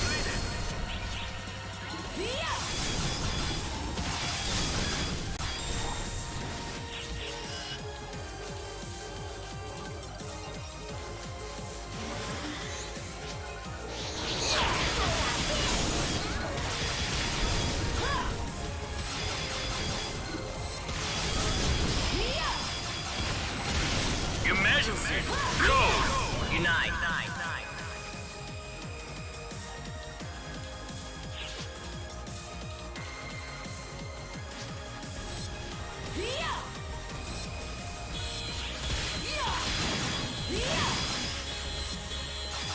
Completed!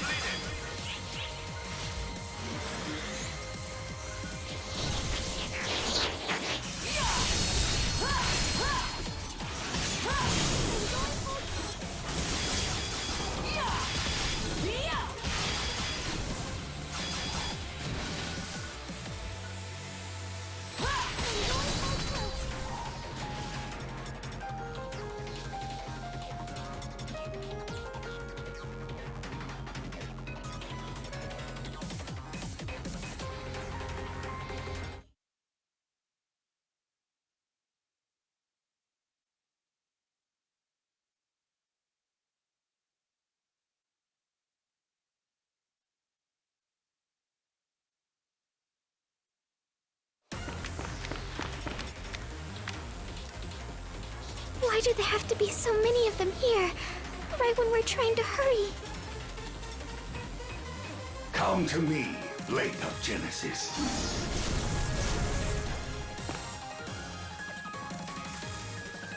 I see I made it in time. Radius!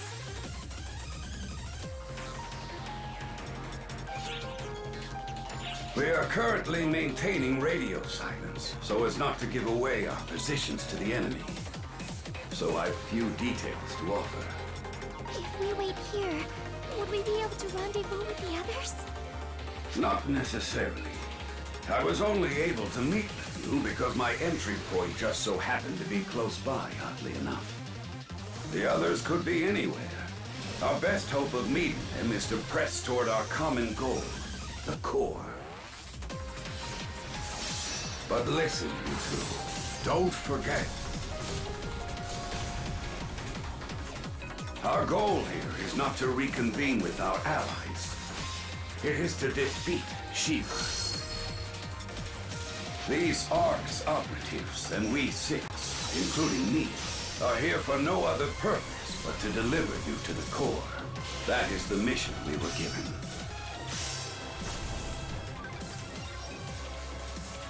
Our future hinges on this battle. Do not forget your true objective.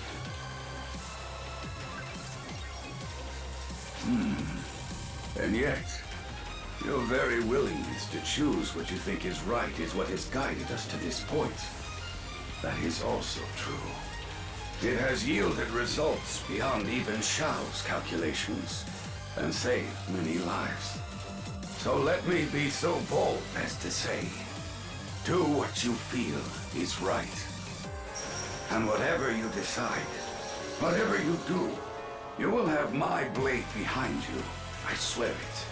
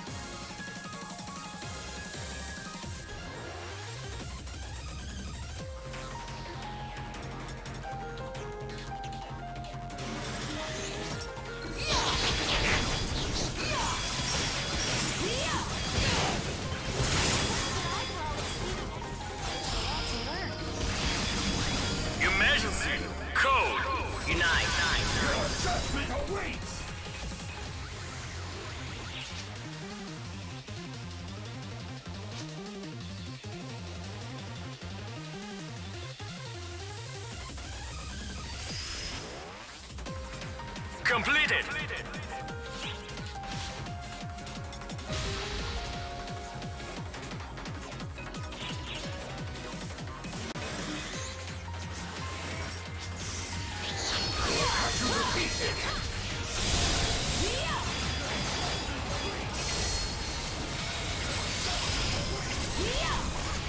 Emergency! Code! Unite!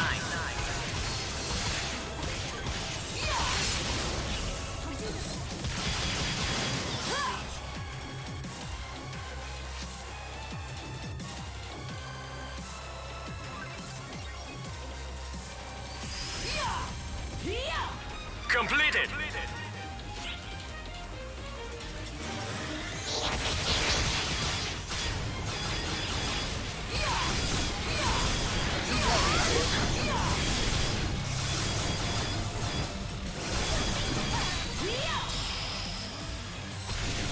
Emergency! Code! Unite!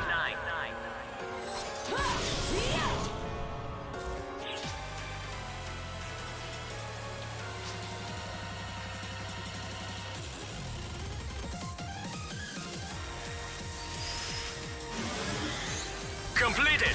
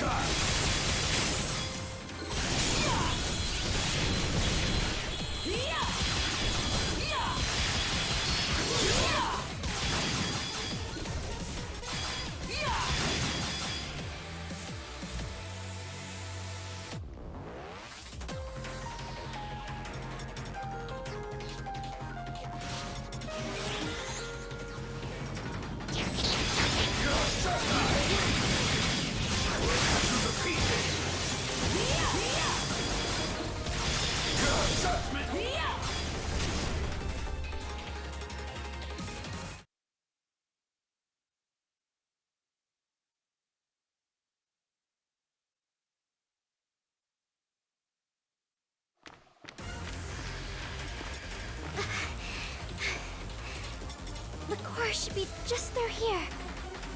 This layout looks familiar. I believe you're right. But...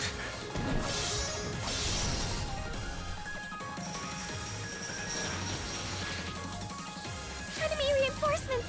Too many of them! At least this all but confirms that the core lies just beyond. Hear me, Guardians. You two must press on. It is my duty to guide you through this moment. I can. I must. There is nothing more to it. Shiva awaits within. Defeat her. That is the only objective that truly matters. I will see you through to that point. That is Ark's objective. The one we are all more than ready to stake our lives on. So go forth, Guardians, bearers of our future hopes. Let our foes break themselves here upon this old soldier! Radius, no!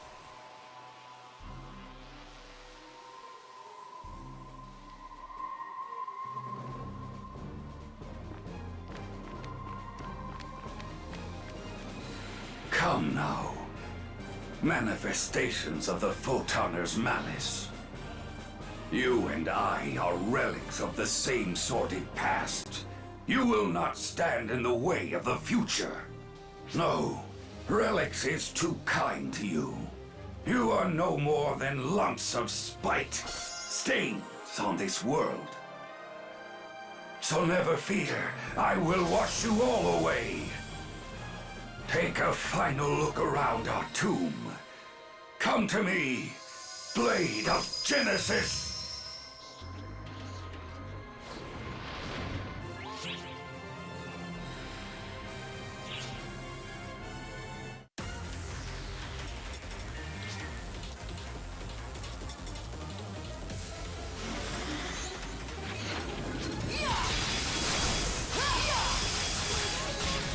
Emergency! Code Q!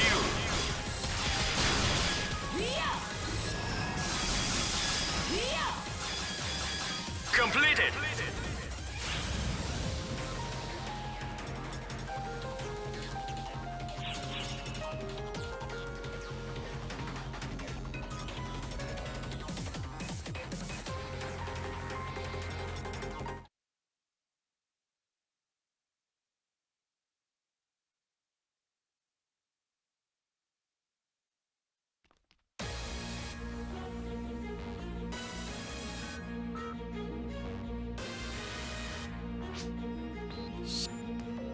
Oh, have you finally arrived? How long did you intend to keep a goddess waiting, Guardians?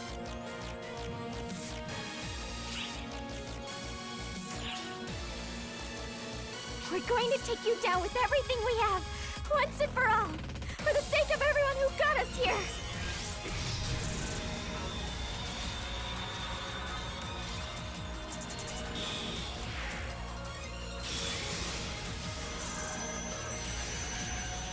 What a pity. You've come so far to get here. Surely you don't need to rush headlong into death right away.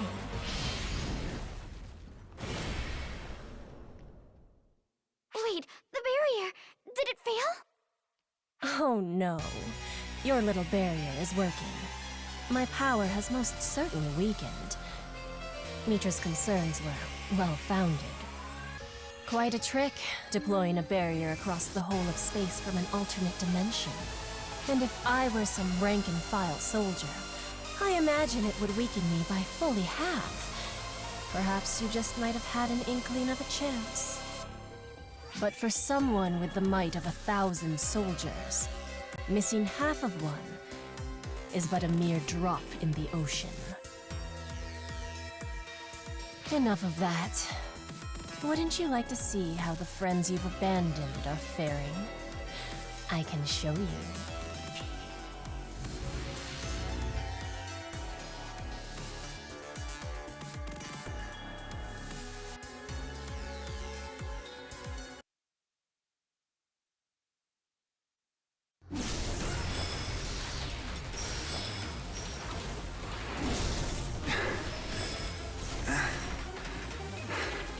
It appears we're well and truly boxed in.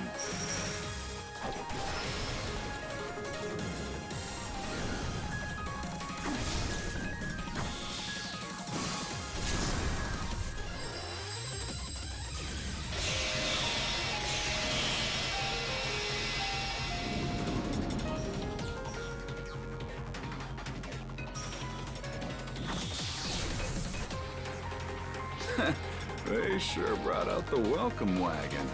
Kinda makes you proud to see how many we've lured here, though, doesn't it?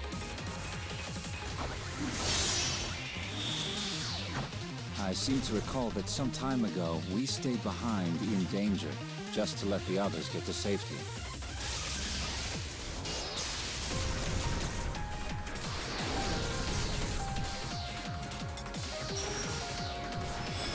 Now here we are, posing as enemy lightning rods so the others can get in.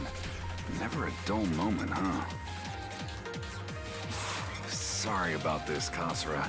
Seems like we draw the short straw every time you get paired with me. Perish the thought. All is forgiven. As long as you don't try to shoulder the whole burden yourself this time. If that happened again, I fear your dear wife might finally murder me. She just might. Incoming!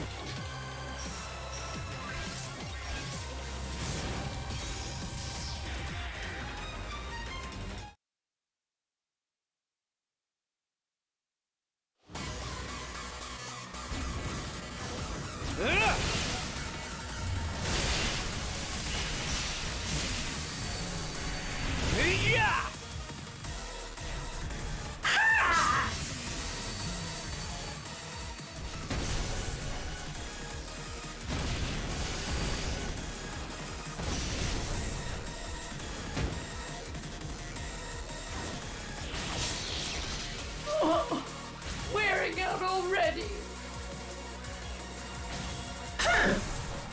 Blasted Zig is cutting corners. You might be asking too much of it there, Miss Maria. You're pushing yourself a tad too far. Ha! You're one to talk.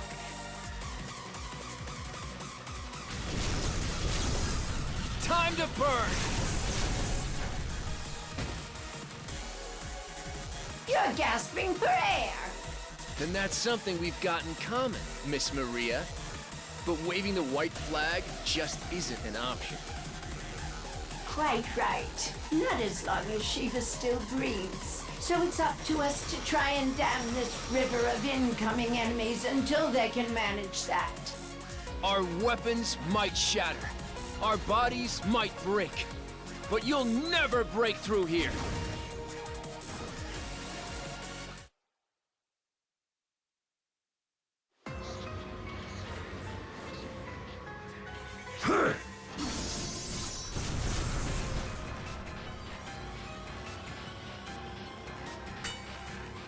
Cheer! Forgive me, Blade of Genesis. This could have turned out differently if I could only wield you better. I have much to learn. But we're in this boat together. So do keep me company until I join you in coming apart. I have need of you yet. Ark's hopes rest entirely on this very battle. If I fall here and join those who fell 40 years ago building our foundation, I will be satisfied.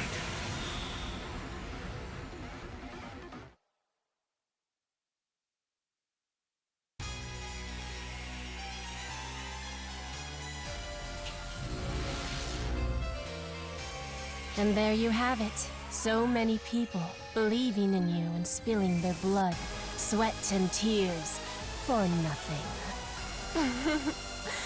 Isn't it laughable? To throw their lives away, reaching for a hopeless, impossible victory. And look at you two, faced with the depths of your inferiority, and still thinking you might have a prayer. Has all your history not taught you that your lust for chasing the impossible is the root of your kind's troubles? Ridiculous. Hopeless fools, each and every one of you.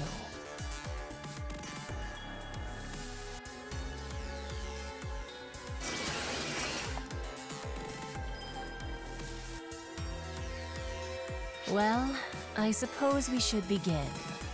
I'll have to crush you, just a tad extra, in Mitra's and Varuna's place. Now, go on and twist in utter despair, shrieking with regret as you die, and learn how deep down the darkness goes.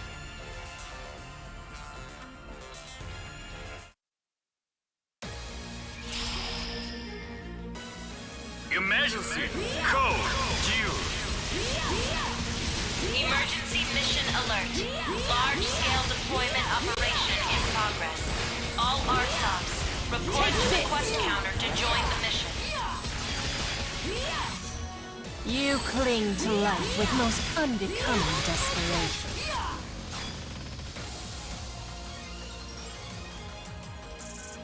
There will be no mercy.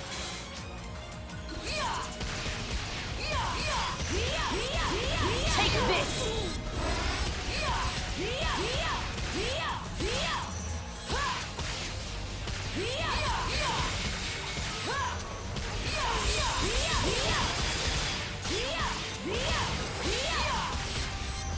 This ends here!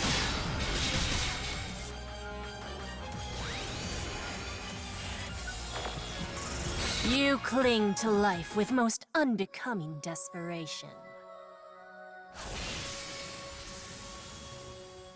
Still hanging on, I see. I will give you this much. Your sense of duty is strong. It's gone like this from the beginning, hasn't it? The two of you always thwarted my expectations, clinging to shreds of hope. And so I've come to think, what a waste it would be to simply shatter you, the vessel of the universe.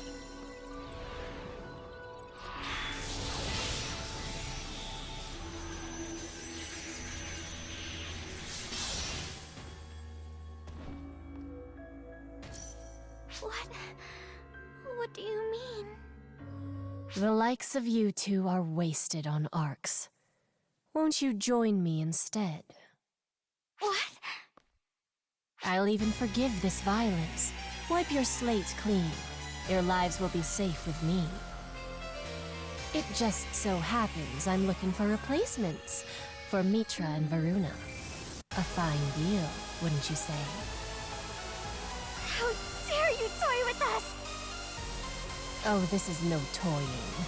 Simply a well-timed proposal, I would think. I came to the realization that you would make apt allies, and having shown you where you stand, I am negotiating, going through all the proper steps, as it were. Think now. Does ARCS truly deserve your absolute and undivided loyalty? Is Oracle worthy of your protection? Wasn't it your very own overseer who, when you were listlessly turning toward the darkness, made the cold and calculated choice to cut you down? It was your own sweat and toil that pulled you from that disaster unscathed. Sole credit lies with you alone. And what did ARCS do?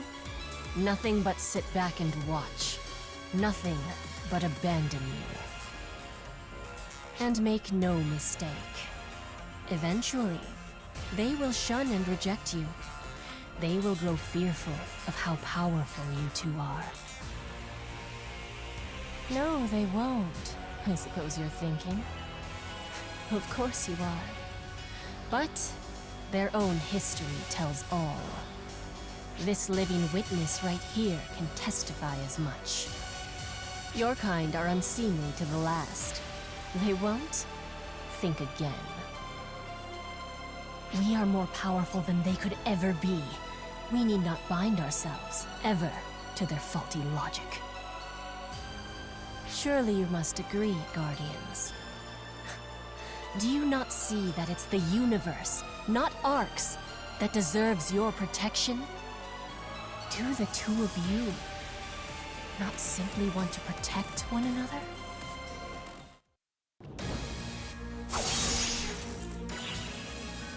Drunk. Oh, pray tell.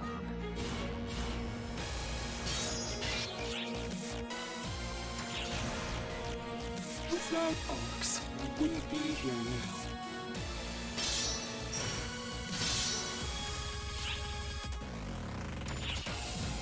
Without everyone, we'd have no future. Is that your answer? Even knowing that in the future they may cast you out?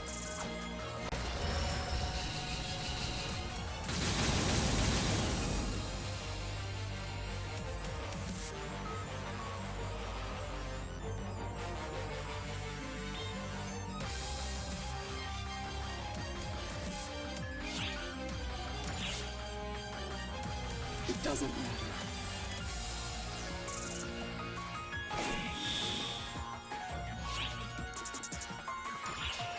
That future would still deserve to exist.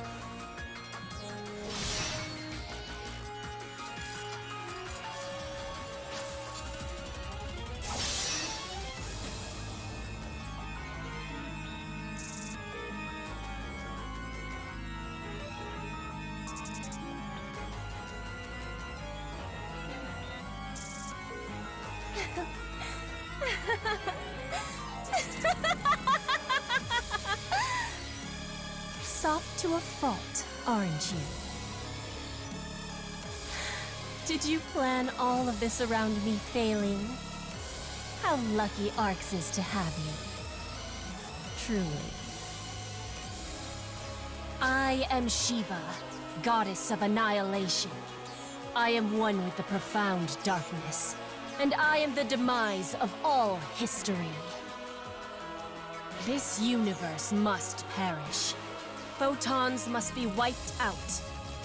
Vessel of the universe, you, all of Arx, and this present time will now face annihilation.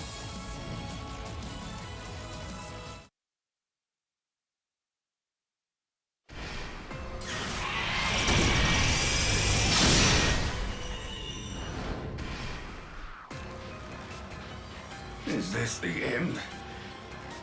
Well, I think we've bought enough time. At least we haven't fought in vain. If we helped lay a path toward the future, then what have we to fear? But, oh, Alma, if I could have one wish granted, it would be to see you again one last time. If only I could have just one mere wish.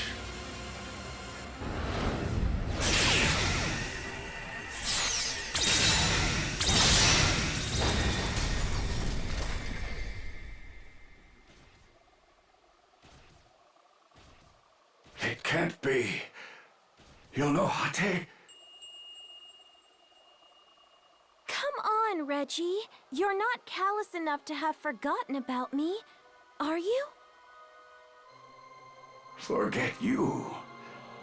I could never, Alma. I'm sorry this took so long, Regius. But you don't have to be alone anymore. I'll be right here, by your side. That promise might have been too much for one person alone, but with the two of us side by side, I know we can make it happen.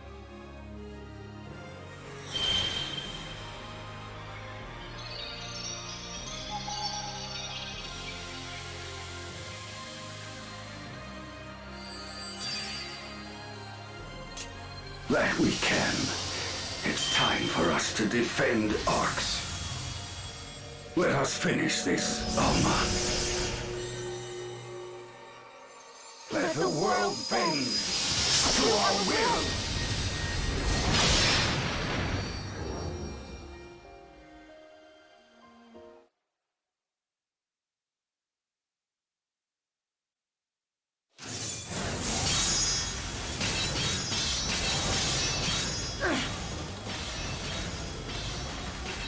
Miss Maria, we've got company.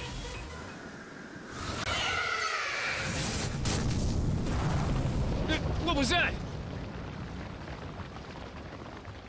He's still alive? Claris craze? And Sarah? How? Maria, you should be leaving the hard work to the spring chickens. What are all of you doing here? Did you think we were gonna just sit on our hands when we heard what a big mess you were in? What's the deal, not letting us in on this? Trying to distance us or something? Well, I'm sure that must have been part of Xiao's plan, but...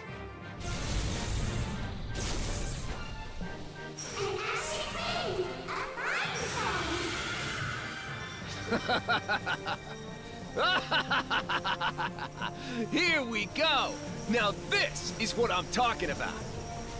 Now just a moment, you bunch of upstarts, you can't charge in! That was the jolt I needed, how about you, Huey? Of course! Prepare to fall Lapras the Umbro! Awaken now! Varum the Destroyer!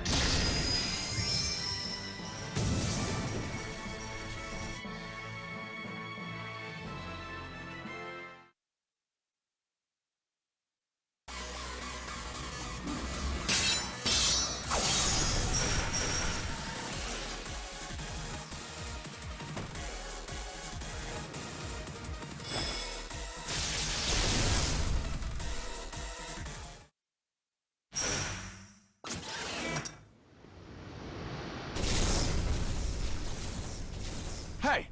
What the hell's going on? I should have guessed. The rescue is appreciated, but a little sooner might have been better. Kuna? I didn't come here just to bail your ass out. This is all just a part of the plan. Honestly, always the slave driver. Now, just think of it as us being considered the trump cards. Can it? Come on, you two. You can have a go at each other some other time. Zeno, I'm coming to heal you.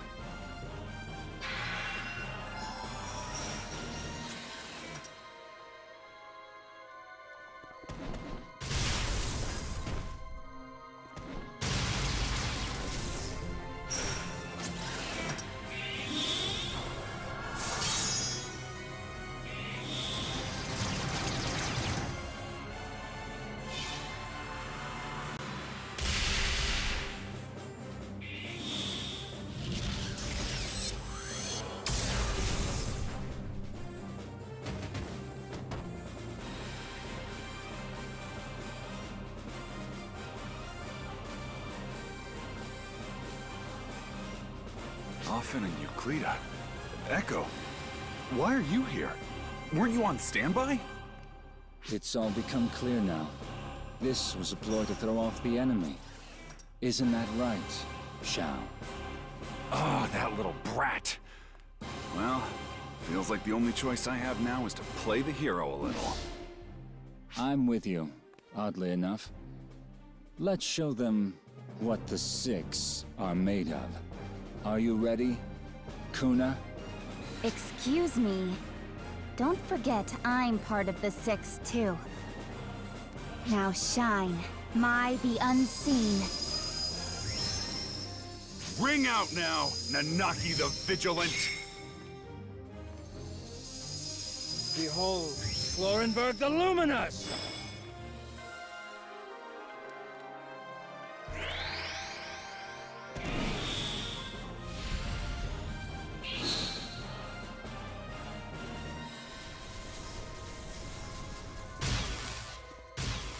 Well, what do we do now? Do we push on in after them? Nah. I think we trust in them and fight on out here. Should ease their load a bit. And I know they can do it. Quite trusting of you. Well, yeah. That's my mate in there. No one I trust more. We'll handle things out here. Good luck in there, mate.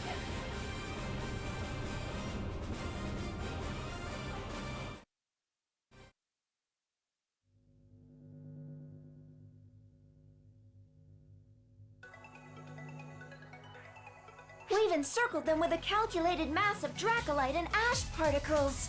Perfect. The stage is set. It's all up to you now, Sukuna Hime. Without fail!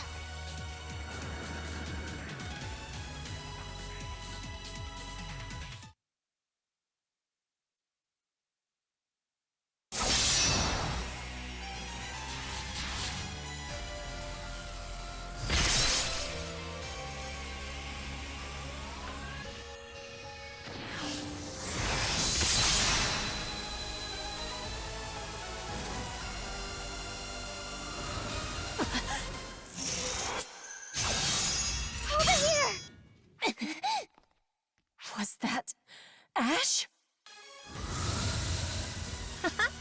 So, the goddess of annihilation isn't immovable after all.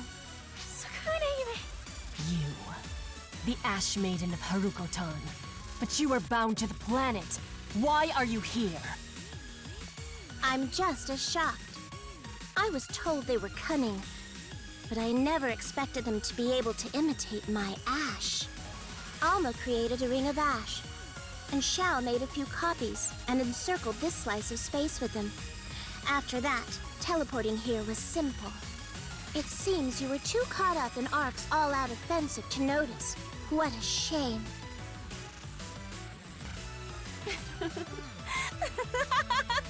What a delightful set of games you prepared. But all the plotting in the universe couldn't bridge the chasm between your power and mine. All you've done is give me a little more work. After all, a feeble power such as yours could never seal mine away. As we well know, which, I think, would lead you naturally to the question, why are we here?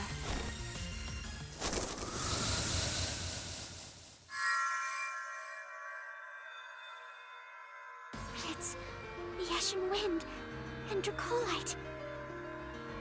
This is it. The very last card in my hand. Hurry. All of Ark's might is now in your hands.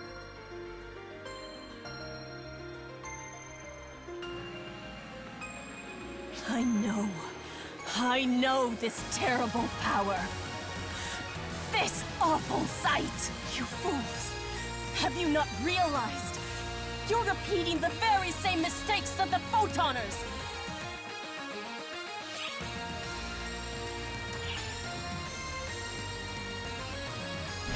This is not a mistake.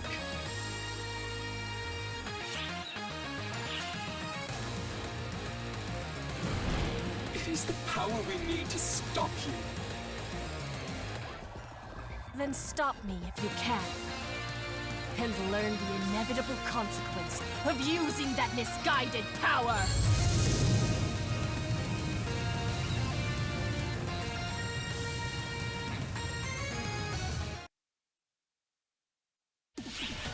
I will correct history.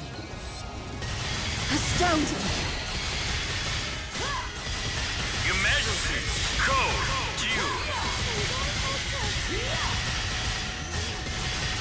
Take this!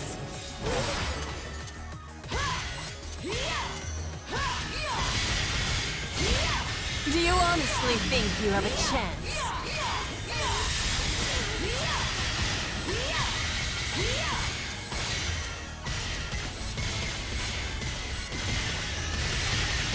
Take this!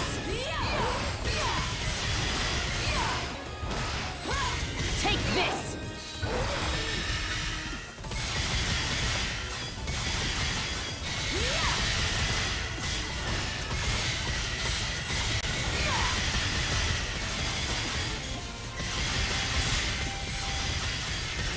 Take this! Is that your best?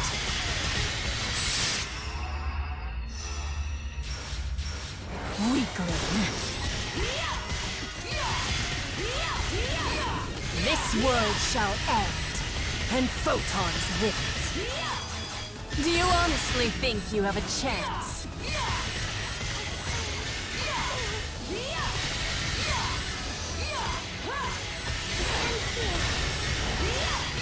Take this! What abhorrent power!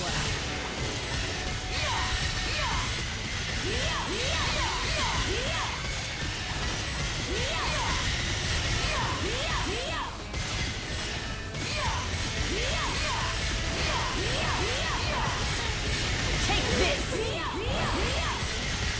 Allow me to end this terrible power of yours. Be gone, and take your misshapen will with you.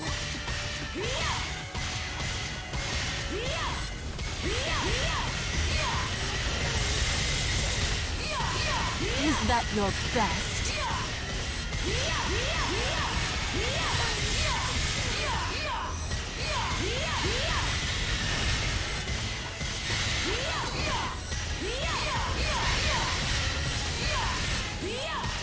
Why must you beings refuse to learn from the mistakes of your past? This is how it must end then, is it?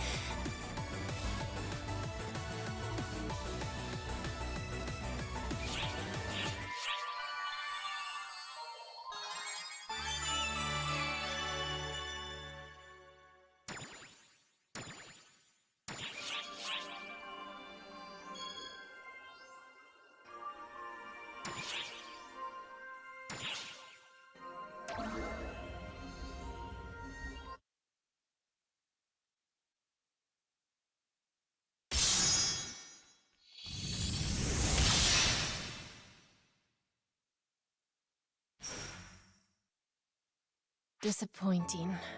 Oh, how mortifying. My victory was not granted, and so we're doomed to repeat history once more.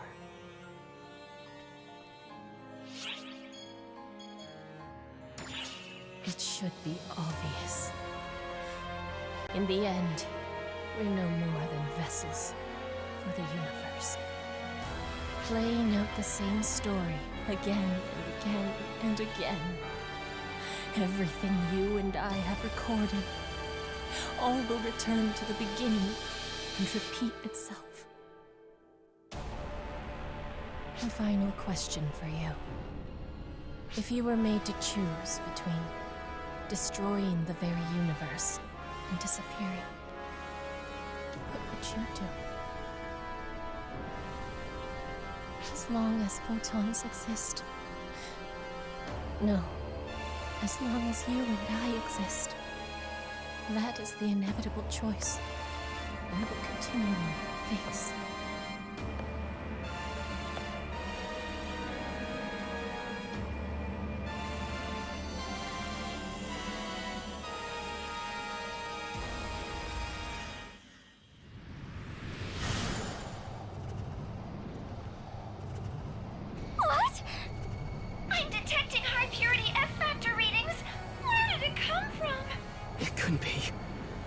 Original profound darkness taking over? The original profound darkness is the anti-photon. It is not born. It is simply there. Having lost Shiva, the most powerful being available, it seems only natural that it would claim the next most powerful. You. So, what will you do?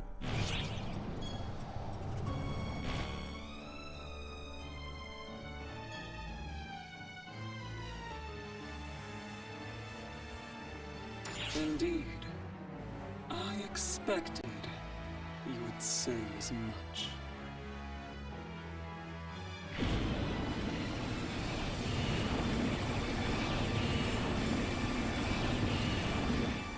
I'm detecting a massive dimensional warp!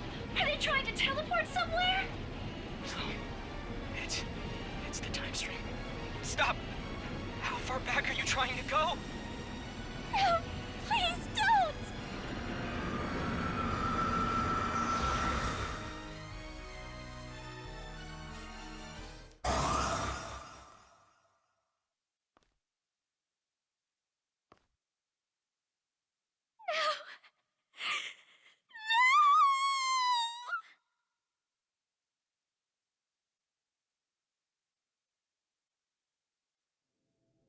You made the correct choice. This is the time before space was born. A place of emptiness, with no record yet begun. A place with nothing to destroy. Here, that absolute drive for eradication wilts. It vanishes, with you, into nothing. And from here, the universe begins anew. Before creation began, there was a light. It died at the point where the universe started. But from it, the Akashic records were born. From the beginning, you were here, as the being with knowledge of all history. All of creation begins and ends with this. From here, a great light bursts forth, shining brilliantly from all directions. This is the birth of the universe. Witness the light of creation. It is the light of the Akashic records. The thread of history to be spun on eternally, unbroken. The shape of the world you birthed. This is the beginning of time. The point from which all shall repeat once more.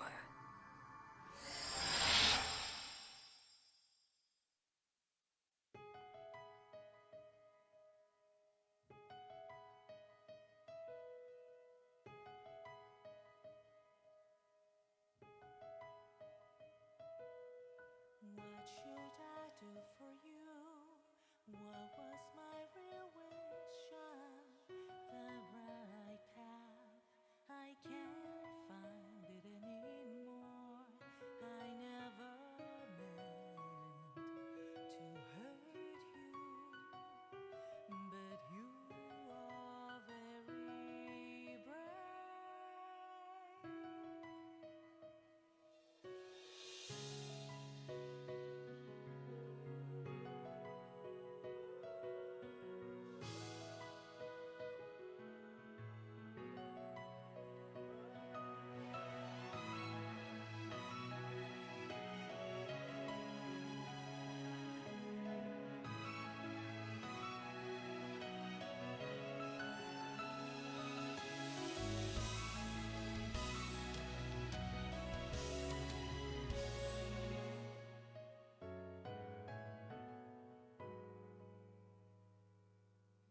What should I do for you?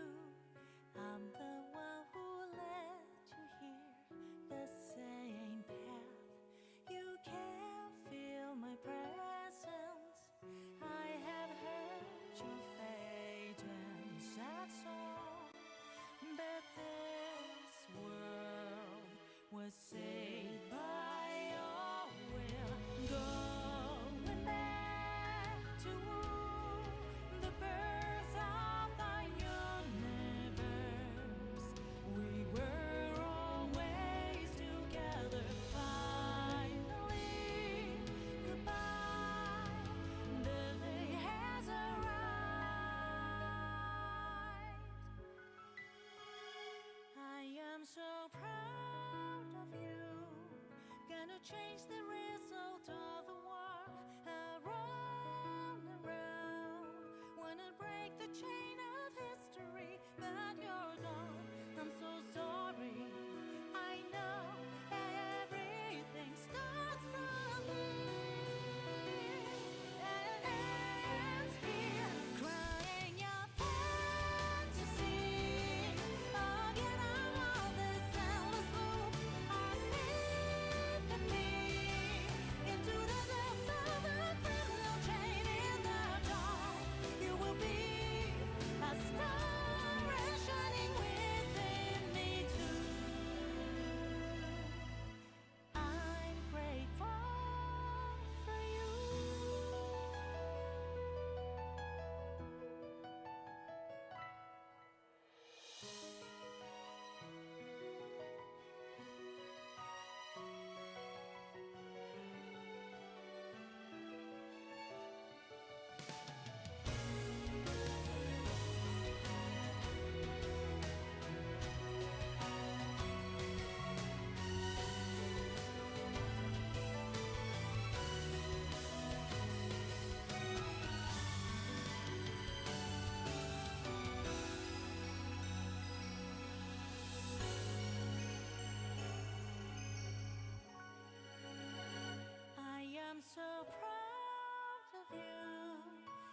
change the result of the war. Around and round. Wanna break the chain of history, but you're gone. I'm so sorry. I know everything starts from here. And it's here, crying your fantasy. Oh, get out all this endless loop. Our sympathy into the depths of the criminal chain. In the air, you will be. Your light is shining on everything. I'm grateful for you.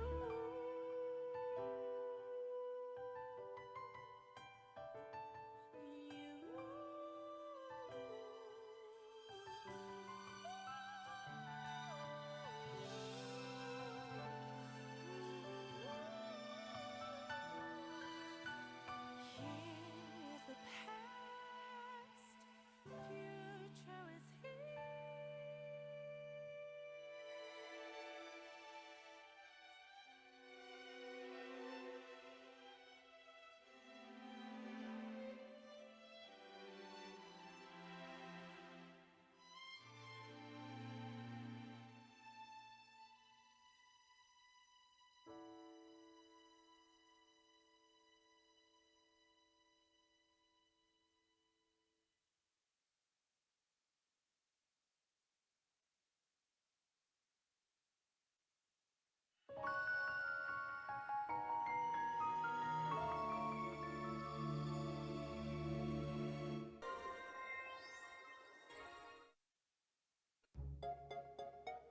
Thanks for dropping in! Let me take a look at that operations data. Interesting. So that's how it is. Raw data never tells the whole story. Drive system's under crazy strain. Big boost to mobility, but can't say I'm a fan of the hit to durability. Seeing her so absorbed in this reminds me of Sierra, don't you think? I'm not talking about at a glance. Just the way she's so wrapped up in her work makes me think of Sierra. I guess I'm being silly though. Sierra's the only high caste on each ship, so... Actually, I do see a resemblance. I'm a high caste as well, you know. A Ludmila type. Wow, no kidding? After the Void apparatus was dismantled, the Research Bureau was restructured too.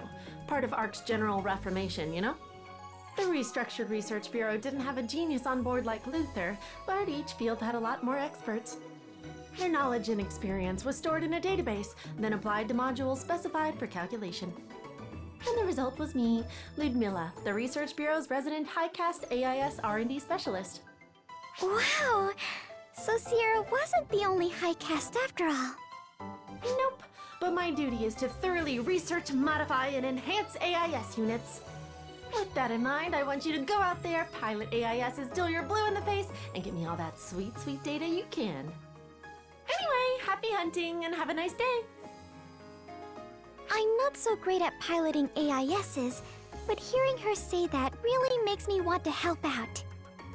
Okay, let's get down to business.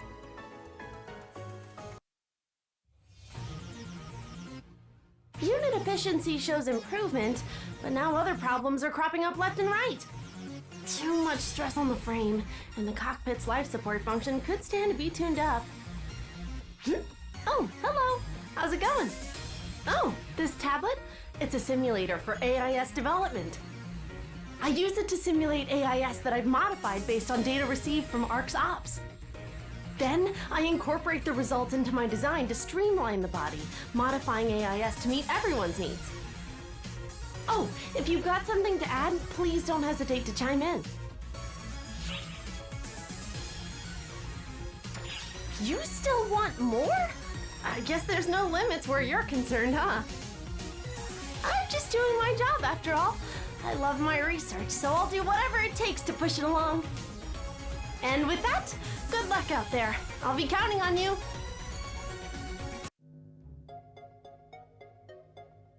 Excuse me? Hello, Ludmila. Everything okay? It's regarding AIS enhancement. No one was at the General Affairs Bureau, so I came to talk with you directly. Right. It's been utter chaos since Shiva showed up. I'll try to help if I can. Right. So, here's an estimate for the parts and specs needed for AIS enhancements, along with the blueprints for exclusive facilities. Okay, I'll take a look for you. Let's see.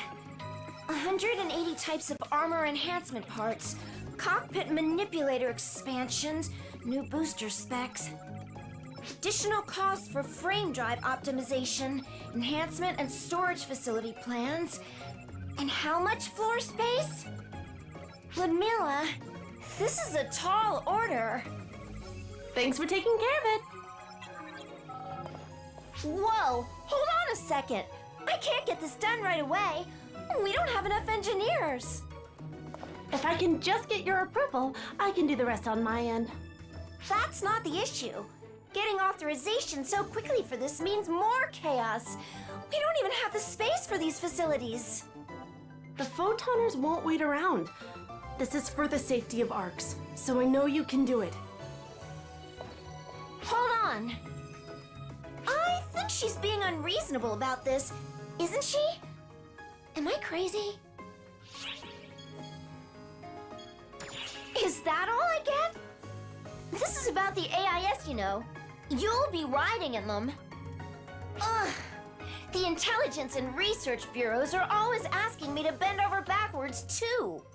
But fine. I got this. Somebody's gotta do it, right? Hey there! Patia at your service! Oh, hi. We're just discussing the handling of the enhanced AIS units. With the two of them being informants, I thought they might get a lot of feedback from people all over ARCs. Now then, I'd like to hear your subjective opinions on the matter. See, Ludmila? You coming to us for intel shows me that you're a researcher with quite the head on her shoulders. Well, we do have experience piloting AIS, so we're happy to help. Plus, we're used to interviewing others in our line of work, so it should be fun being on the other end of the mic for once. Actually, I'm the only one getting actual stories, Patty. You need to suck it up and learn how to do it yourself. Ask away, Ludmila. I'll answer whatever you throw at me. Why don't you ever listen to me, silly? Okay, let's start with a general question. How do you feel about AIS mobility in space? Is there any physical discomfort? Well, it's like, I feel a lot more floaty in space than on the ground, but sometimes it's kind of like, oh, I guess. Okay.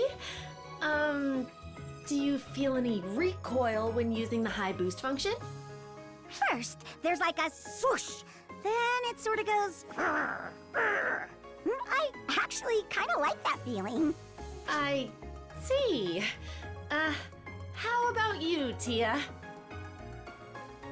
In space, sometimes not knowing which way is up or down feels somewhat odd.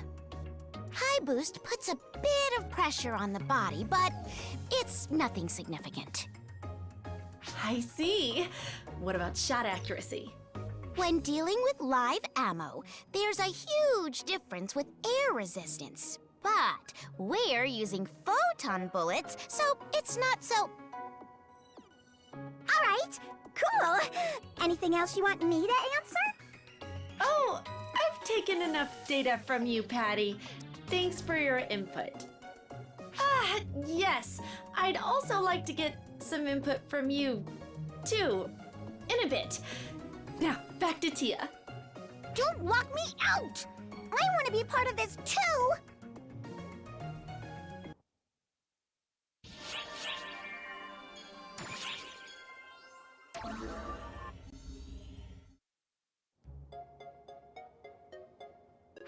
Do you have a second?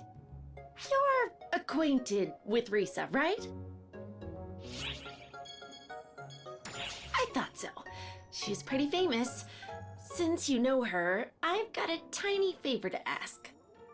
I've been looking at the operational data logs from Risa's AIS, and I found an anomaly in her reaction speed. She's able to determine the enemy's position even faster than our radar sensors. That shouldn't be possible. If we can understand what's going on, we may be able to improve our AIS systems. So I'd like you to go and ask Risa. Did I do anything wrong? Whoa, you surprised me there. You must be Risa, right? The one and only. What can I do for you? Well, you see, I was looking at the operational logs from your AIS, and I had a few questions. The logs indicated that you successfully hit several targets before the radar even picked them up. What was the trick to that? I'm not sure what to tell you. I just saw them, took aim, and fired. Blam. That's all. What do you mean when you say you saw them? When I'm fighting, I don't really rely on radar. The same applies when I'm in an AIS. I just scan the field with my own 2 eyes and shoot when I see movement. You mean you're doing it with unaugmented vision? Wait. So you scan the field with your eyes and shoot? I see. If we upgrade the camera drive mechanism and analysis function rather than photon detection speed, I bet we can obtain similar results. To be honest, I don't think the AIS is a good fit for me anyway. I miss that raw feedback you get when you nail a sucker between the eyes. Aha! If we can upgrade the camera's HXD image analysis system to operate below 16 milliseconds, we can redirect the radar map. The way I see it, if you're gonna take out some baddies, then shooting, maiming, and killing them with your own 2 hands is ideal. Combined with the photon detector, it should be possible to achieve an accurate scan at least 22% faster. You're a genius, Risa! Ugh, good grief. You really are an oddball, huh?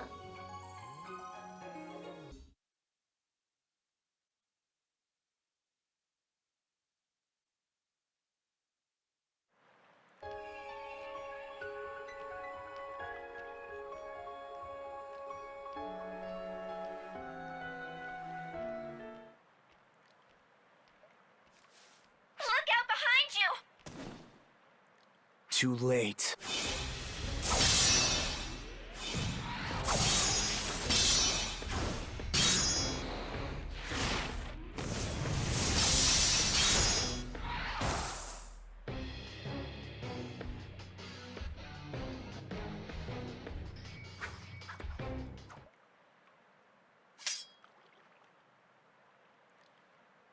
Those abilities and the way you carry yourself force me to conclude that you're the Guardian.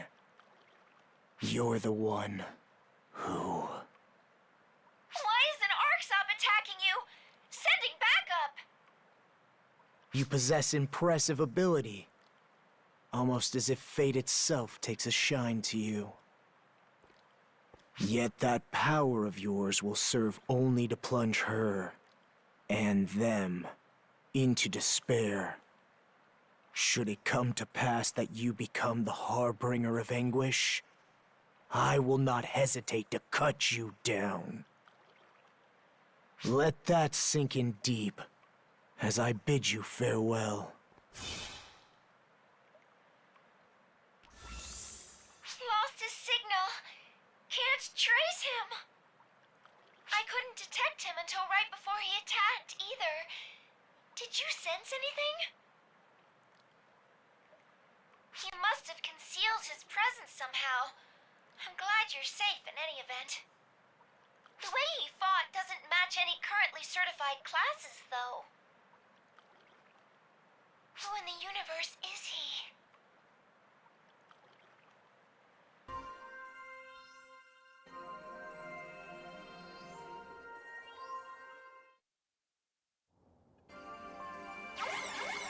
Report! I've got some info on that mysterious Arcs Op who attacked you. Excuse me? Did you hear the news? A new class has been officially recognized. It's called Phantom. And get this, the Phantom Advocate is one of my friends. Stratos. Just hearing a hero mention our creed is enough to make my skin crawl. So you're here as well, Guardian. Wait a minute. You two know each other? I wouldn't go that far. In fact, I haven't even properly introduced myself. They call me Black Wolf Kyokuya, the Phantom Class Advocate. Engrave that into your memory. Piqued your interest, have I? The hour of elucidation is not yet at hand, but it will arrive. Slowly, surely. Oh, hey! Tell us all about Phantoms, Kyoki! My name is Kyokuya. Never refer to me with that dreadful moniker again. But why? I've always called you that. Ever since we were little. Plus, you've always been... Silence! I have no interest in the thoughts of a hero. You ignore reality, cloistering yourself in a cage of so-called justice. Oh, don't be like that. Heroes are protectors of hope and peace. Justice. There is no meaning in the word. Does that fact yet elude you? Phantoms see only reality. Justice and evil are nonsensical labels, ill-suited to the means we use to accomplish our goals. That's so mean. What happened to the kind Kyokuya I used to know? Anyway, you wish to know of phantoms, yes? Allow me to educate you. To be a phantom is to be evasion incarnate, to be one with shadow. Masterful dodging allows us to close in on our foes, striking without fear of retaliation. Evading alters our photon arts, to better suit the shifting flow of combat. And let us forget not to enfeeble. A phantom's true worth is only revealed once a foe is crippled by a patina of status ailments. Dance like a shadow. Let the fear of enfeeblement drive foes to despair. Like a wraith darting through the night. That is how a phantom fights. But that's so... unjust! Even strong enemies deserve a fair fight! Guardian, do you agree with Stratos? Do you believe that justice trumps all?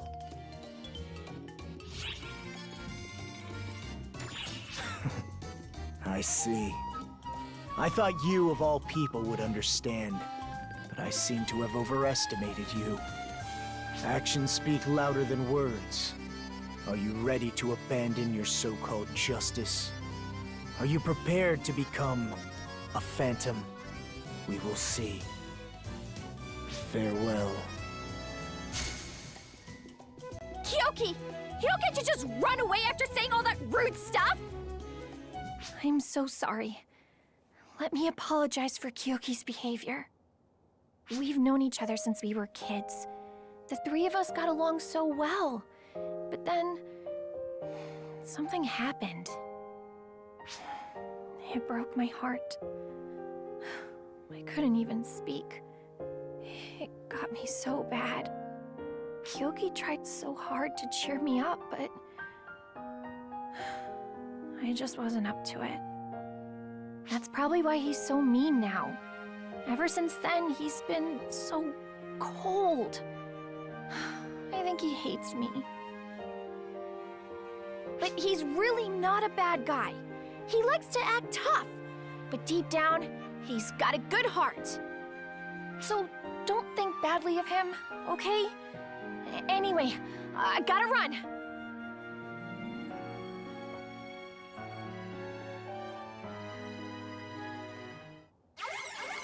My report was interrupted, but I think you've got an idea of what happened now. Kyokuya is the advocate of the new Phantom class. He probably attacked you to see what you're capable of. You're always helping us develop new classes, so he probably figured you could help. I didn't know Stratus and Kyokuya were friends, though. They almost seem like rivals.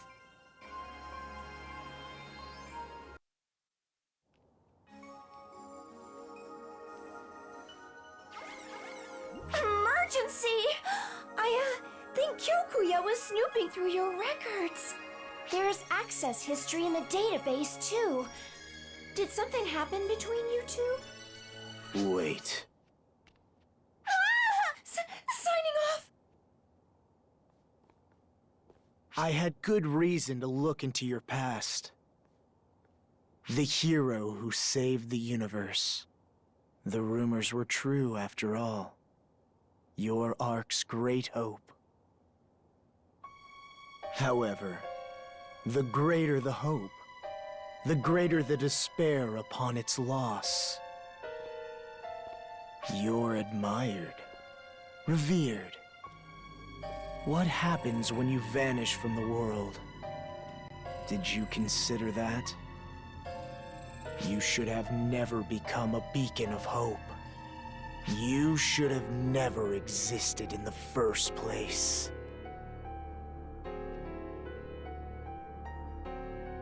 Don't give me that look, Guardian.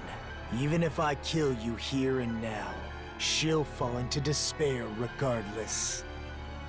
You need to live a long and healthy life, as her greatest hope, as Ark's. Oh, did that shake you? Very well. Let us extend that lifespan of yours, however briefly. Allow me to share with you an incantation most dreadful. O mighty shadow, vanquisher of the light, be my strength, as fangs to the foolish. Arise within me, O Phantom!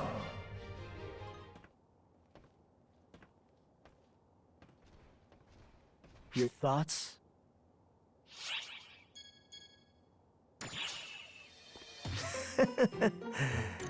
You have the makings of a phantom. Allow me to educate you. If heroes favor power, phantoms favor craft. Do not confuse this with technique or skill. One must fight with the power of shadow.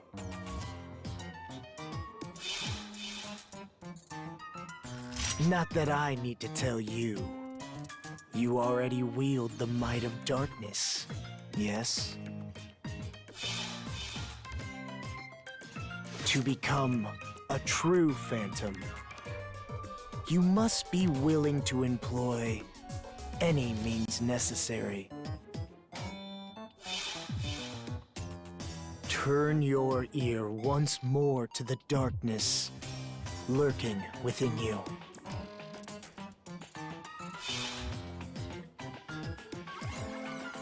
And there he goes. Certainly has an unconventional view of the world, doesn't he? But for some reason, I have this urge to start chanting too. You're a scary guy, Kyokuya.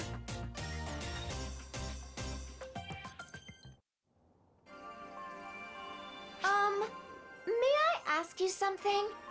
It's about that new Phantom class advocate, Kyokuya.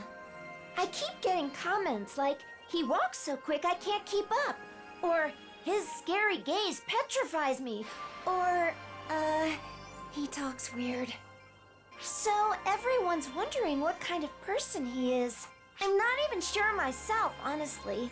I can't grasp personalities or thought process from data alone. So I thought I'd ask you or his friend Stratos. What do you need?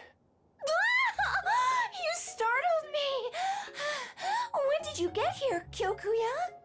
A phantom lurks in darkness, employing the ears of the accursed to expose evil. You'd best be careful with unfounded gossip. Ears of the Accursed? Is that some kind of ability to stop nasty rumors or something? No. The ears of the Accursed. Let that phrase burn deep into your psyche. Perfect timing. I'm Sierra, the Archship Officer. Could I have a little talk with you? I have so many questions from people on the ship. As you wish. Thank you. Okay, first question. Why do you call yourself the Black Wolf? It's my alias. Lurking in darkness. Lunging at the enemy's throat without hesitation. That's what I'm all about. Okay, so if Black Wolf is your alias, how did you come up with it? A wolf stalks its prey with no emotion, treading through the darkness to kill by fair or foul. It fits me perfectly. Wolves are certainly handsome creatures. So, for the next question. You always wear black clothing and hang out in shadowy areas. Do you have an aversion to light? The light is too radiant for me. A phantom lurks in the darkness. Light is the bane of my existence, in a sense. Okay, I think I get it. And now for the final question. Tell us what is unique about the Phantom class. If a hero is light, a phantom is shadow. The shadow can achieve a mission by means unthinkable to the light. It never takes center stage, yet exists without fail, plotting its next move. We dart through the darkness, wherever it is found. That is the way of the Phantom. That's really something. Not exactly sure what you mean about existing without fail. But basically, a phantom is someone who gets the job done by any means necessary. An anti-hero. Would that be an accurate way of putting it? If you've reached a point of understanding, stay out of my way. The ill-prepared will find themselves ensnared by the Phantom's curse. Right, then, farewell. I'm not sure what to say. He really does like trying to sound cool, huh? But I kind of get it. He's willing to use any means necessary, so we should think twice before approaching him. Figuring out the meaning behind his words, and the man himself, is going to take some time, I think.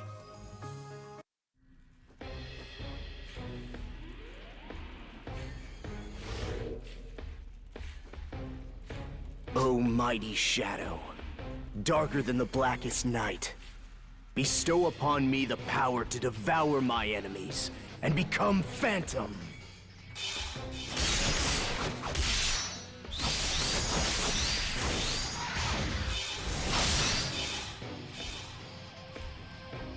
At the cusp of twilight, vanish into darkness amidst the moonlit gloom.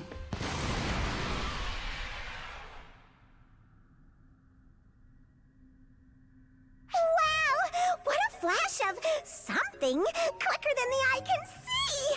So this is the new Phantom class, huh? But what was with the, dramatic reading right before your attack? Wouldn't that give the enemy plenty of time to escape? I mean, is that really necessary? Of course it's necessary. Enemies who hearken to my words will be petrified with fear, draining them of their resolve to flee in the face of certain death. This umbral incantation is needed to stop the enemy cold in its tracks. I don't know. Are you sure you're not just chanting because it sounds cool? Patty, don't just come out and say it. Don't be absurd.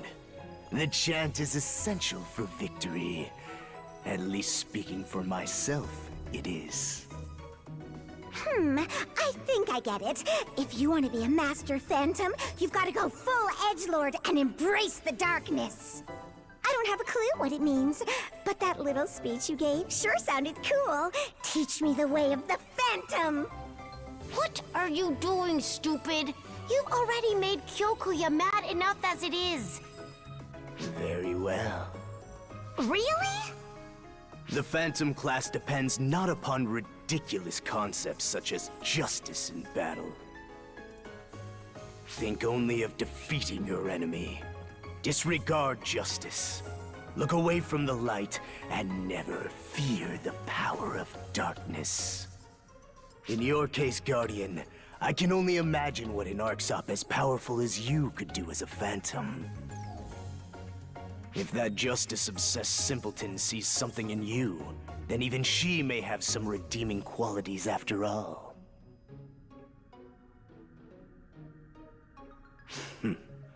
Perhaps I've said a bit too much. Farewell. That guy's so friggin' cool! I want to do that awesome chant too! Almighty Phantom, shrouded in darkness! Shredded? I think shrouded is the word you're looking for if you're trying to sound like him. Whatever. What kind of scoop did you get on the new Phantom class and its advocate, Patty? Tormented warriors, wreathed in blackest mystique. Words as sharp as any blade. Their sanguine judgment falls heavy and swift. Behold the 11th class Phantom! And we've lost her.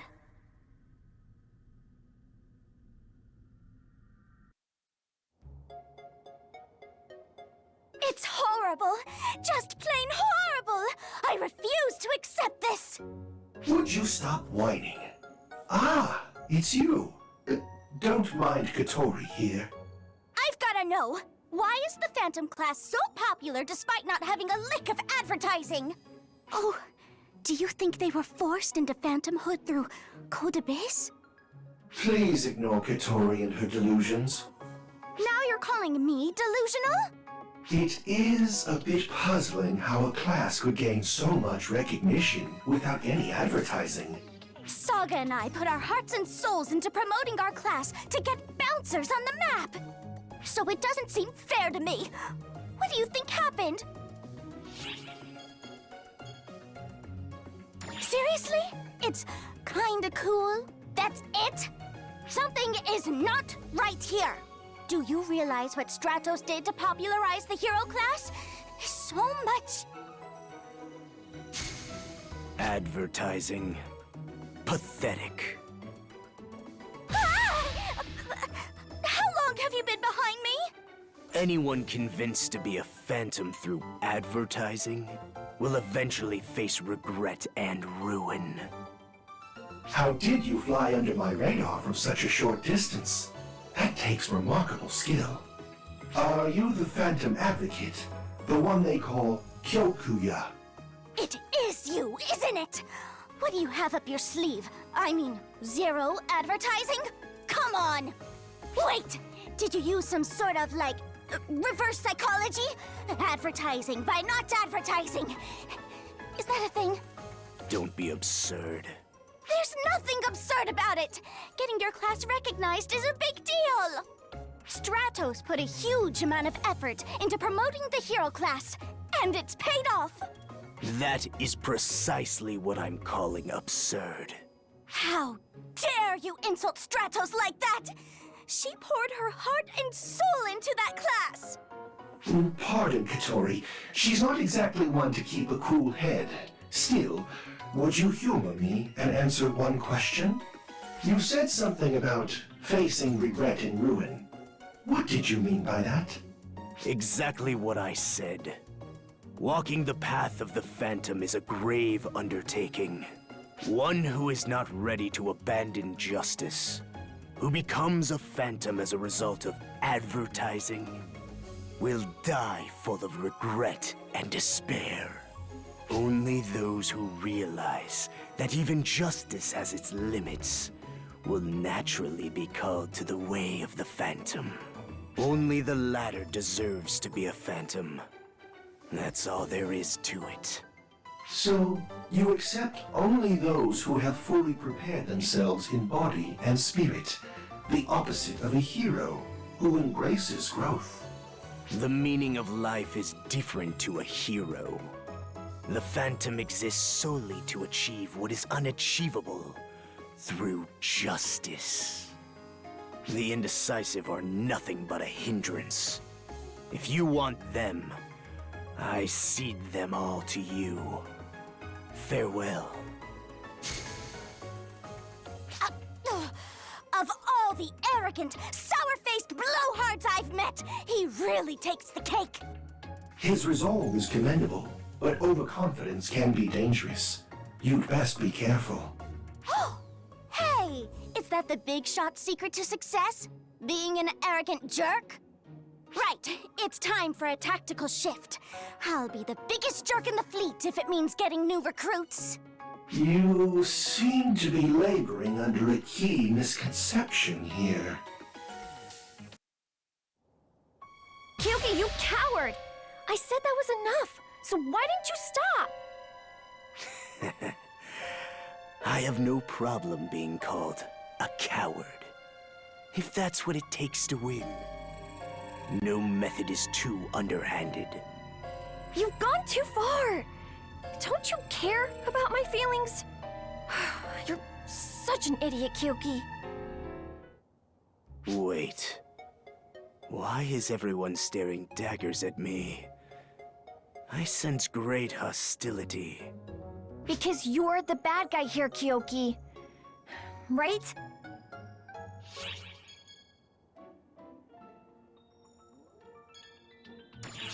I guess you're right. It's a bad look to cause a scene like this in front of everyone. My apologies. Well, let me explain what happened. We were in Amduskia to suppress Draconians in the corrupted region. The tainted Fallspawn were extremely tough, but I wanted to take them on in a fair fight, in the name of justice. Pathetic. And how'd that work out for you? Our operatives suffered heavy casualties. And because I was so fixated on my front, they got hurt shielding me from a sneak attack. I was distracted and let my guard down. But suddenly, the tainted Fallspawn started dropping one after another. It was Kyokuya and his Phantom, sapping at work, even though I asked him not to do it. So what? You were ordered to suppress the Draconians. Slaughter is not how you keep justice. Your insistence on righteousness and proper methodology is what led you to sustaining casualties. Is that what a hero does? Well, no, but... A hero virtuously protects others, fighting to the very end. No, that's your conviction. But conviction dulls the mind. Now that you've faced a situation where justice failed to protect those you value, do you still subscribe to it? Justice has clouded your judgment. Use your own eyes to determine what is right. That is what will keep your mind sharp. I don't want to see you get hurt again.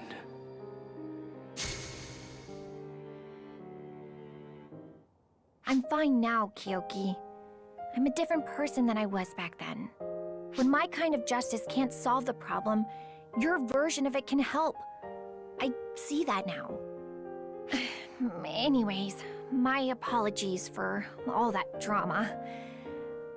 I'd better be off now.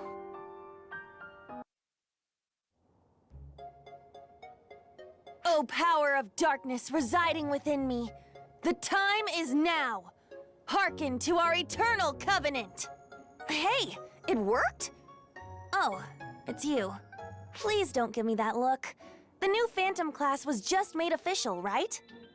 So I can only assume the Advocate will come and badger me into selling it for him. What do you mean I could just say no? I'd feel bad doing that, considering how much effort they put into making these classes. So I'm practicing for when the time comes, and he needs me to do PR for him. I helped out with Stratos, didn't I? Heed my summons, oh mighty Phantom Advocate! Whoa! I actually summoned him? Somebody called for me. For the Phantom. Was it you? You again? Waiting for the Phantom, are you? Perhaps you're fascinated with death. Yeah, I don't think that's it at all. Anyway, what sort of advertising does a Phantom need? Lay it on me, baby! I've been practicing some potential lines. What are you talking about? Who asked you to promote me? Huh? Well, I mean... I heard someone calling out, so I heeded the summons. You're telling me it was just some juvenile prank? Hold on now. Aren't you gonna advertise the new class? Don't you want people to learn the ways of the Phantom? If you're that obsessed with promoting me, feel free to do so. On your own. No, I'm not! It's just that Katori and Stratos were desperately trying to recruit for their new class, so I figured... A Phantom has no need for that. We reside in darkness. Those who bask in the sun and only see light could never hope to understand. A word of advice for you. Renounce the way of the Phantom while you still can. Only oblivion awaits those who peer into the abyss. One last thing. That chant of yours was not half bad. A little training will go a long way. Farewell. I don't know what to say, boss. You still keep some strange company. If he's not even promoting his class, I've been standing in front of all these shoppers chanting my butt off for nothing! I'll never live this down!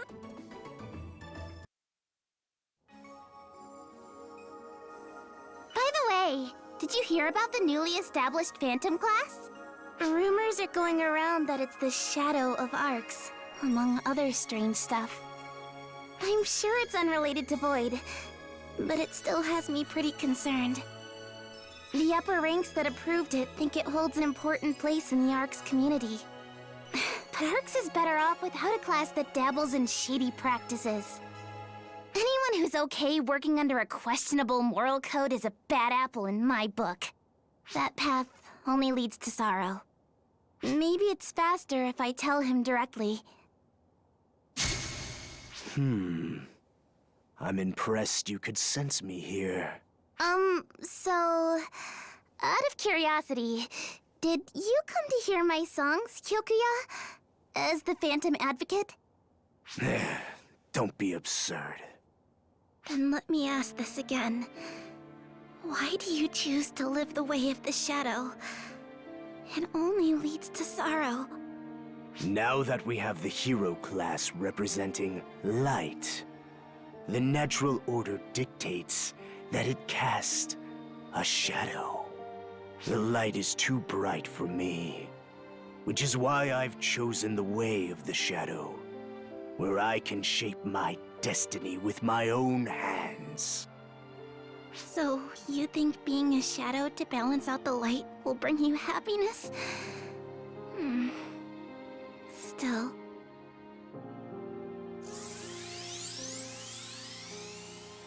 If the shadow's power is found wanting, the shadow itself shall be consumed. Life and all. Well said. Your position in the Intelligence Bureau is based on merit after all. Yet I wonder if one who fits between light and dark can triumph over the sheer density of my shadow. It's undeniable that you put a great deal of effort into obtaining that power. Effort? Don't make me laugh. I was born with the talent to walk the Shadow's path.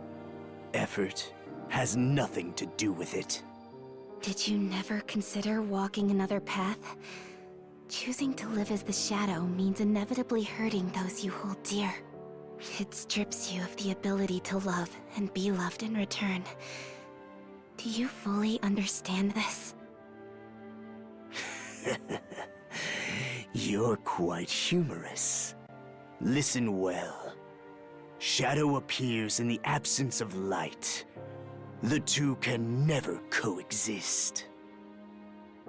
The one who knows only of light moves toward the shadow.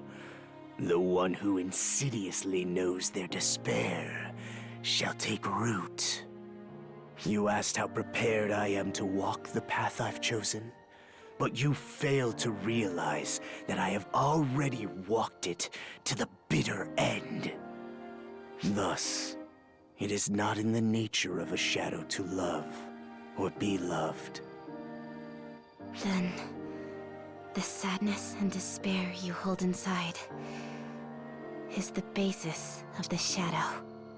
If anyone is clinging to sadness, it is you. I cannot begin to fathom the depth of your sorrow. The shadow does not suit you.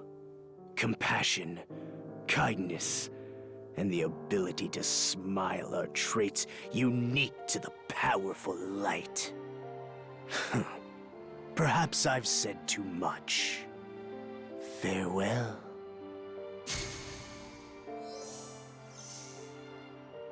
Doesn't he know I'm the 0 of 6? How dare he show such disrespect? But I see right through him. He's keeping his distance from others so as not to hurt someone important to him. And although he denies it, I'm fairly sure he is a man of tremendous diligence. I sense there's something he's very passionate about achieving. I say he's worthy of our trust.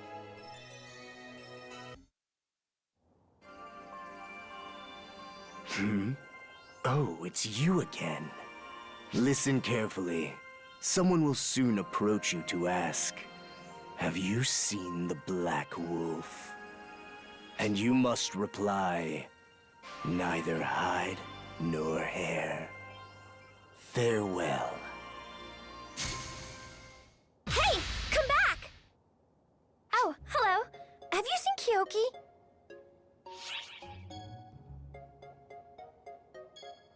That means you did see him. Kyoki's the only one who refers to himself as the Black Wolf. So he must still be in the area. Let's see. Come on, Kyoki.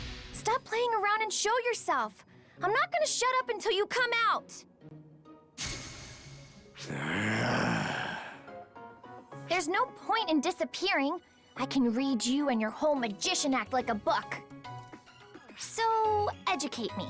When it comes to fighting, where do you think the hero's skill set is lacking most? I'm not falling for that. Figure it out yourself. I haven't slept for 3 days thinking about this, but I keep coming up short. So, I'm asking for your help. A shadow cannot illuminate the light. I have nothing to teach you. That's not true! You taught me a ton of academic stuff when we were little. I remember all the examples you used to make things easier for me. You're an excellent teacher. Lukot said so too.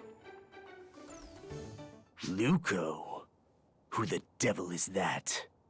Huh? I can't believe you said that! If Lukot heard you, she'd be furious! I've wiped all memory of the dead from my mind. And so should you. She's not even dead! She's out there alive! Somewhere! Then bring her before me at once. I'll kill her right here and now.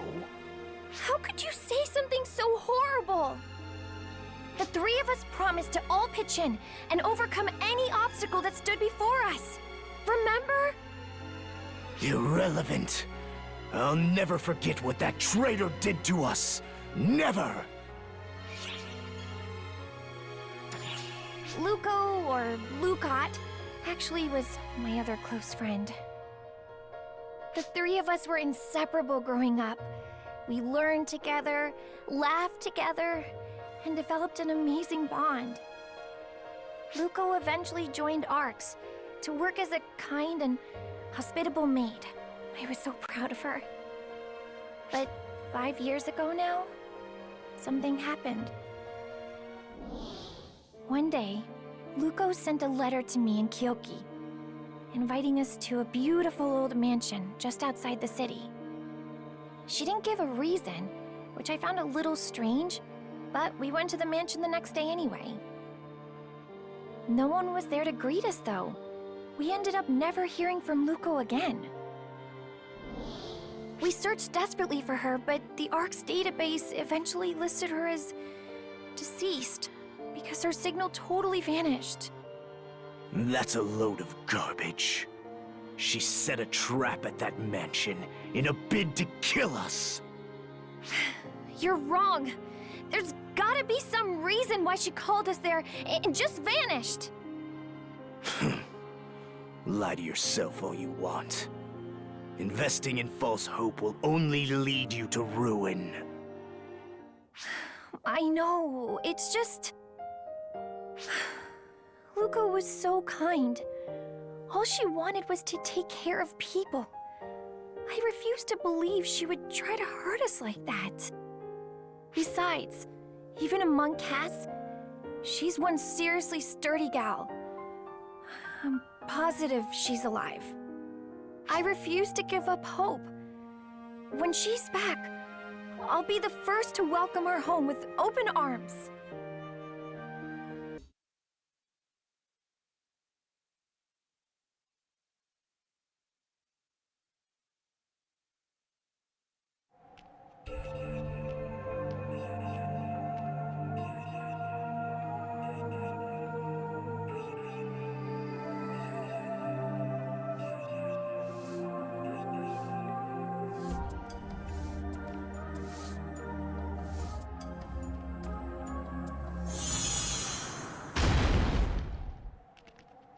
Goodness, this place is full of rubbish.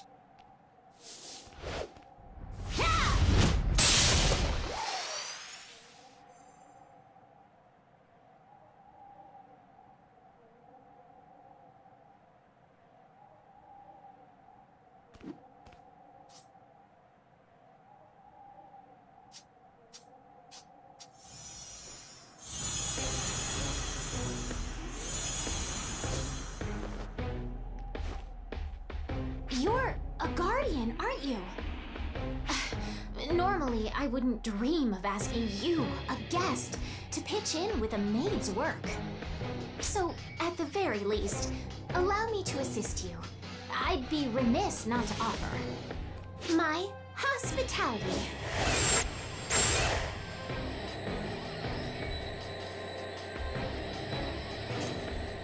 Now, shall we clean up this mess?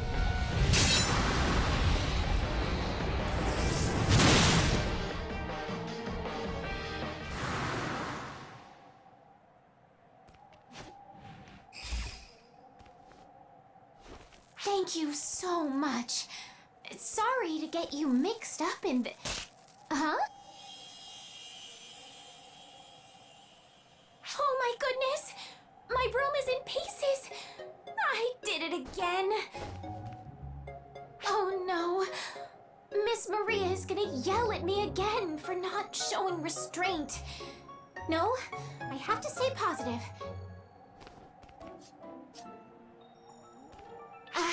I forgot to introduce myself. I'm Lukot. It's an honor to meet you, Guardian. Oh, you want to know why I'm here? The Étoile class will be newly certified soon, so... I've been practicing those techniques since I'll be serving as the advocate. Oh!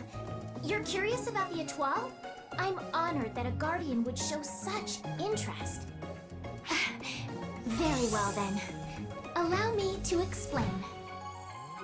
The Étoile is a new class that specializes in melee combat. It's all about providing total team support. It applies uplifting effects suited to each of your allies' classes, strengthening your synergy.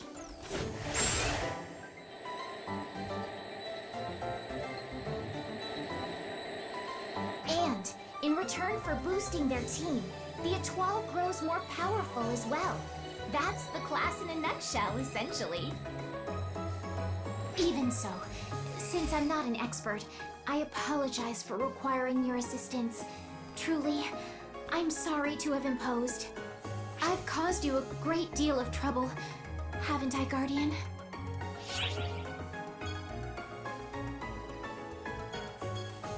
That's not true! I was overconfident in my abilities. I thank you from the bottom of my heart for stepping in. Just what I expected from a Guardian. Strength and kindness, too. I'm so moved. You have my respect. I'm sure that any maid would be elated to have a master like you. From now on, that's what I'm calling you. Master. I actually don't have a master. So, I'd love to be your maid. If you'll have me.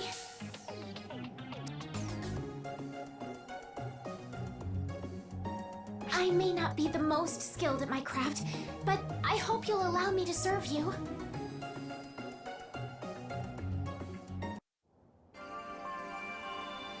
Hi. I know we're overwhelmed with constant deployments and returns, but we need to step it up here. Welcome back, Master. I heard you had another brilliant performance. I wouldn't expect anything less of a Guardian. And Ms. Azanami, what a relief to see you safe and... Is something the matter? Lukot, could I ask you a question? Very well. You must be hurting inside, right? Well, I'm here to listen. Huh? Well, that's not... I mean, hurting? I wouldn't say. You've never been one to depend on others. You're always the big sister giving others a shoulder to cry on.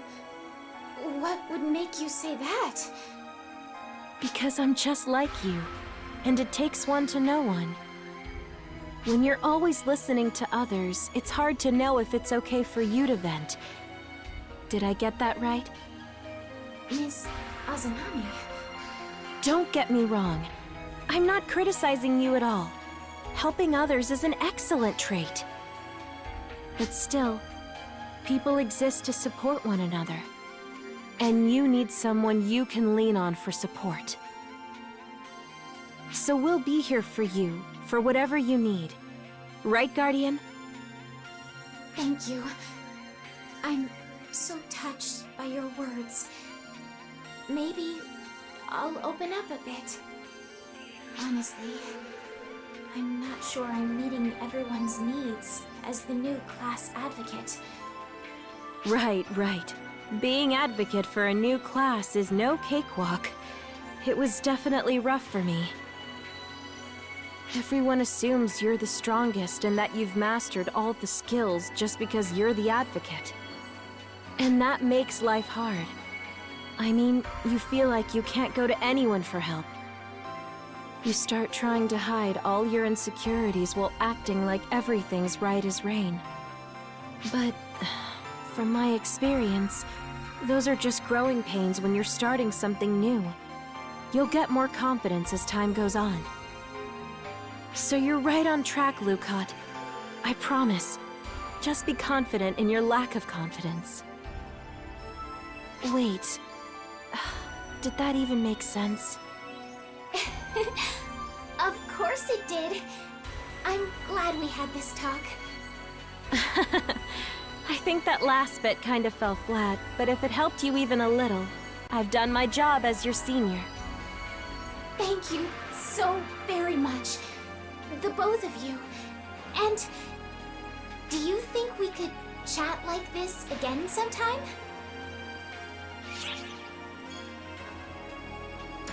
Master, Ms. Azanami, thank you so much.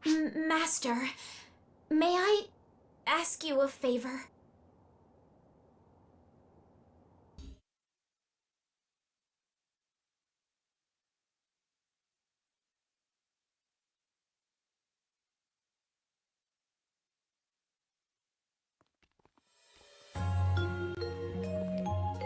What the hell are you thinking?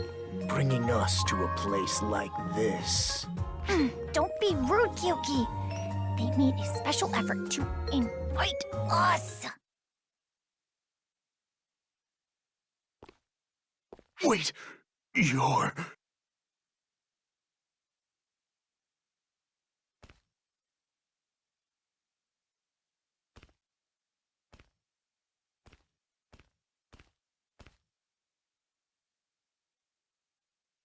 Luko? Is that you? Yes, it's me. Stratos, Kyokuya. It's been so very long. Luko! So, you were alive! Stratos, I've kept you both waiting for so long.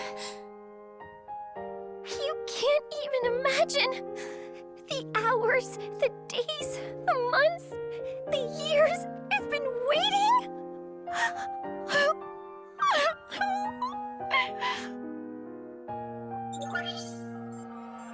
You're not listed as deceased in the database anymore. Does this mean you're back with ARCs? Lukot! How dare you show your face here? Don't you realize what you've done? Stratos and I were your friends. Do you realize how heartless you've been to us? Do you? I know. I've hurt you two a great deal. And I don't expect you to ever forgive me. But I still want to apologize. Because the two of you are my dear, dear friends. Don't give me that! How dare you call us your friends? If we're your dear friends, why didn't you ever contact us? Well? Thank you for doing this, Kyoki. But it's okay now. I'm just so happy she's home. Everything that happened in the past is just that. Don't you want to know why I never got in touch with you all these years? I don't need to know. It must be something you don't want to talk about. So I won't ask. Because that's what friends do. Thank you, Stratos. I'm so sorry. Ridiculous. Oh, right. I baked some cookies, just like old times. Here, Stratos. Wow! Just like when we were kids! Your amazing makeup cookies, right? Here, Kyoki.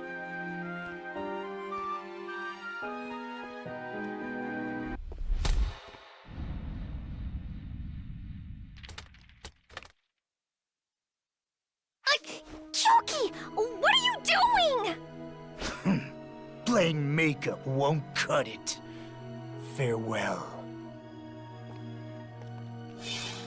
Kyokuya. Sorry, Luko. You went to so much trouble making these for us. I hope you'll forgive Kyoki. Make them again, okay? Next time, all three of us can enjoy them and make up for real. We are friends after all. I certainly will. Thank you so much, Stratos. Master, thanks to you, I was able to make amends with Stratos. I really appreciate what you did. I know Kyokuya will come around someday, too. Okay, Luko. Let's get this floor looking spotless. Very well.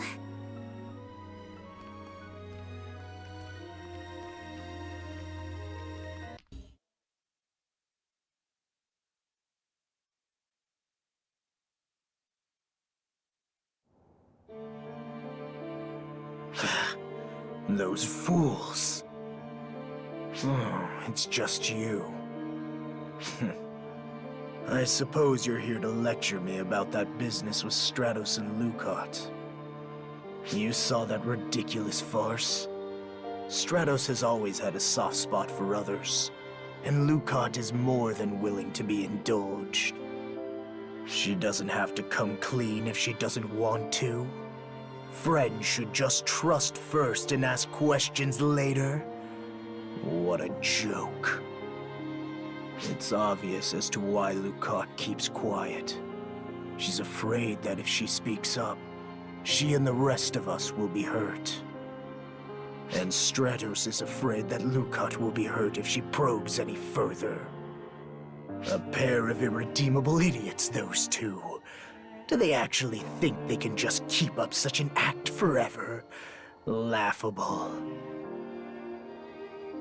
Still, what am I supposed to do? Is there even anything I can do? I'm not sure. I just don't know.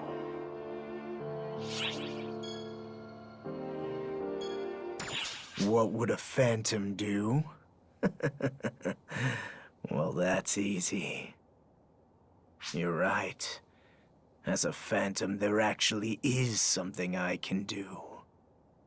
Yes, I'm a phantom. And phantoms don't let anything get between them and their goals. Since they're so scared of hurting each other, I guess that role will have to fall to me.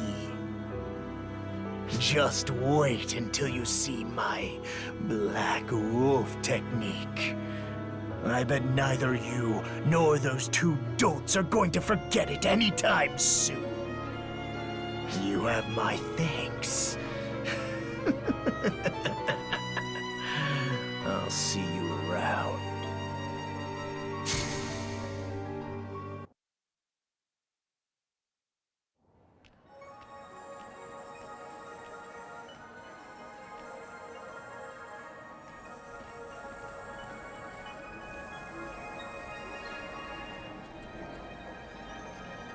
And I hope you'll consider the new Etoile class. Yeah. What she said? Why, hello, Master. How have you been? Well, I hope. Whoa!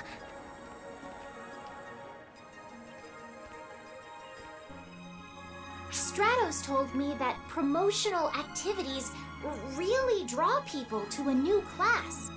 And she agreed to work with me.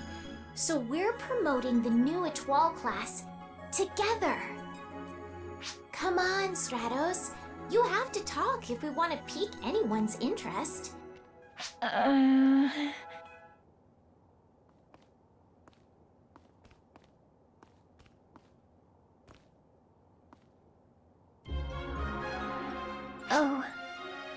Hi. Sorry, but could you stop staring at me like that? It's really, really embarrassing.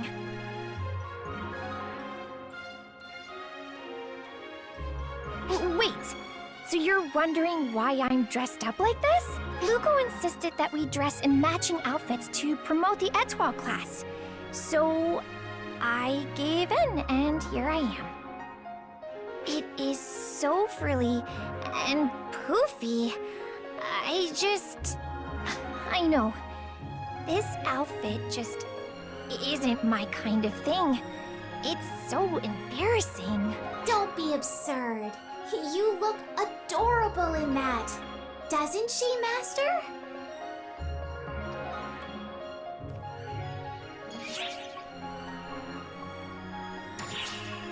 I know, right? I totally agree with you. That settles it, Luko. I'm changing back into my stuff.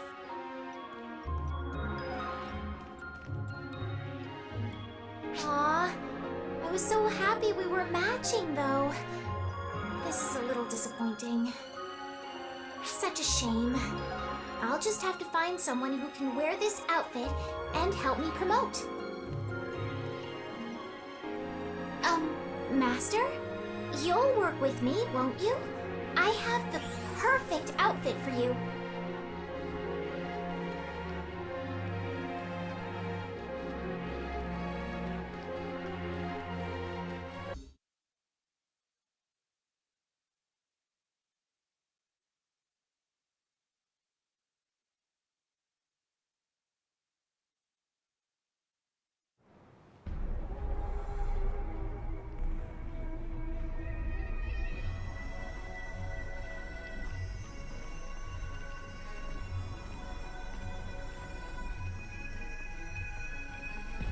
Stratos, you're really fidgety, and that always means something is going on.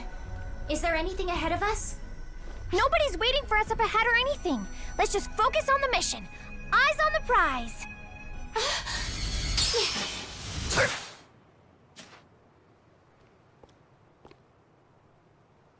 Huh? Kyoki! What are you doing? Someone could have gotten hurt. Shut up! I'm grateful you drew her out, but I have no further use for you. What the heck is that supposed to mean? I thought you were gonna make up with Lukot. You said you were gonna apologize about the cookies and tell her how happy you were that she's back. Was that all just a lie? Perhaps you've forgotten. A phantom stops at nothing to achieve their goals. You would do well to remember that. Lukot, you're going to come clean right now. No more hiding. Stop it already! Lukot is back, and as far as I'm concerned, that's all that matters. I thought I told you to shut up. All right, Lukot. Time to spill the beans. Tell me, why did you betray us? I can't tell you. So it's come to this. You leave me no choice, then. It's high time I started doing things my way. Time to pry open the door of truth once and for all!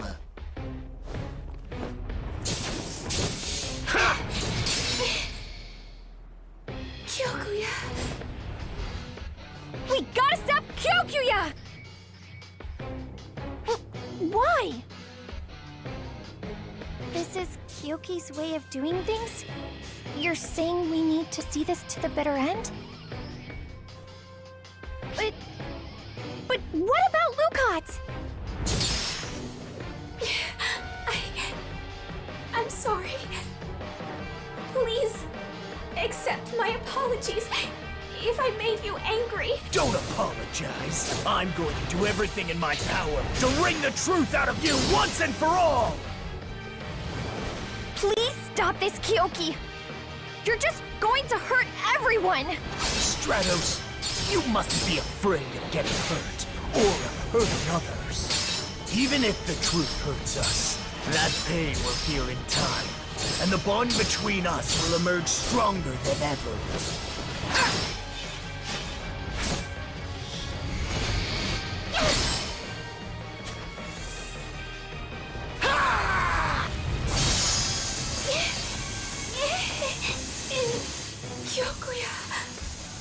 The reason you won't tell us, it has to be because you're trying to protect the three of us from some horrible truth. But you're wrong.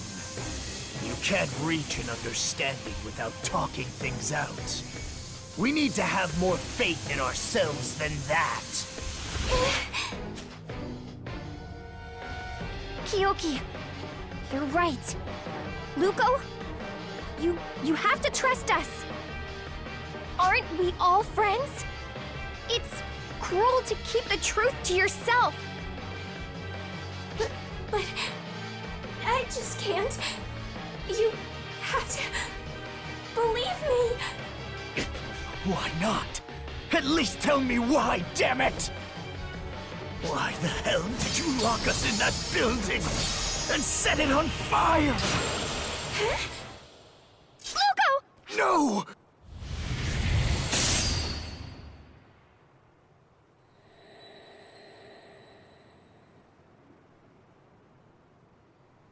Lock you in that building? Set it on fire? What's going on? You don't even remember what you did? Of course I don't! What are you talking about, Kyokuya? Just what happened on that day. Imbecile! You really don't know. You've got it all wrong. I only invited you two over there to have fun. Luko, you need to tell us the whole story. That day when you invited us to meet you there. What in the world happened? Just wait a minute. Please! You have to trust us. We won't hate you, no matter what you say. That's what real trust means. Master, what should I do?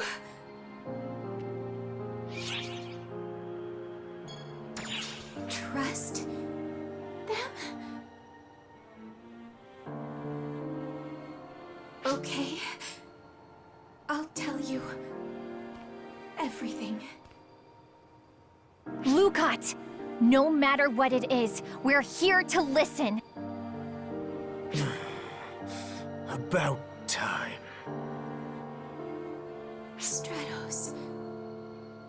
Kyokuya. Please. Don't hate me.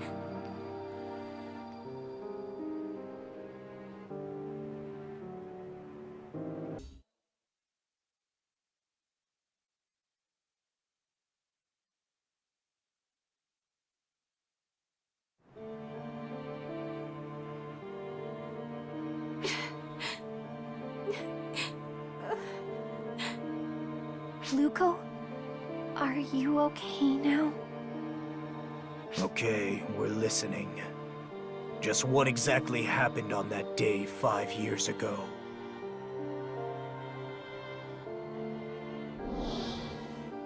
I was in the middle of a mission when I saw an old building in the outskirts of the city area.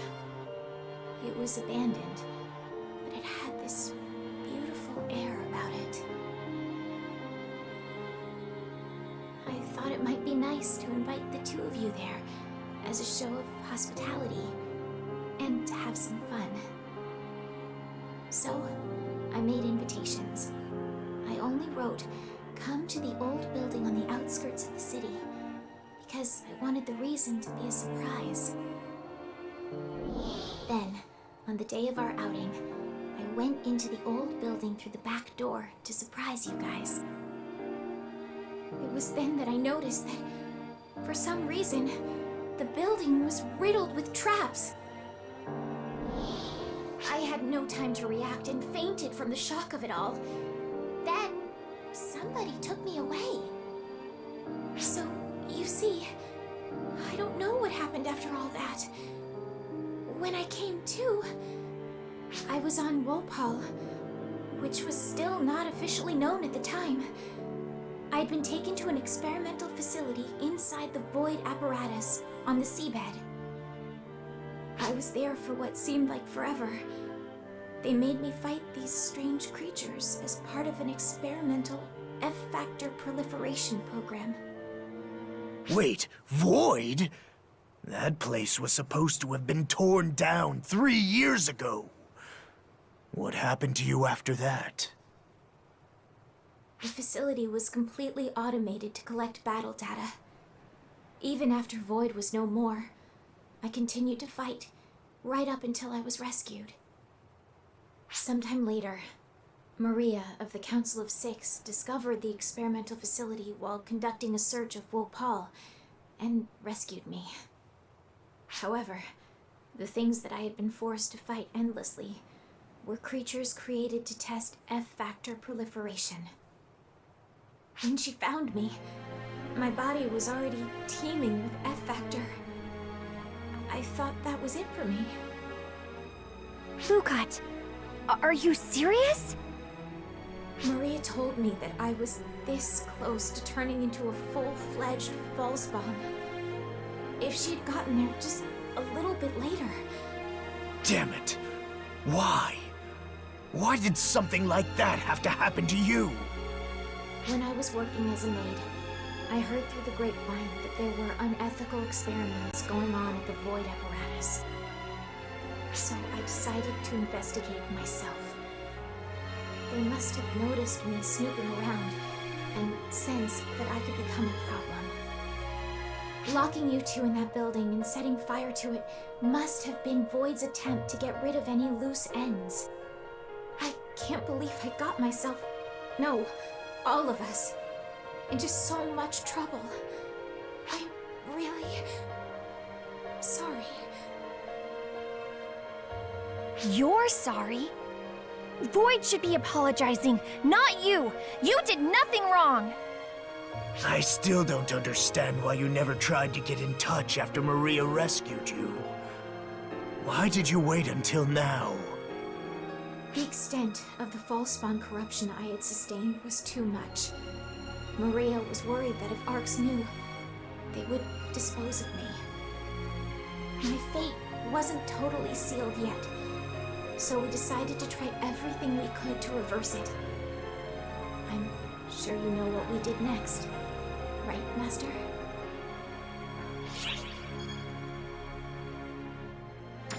That's right. Just like you once were, I was put into cryosleep. She said that we would use cryosleep, which was still in development at the time, as a way of clearing out the F-factor. So basically, after she rescued you, you pretended to be dead and waited, cloaked in darkness, until you were fully recovered. Exactly. Fortunately, the cryosleep process was a success. And after 3 years, the purification process had finished. When I awoke, I was so excited to be able to see you guys again that I kept going with my rehabilitation treatment. But all of a sudden, I got scared. Scared? Of what? I was afraid you would shun me for being exposed to the false spawn corruption. But that was really just me being a coward. Stratos, you were always so kind and would say, "You'll always be Lukot to me, no matter what." Anyway, that's about the size of it. Will you guys still forgive me? After everything I've told you? Of course! It's not like you did anything bad, Luko. As far as I'm concerned, you're golden. Kyoki? It would appear you succeeded in conquering a great fear that slept within the depths of your heart. Not only that, but you put your trust in us. Told us the story straight, in your own words. If what you say is true, I can't scold you. Thank you. Luko, it's so great to have you back. It's great to be back. Thank you, Stratos. Thank you, Kyokuya. Hold up. Now it's Kyoki's turn to apologize. You did say some pretty nasty stuff to Luko back there. I was only trying to extend a bit of hospitality and give you guys a chance to finally make up. So that was your show of hospitality? Extraordinary. What? Thinking of the best way to make someone happy by understanding their true feelings. Brainstorming is the best way to soothe someone's sorrows by understanding their true feelings. One who can understand and put into practice the spirit of hospitality that embodies these ideals is the true meaning of the word maid. Kyokuya, from now on, I officially recognize you as an honorary maid. You really are an idiot. Wait a sec, Luko. Since Kyoki's a guy, we should give him the honorary title of Mr. Maid. I take that back. You're both huge idiots. Come on, Kyoki. It takes one to know one. In any case, next time the three of us should get decked out in maid uniforms and show off our hospitality skills. Or not. I'll pass, thanks. Thank you so much for helping us, Master. Because of you, it looks like we'll get another chance at being a real trio again.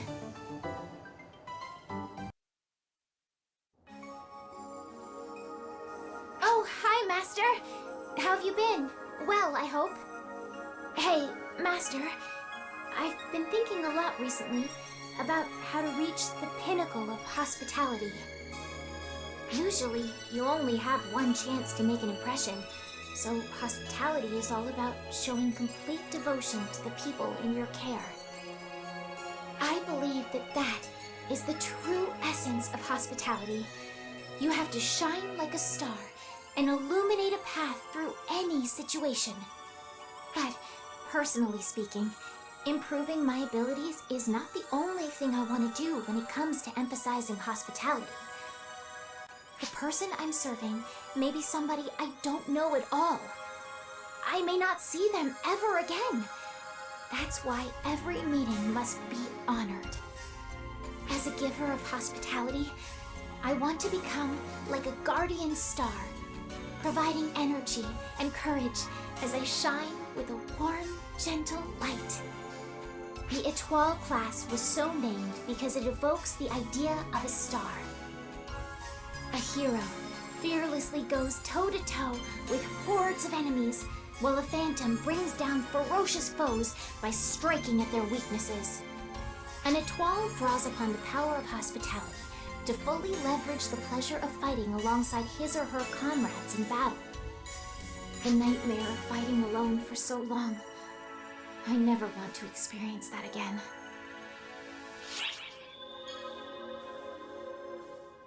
My thoughts exactly. Kyoki plus Stratos, and you'll be there too, Master. Besides, Maria gave me so many ideas and words of encouragement when I was working on the Étoile class. You could almost say that we created the class together. I can't drag Maria down by getting all depressed. All right, let's get cracking. From now on, I'm gonna be the best maid and the best Étoile I can be. I'll provide the most passionate hospitality the world has ever seen. I'll be counting on you too, Master.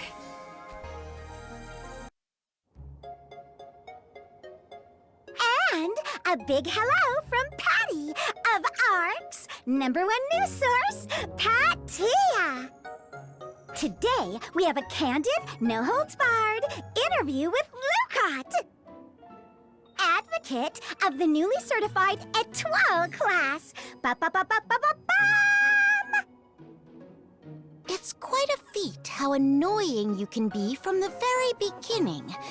I'm sorry, Lukot. Would you humor us with this interview? I'd be more than happy to. Let's get down to business then. First of all, what do you feel is the most important in your daily life? Well, to sum it up in a word, I'd have to say trust. As a maid, it's important to earn the trust of those I work for by showing them I'm right for the job. Take the way I dress, for instance. I think it's easier to trust someone with a job when they're dressed in clean, form-fitting attire. When I'm wearing my maid outfit, I can find my focus and work diligently, knowing it's the perfect attire for the task. Makes perfect sense to me.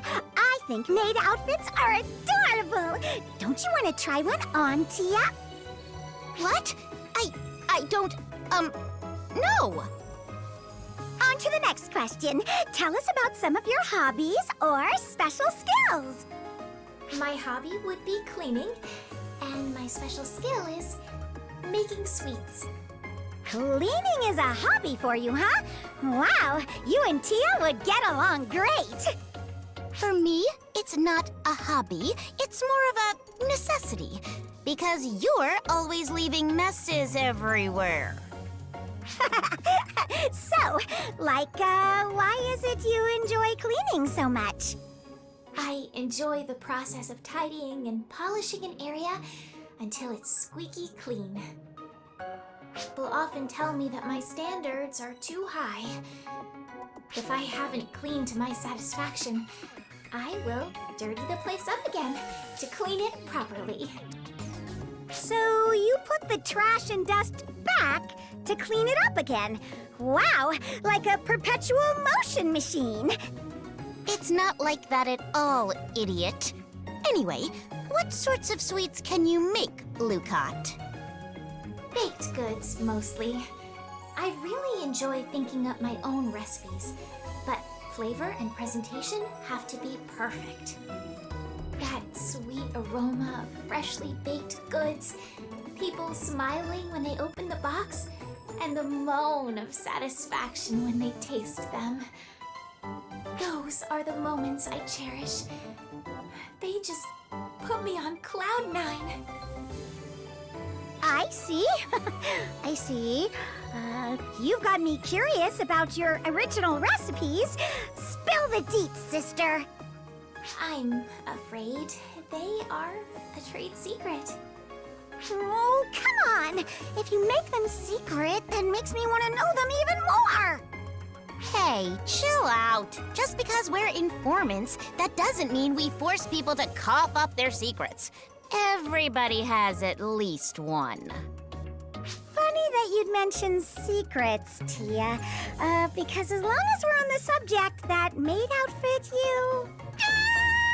Good heavens! Would you just look at the time? That concludes our live interview with Lukot, the new Etoile advocate. Bye! What? Tia, stop! Don't pull me like that! Those two are so cute. Good talk, girls.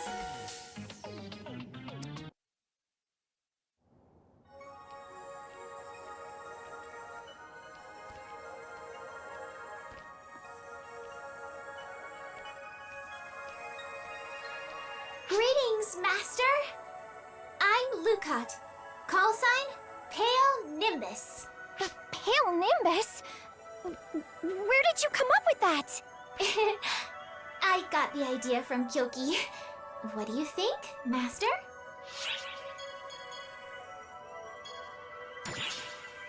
That's like music to my ears. Oh my gosh, I feel a little embarrassed. It takes a lot of courage to use a call sign when referring to yourself. I'm still in awe of Kyoki's courage. That's right! I still remember how Kyoki started to use his call sign back when we were kids. One day, out of the blue, he said, "From now on, call me Astra Prime." I was honestly too shocked to ever actually call him by that name, though. Really brings back memories. That was before my body developed acute photon sensitivity. Yeah, I don't think I have ever been as surprised as I was when you became a cast. I thought you were just taking a break from school, and suddenly you were back as a cast. You were taller and got to graduate early. Yep, usually people are assigned to become a cast at birth. Cases of suddenly acquired photon sensitivity are quite rare. Despite the unusual circumstances, they took me right out of my old elementary school, and I was allowed to transform into a cast. I'm pretty sure I'm the only one on record to become a cast while in grade school. At first, I was really worried that you and Kyoki would be afraid of me or wouldn't like me. How can we not like you? Whatever happens, you'll always be Lukot to me. Friends are friends, no matter what. Oh, Stratos. That's what you always say. Even so, back then, after I became a cast, I felt like I almost lost the real me. I love taking care of people. I just couldn't harden my heart for battle. Honestly, I was ready to give up. But then, you and Kyoki told me, you don't need to harden your heart. Just be yourself. Thanks to you, I pulled myself back together. Even now, I always carry with me the flower accessory that you gave me back then. That's a blast from the past. I made it with the hope that you'd always be healthy and happy. Wait a sec. Didn't Kyoki also give you a gift? Yes. You don't know this, but the gift that he gave me was my call sign. Now I remember. You were completely stunned when he gave you a call sign as a present. Back then, the call sign he gave me was Flowing Nimbus. That's right. He was so upset that he couldn't come up with a better name. But hey, what about Pale Nimbus? Kyoki and I came up with that one together. That's really neat. Now I think I want a call sign too. Hey, maybe the three of us could... I would be all too happy to oblige. From now on, you shall be known as Stratos, call sign Sapphire Flash. Sapphire Flash? Oh, I could get used to that! I concur. It sounds so gallant and dignified. Just perfect for you. Well then, why don't we give it a go? Stratos, call sign Sapphire Flash! Lukot, call sign Pale Nimbus.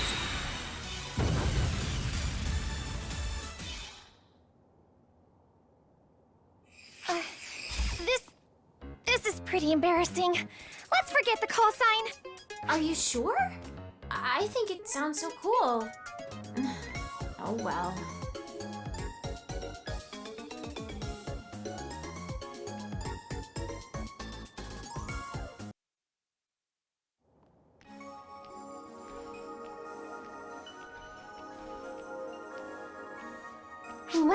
Well, what a coinky-dink! I was just making some introductions between Harriet and Zig here. Harriet the Celestial, an assault rifle cosmogenic arm. I see. And where would Miss Harriet happen to be? If you're looking for me, I'm right here. Ah, so your photons formed into a cosmogenic arm. A special type, just like Aurora. Aye, that is generally the case. Although cosmogenic arms are known to choose their wielders, they usually don't speak. The Blade of Genesis, Clarissa III the Bright, and the other cosmogenic arms were not forged from living persons. Aurora and Miss Harriet are another matter entirely. You both possess powerful wills. Their souls likely entwine with photons to change form, linking to their wielders to unleash their power. Cosmogenic arms of the past had souls as well, deriving overwhelming power through their ties to Shion. When the soul is exhausted, the armament reaches the end of its life cycle. Such was the case for World's End. Though its form was restored, its full power was not. I suspect it lost its soul. The soul that once dwelt in World's End likely fulfilled its role. Satiated. It simply vanished. It achieved its one true desire. You may be right. In that case, I pity Labrys. Poor thing gets damaged and repaired over and over ad infinitum. Perhaps it longs for release. If only there were some way to ask it how it feels.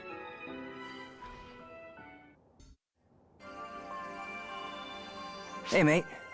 I feel like it's been a while since the two of us struck the breeze. I heard the announcement about what happened. There's hope on the horizon, but we've got to stay focused, huh? I probably already said this, but Yusi and I are general affairs, so we're up to our necks with work and deployment orders. But I reckon we've still got it a lot easier than you do as a guardian, mate. If there's anything I can do, no matter how trivial you might think it is, just let me know. Happy to pitch in whenever, mate. There's no fooling you. But don't get me wrong. When I said I wanted to help, I really meant it. 100%, mate. I'd like to see to it that Yusi and Aurora can live freely someday. I mean, walking through life with your own personal rain cloud, agonizing over once being Dark Falls, must really be tough. That's why I promised myself I'd do something for him. Seems like you already sussed that out, though. Second on my list is offering my services to you, however they might be needed. Crap! Just remembered I've got a meet-up with Yusi. Gotta go. Sorry to chat and run, mate. Better be off now. Knock 'em dead out there.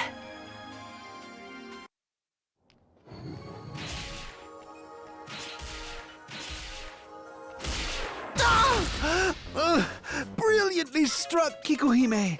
Why, I do believe I've ruptured an organ.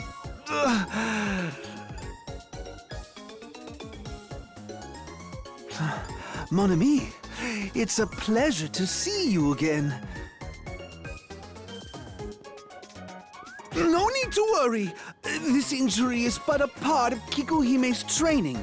An irreplaceable asset indeed.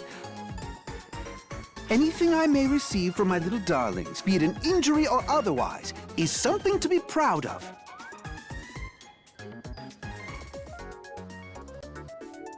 She's saying, "Nice to meet you. I am Kikuhime. You honor me with your presence," and such. Kikuhime is one of my more well-mannered, refined little darlings. Isn't she affable? She's a bit of a worrier, yet ever so gracious.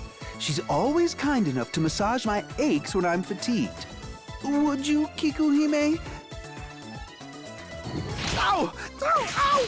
Ow! I think you've worked the knot out!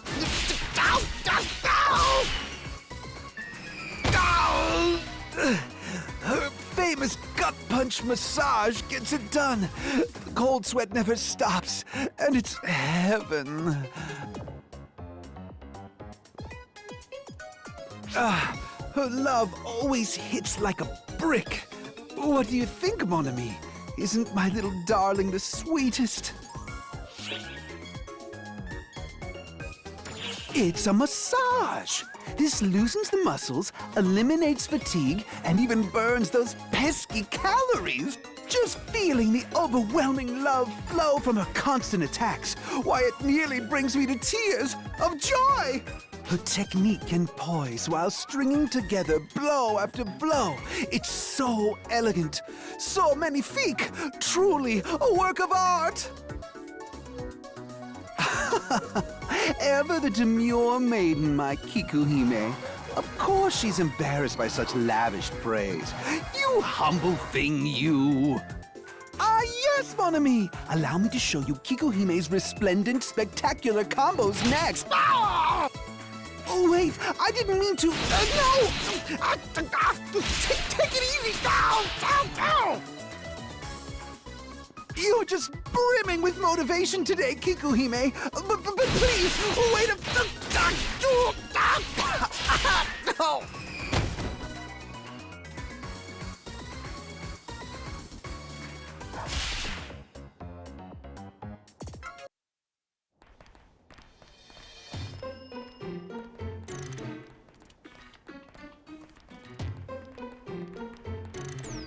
Come on, come on! Let's play! Let's play! Come on, come on! You've got time! You've got time! You brats are really pissing me off. I ain't got time to horse around with you. Why not? Why not play if you've got the time? Huh? Why not? What will it take to get you to play? Shut it, you damn rugrats. You're crazy if you think I'll ever forget about the messes you two have made. If it hadn't been for you, Sheena never would have died.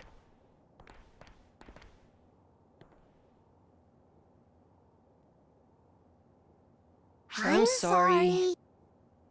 Ugh! Lose the damn puppy dog eyes. We got no time to throw a pity party here. I get it. You guys aren't the same as Gemini the duplicate. That said, you still look exactly like him. The mere sight of you almost sends me spiraling. Get it? Now leave me alone.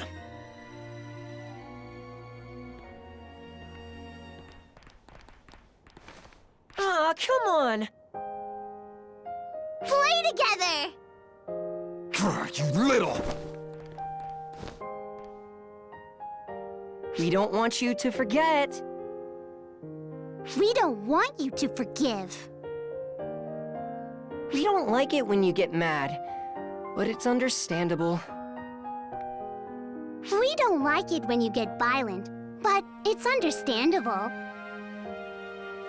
Even so, I still want to play with you.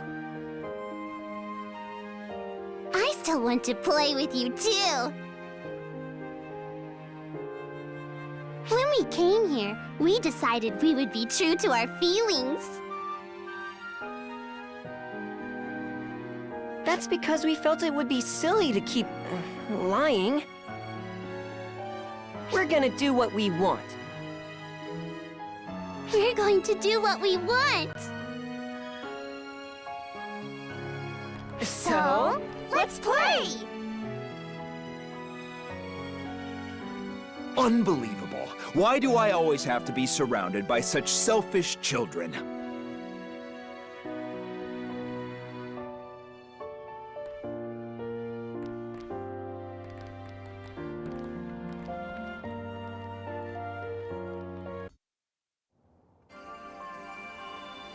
Yo! Fancy meeting you here. We're training for naval combat. A Photoner armada could attack at any time, so we're checking our formations and training daily to stay at the ready.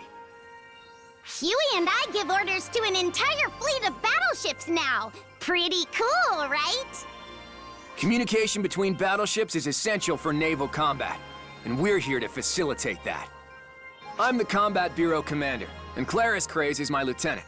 We've taken charge of the fleet.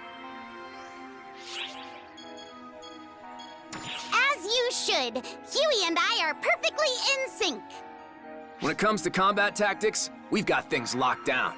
Khosra's cooking up a strategy for us. He said we wouldn't last 5 minutes if we formed our own strategies, so he told us to shut up and do as he said. Khosra's a nervous wreck, but I gotta say, his strategies are airtight. Our duties are mostly limited to Oracle fleet reinforcements and AIS transport. That means you, boneheads, are in the vanguard. I know you won't let us down out there. Hey, it's your friendly neighborhood informant, Patty, with a nose for the news that you want to hear. A nose for news? More like a nose that's always stuck in other people's business. Oh, hey, Tia here. I I tried to look super energetic doing that intro, but I don't think it worked. Huh. You seemed like your usual annoying, bubbly self, so I didn't notice. Cut me some slack, Tia. I'm running on empty here. You're not the only one. Everyone's exhausted. But the ops on the front lines have it a lot worse than us. We have Shiva and her squadron to blame for all of this. Fighting them off is really taking its toll. Well, thanks to everyone's efforts and the AIS firing on all cylinders, we're holding our own out there. They're just way too powerful, and they keep on coming. It's like they suck up all of our photons so we can't even make a dent. There's gotta be a juicy nugget of info out there that will tell us how to knock Shiva off her stupid throne. Even supposing there was, it'd be our job to search for it. Info that'll help us take out Shiva. Wait a second. Maybe, just maybe... Yes! I've got the scoop of the century! Boom! The perfect strategy to take out Shiva! Huh. Whatever it is, it's news to me. I'm not expecting much, but let's hear it. Expect the world, sis. I've experienced this firsthand and confirmed that it works. Really? So you actually have something viable? What kind of strategy are we looking at? I like to call it the supreme tickle tactic. You're such an idiot. I tried it on Aurora, since she's a photoner like Shiva, and it worked wonders. So, genius, how do you plan on tickling Shiva? You need an AIS to get close enough. Boom! That's it! If we push forward with an AIS, we can get close enough to tickle her. I'll just have Ludmila modify one. We'll give it lots of limbs, like a crab or something. This will be the ultimate ARC's weapon! AIS Patty Custom. Now, answer me this. What do you suppose its primary feature will be? Yes, that's right! Its resemblance to a crab is a crucial aspect of... Wait, that's just silly. Anyway, it's a foolproof way to defeat Shiva. Now that we're in agreement, I have to ask Ludmila to get one modified right away. That's never gonna work. Ugh. I'm going to. If there's anything I can do as an ARC's informant, I'll do it. Hey! Wait up, you dummy! Oh, it's you. Still in one piece? I came here upon sensing a great presence. Shiva, you called her? She's more powerful than I could have imagined. That look in her eyes when she blocked my surprise attack, there was no human spirit in them. I couldn't even sense a will to fight. We humans must be too trivial for her to regard with any sort of emotion. And yet, whether her heart is in it or not, her strength is too overwhelming for us. Can you imagine what sort of havoc she would wreak if she did have the will to fight? Just once, I'd like to see it, to confront her with her true spirit on display.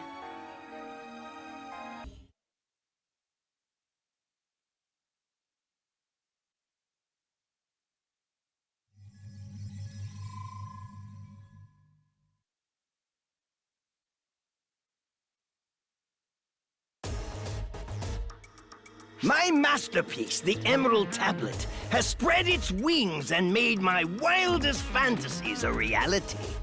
Hardly any time has passed since it left my control, yet it seemed so long ago. I, Hagito Ani, renowned hero of the modern world, have amassed great wealth and prestige thanks to my rare talents and genius mind. My company will only continue to grow as time marches on, propelling my name to even greater heights. And yet, it's all so pointless. my soul still longs for something more. Something like the overwhelming rush of fulfillment I experienced when my masterpiece finally spread its wings. This time I will achieve something unimaginable, and I will do it with my own two hands.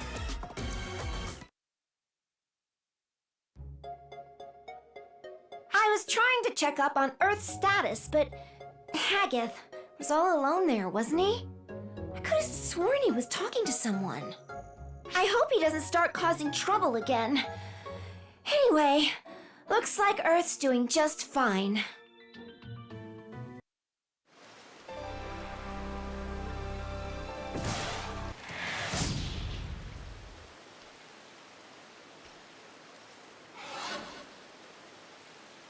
Charlotte, you can stop now. I am fully aware of that intense love you have for me. 120% clear. So just calm down. Charlotte, I need you to relax. You fully convinced me of your love. Go frolic with Katarine and the other... Ow! All of my darling babies.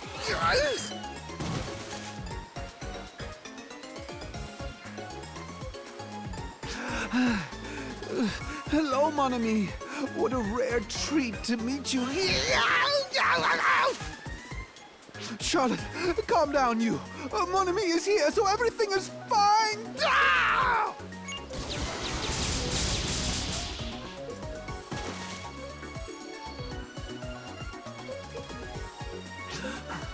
Allow me the pleasure of introducing you to my darling Redoran, mon ami. I call her Charlotte. She has a jealous streak. Redorans tend to be belligerent, as is Charlotte all the more so. She often gets into squabbles with my other darlings because of that. Her love for me is just too deep, I'm afraid. I must say, I'm completely entranced by her magnificent passion.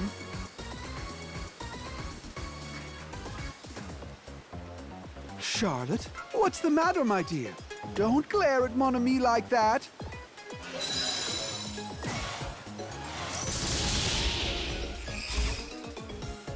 Charlotte, how dare you attack mon ami like that?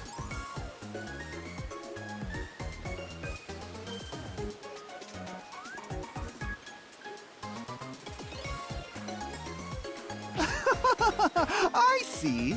Are you envious of our intimate relationship? I'm terribly sorry about that, mon ami, but the way you blocked her attacks was just a thing of beauty. That's enough, Charlotte. Come back to me.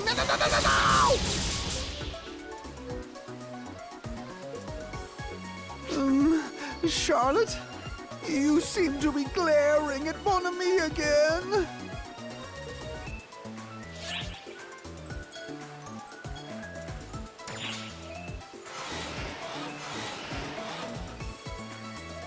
Yes, of course! Charlotte, you're trying to get stronger, all for my sake! But you don't need to push yourself, darling. I love you just the way you are. You're so faithful and...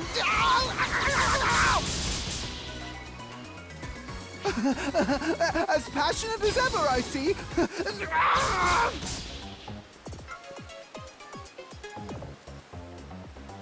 Oh, yes, Charlotte. Hit me with everything you have.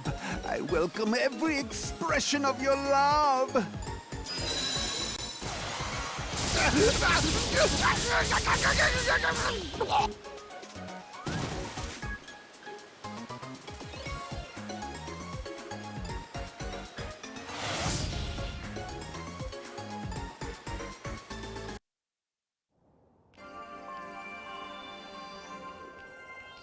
My oh my, well hello there!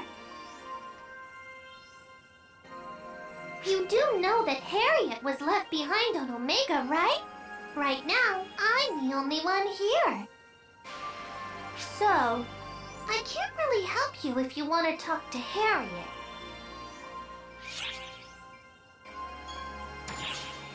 Are you referring to my less than stable psychological profile? Even without Harriet, I'm still the same me I've always been. In any case, at least she left me the cosmogenic arms. They're a little battered, but I can still fight like usual. I'm sure I'll see Harriet one of these days. In the meantime, I'll just have to focus on shooting, maiming, and killing all the baddies.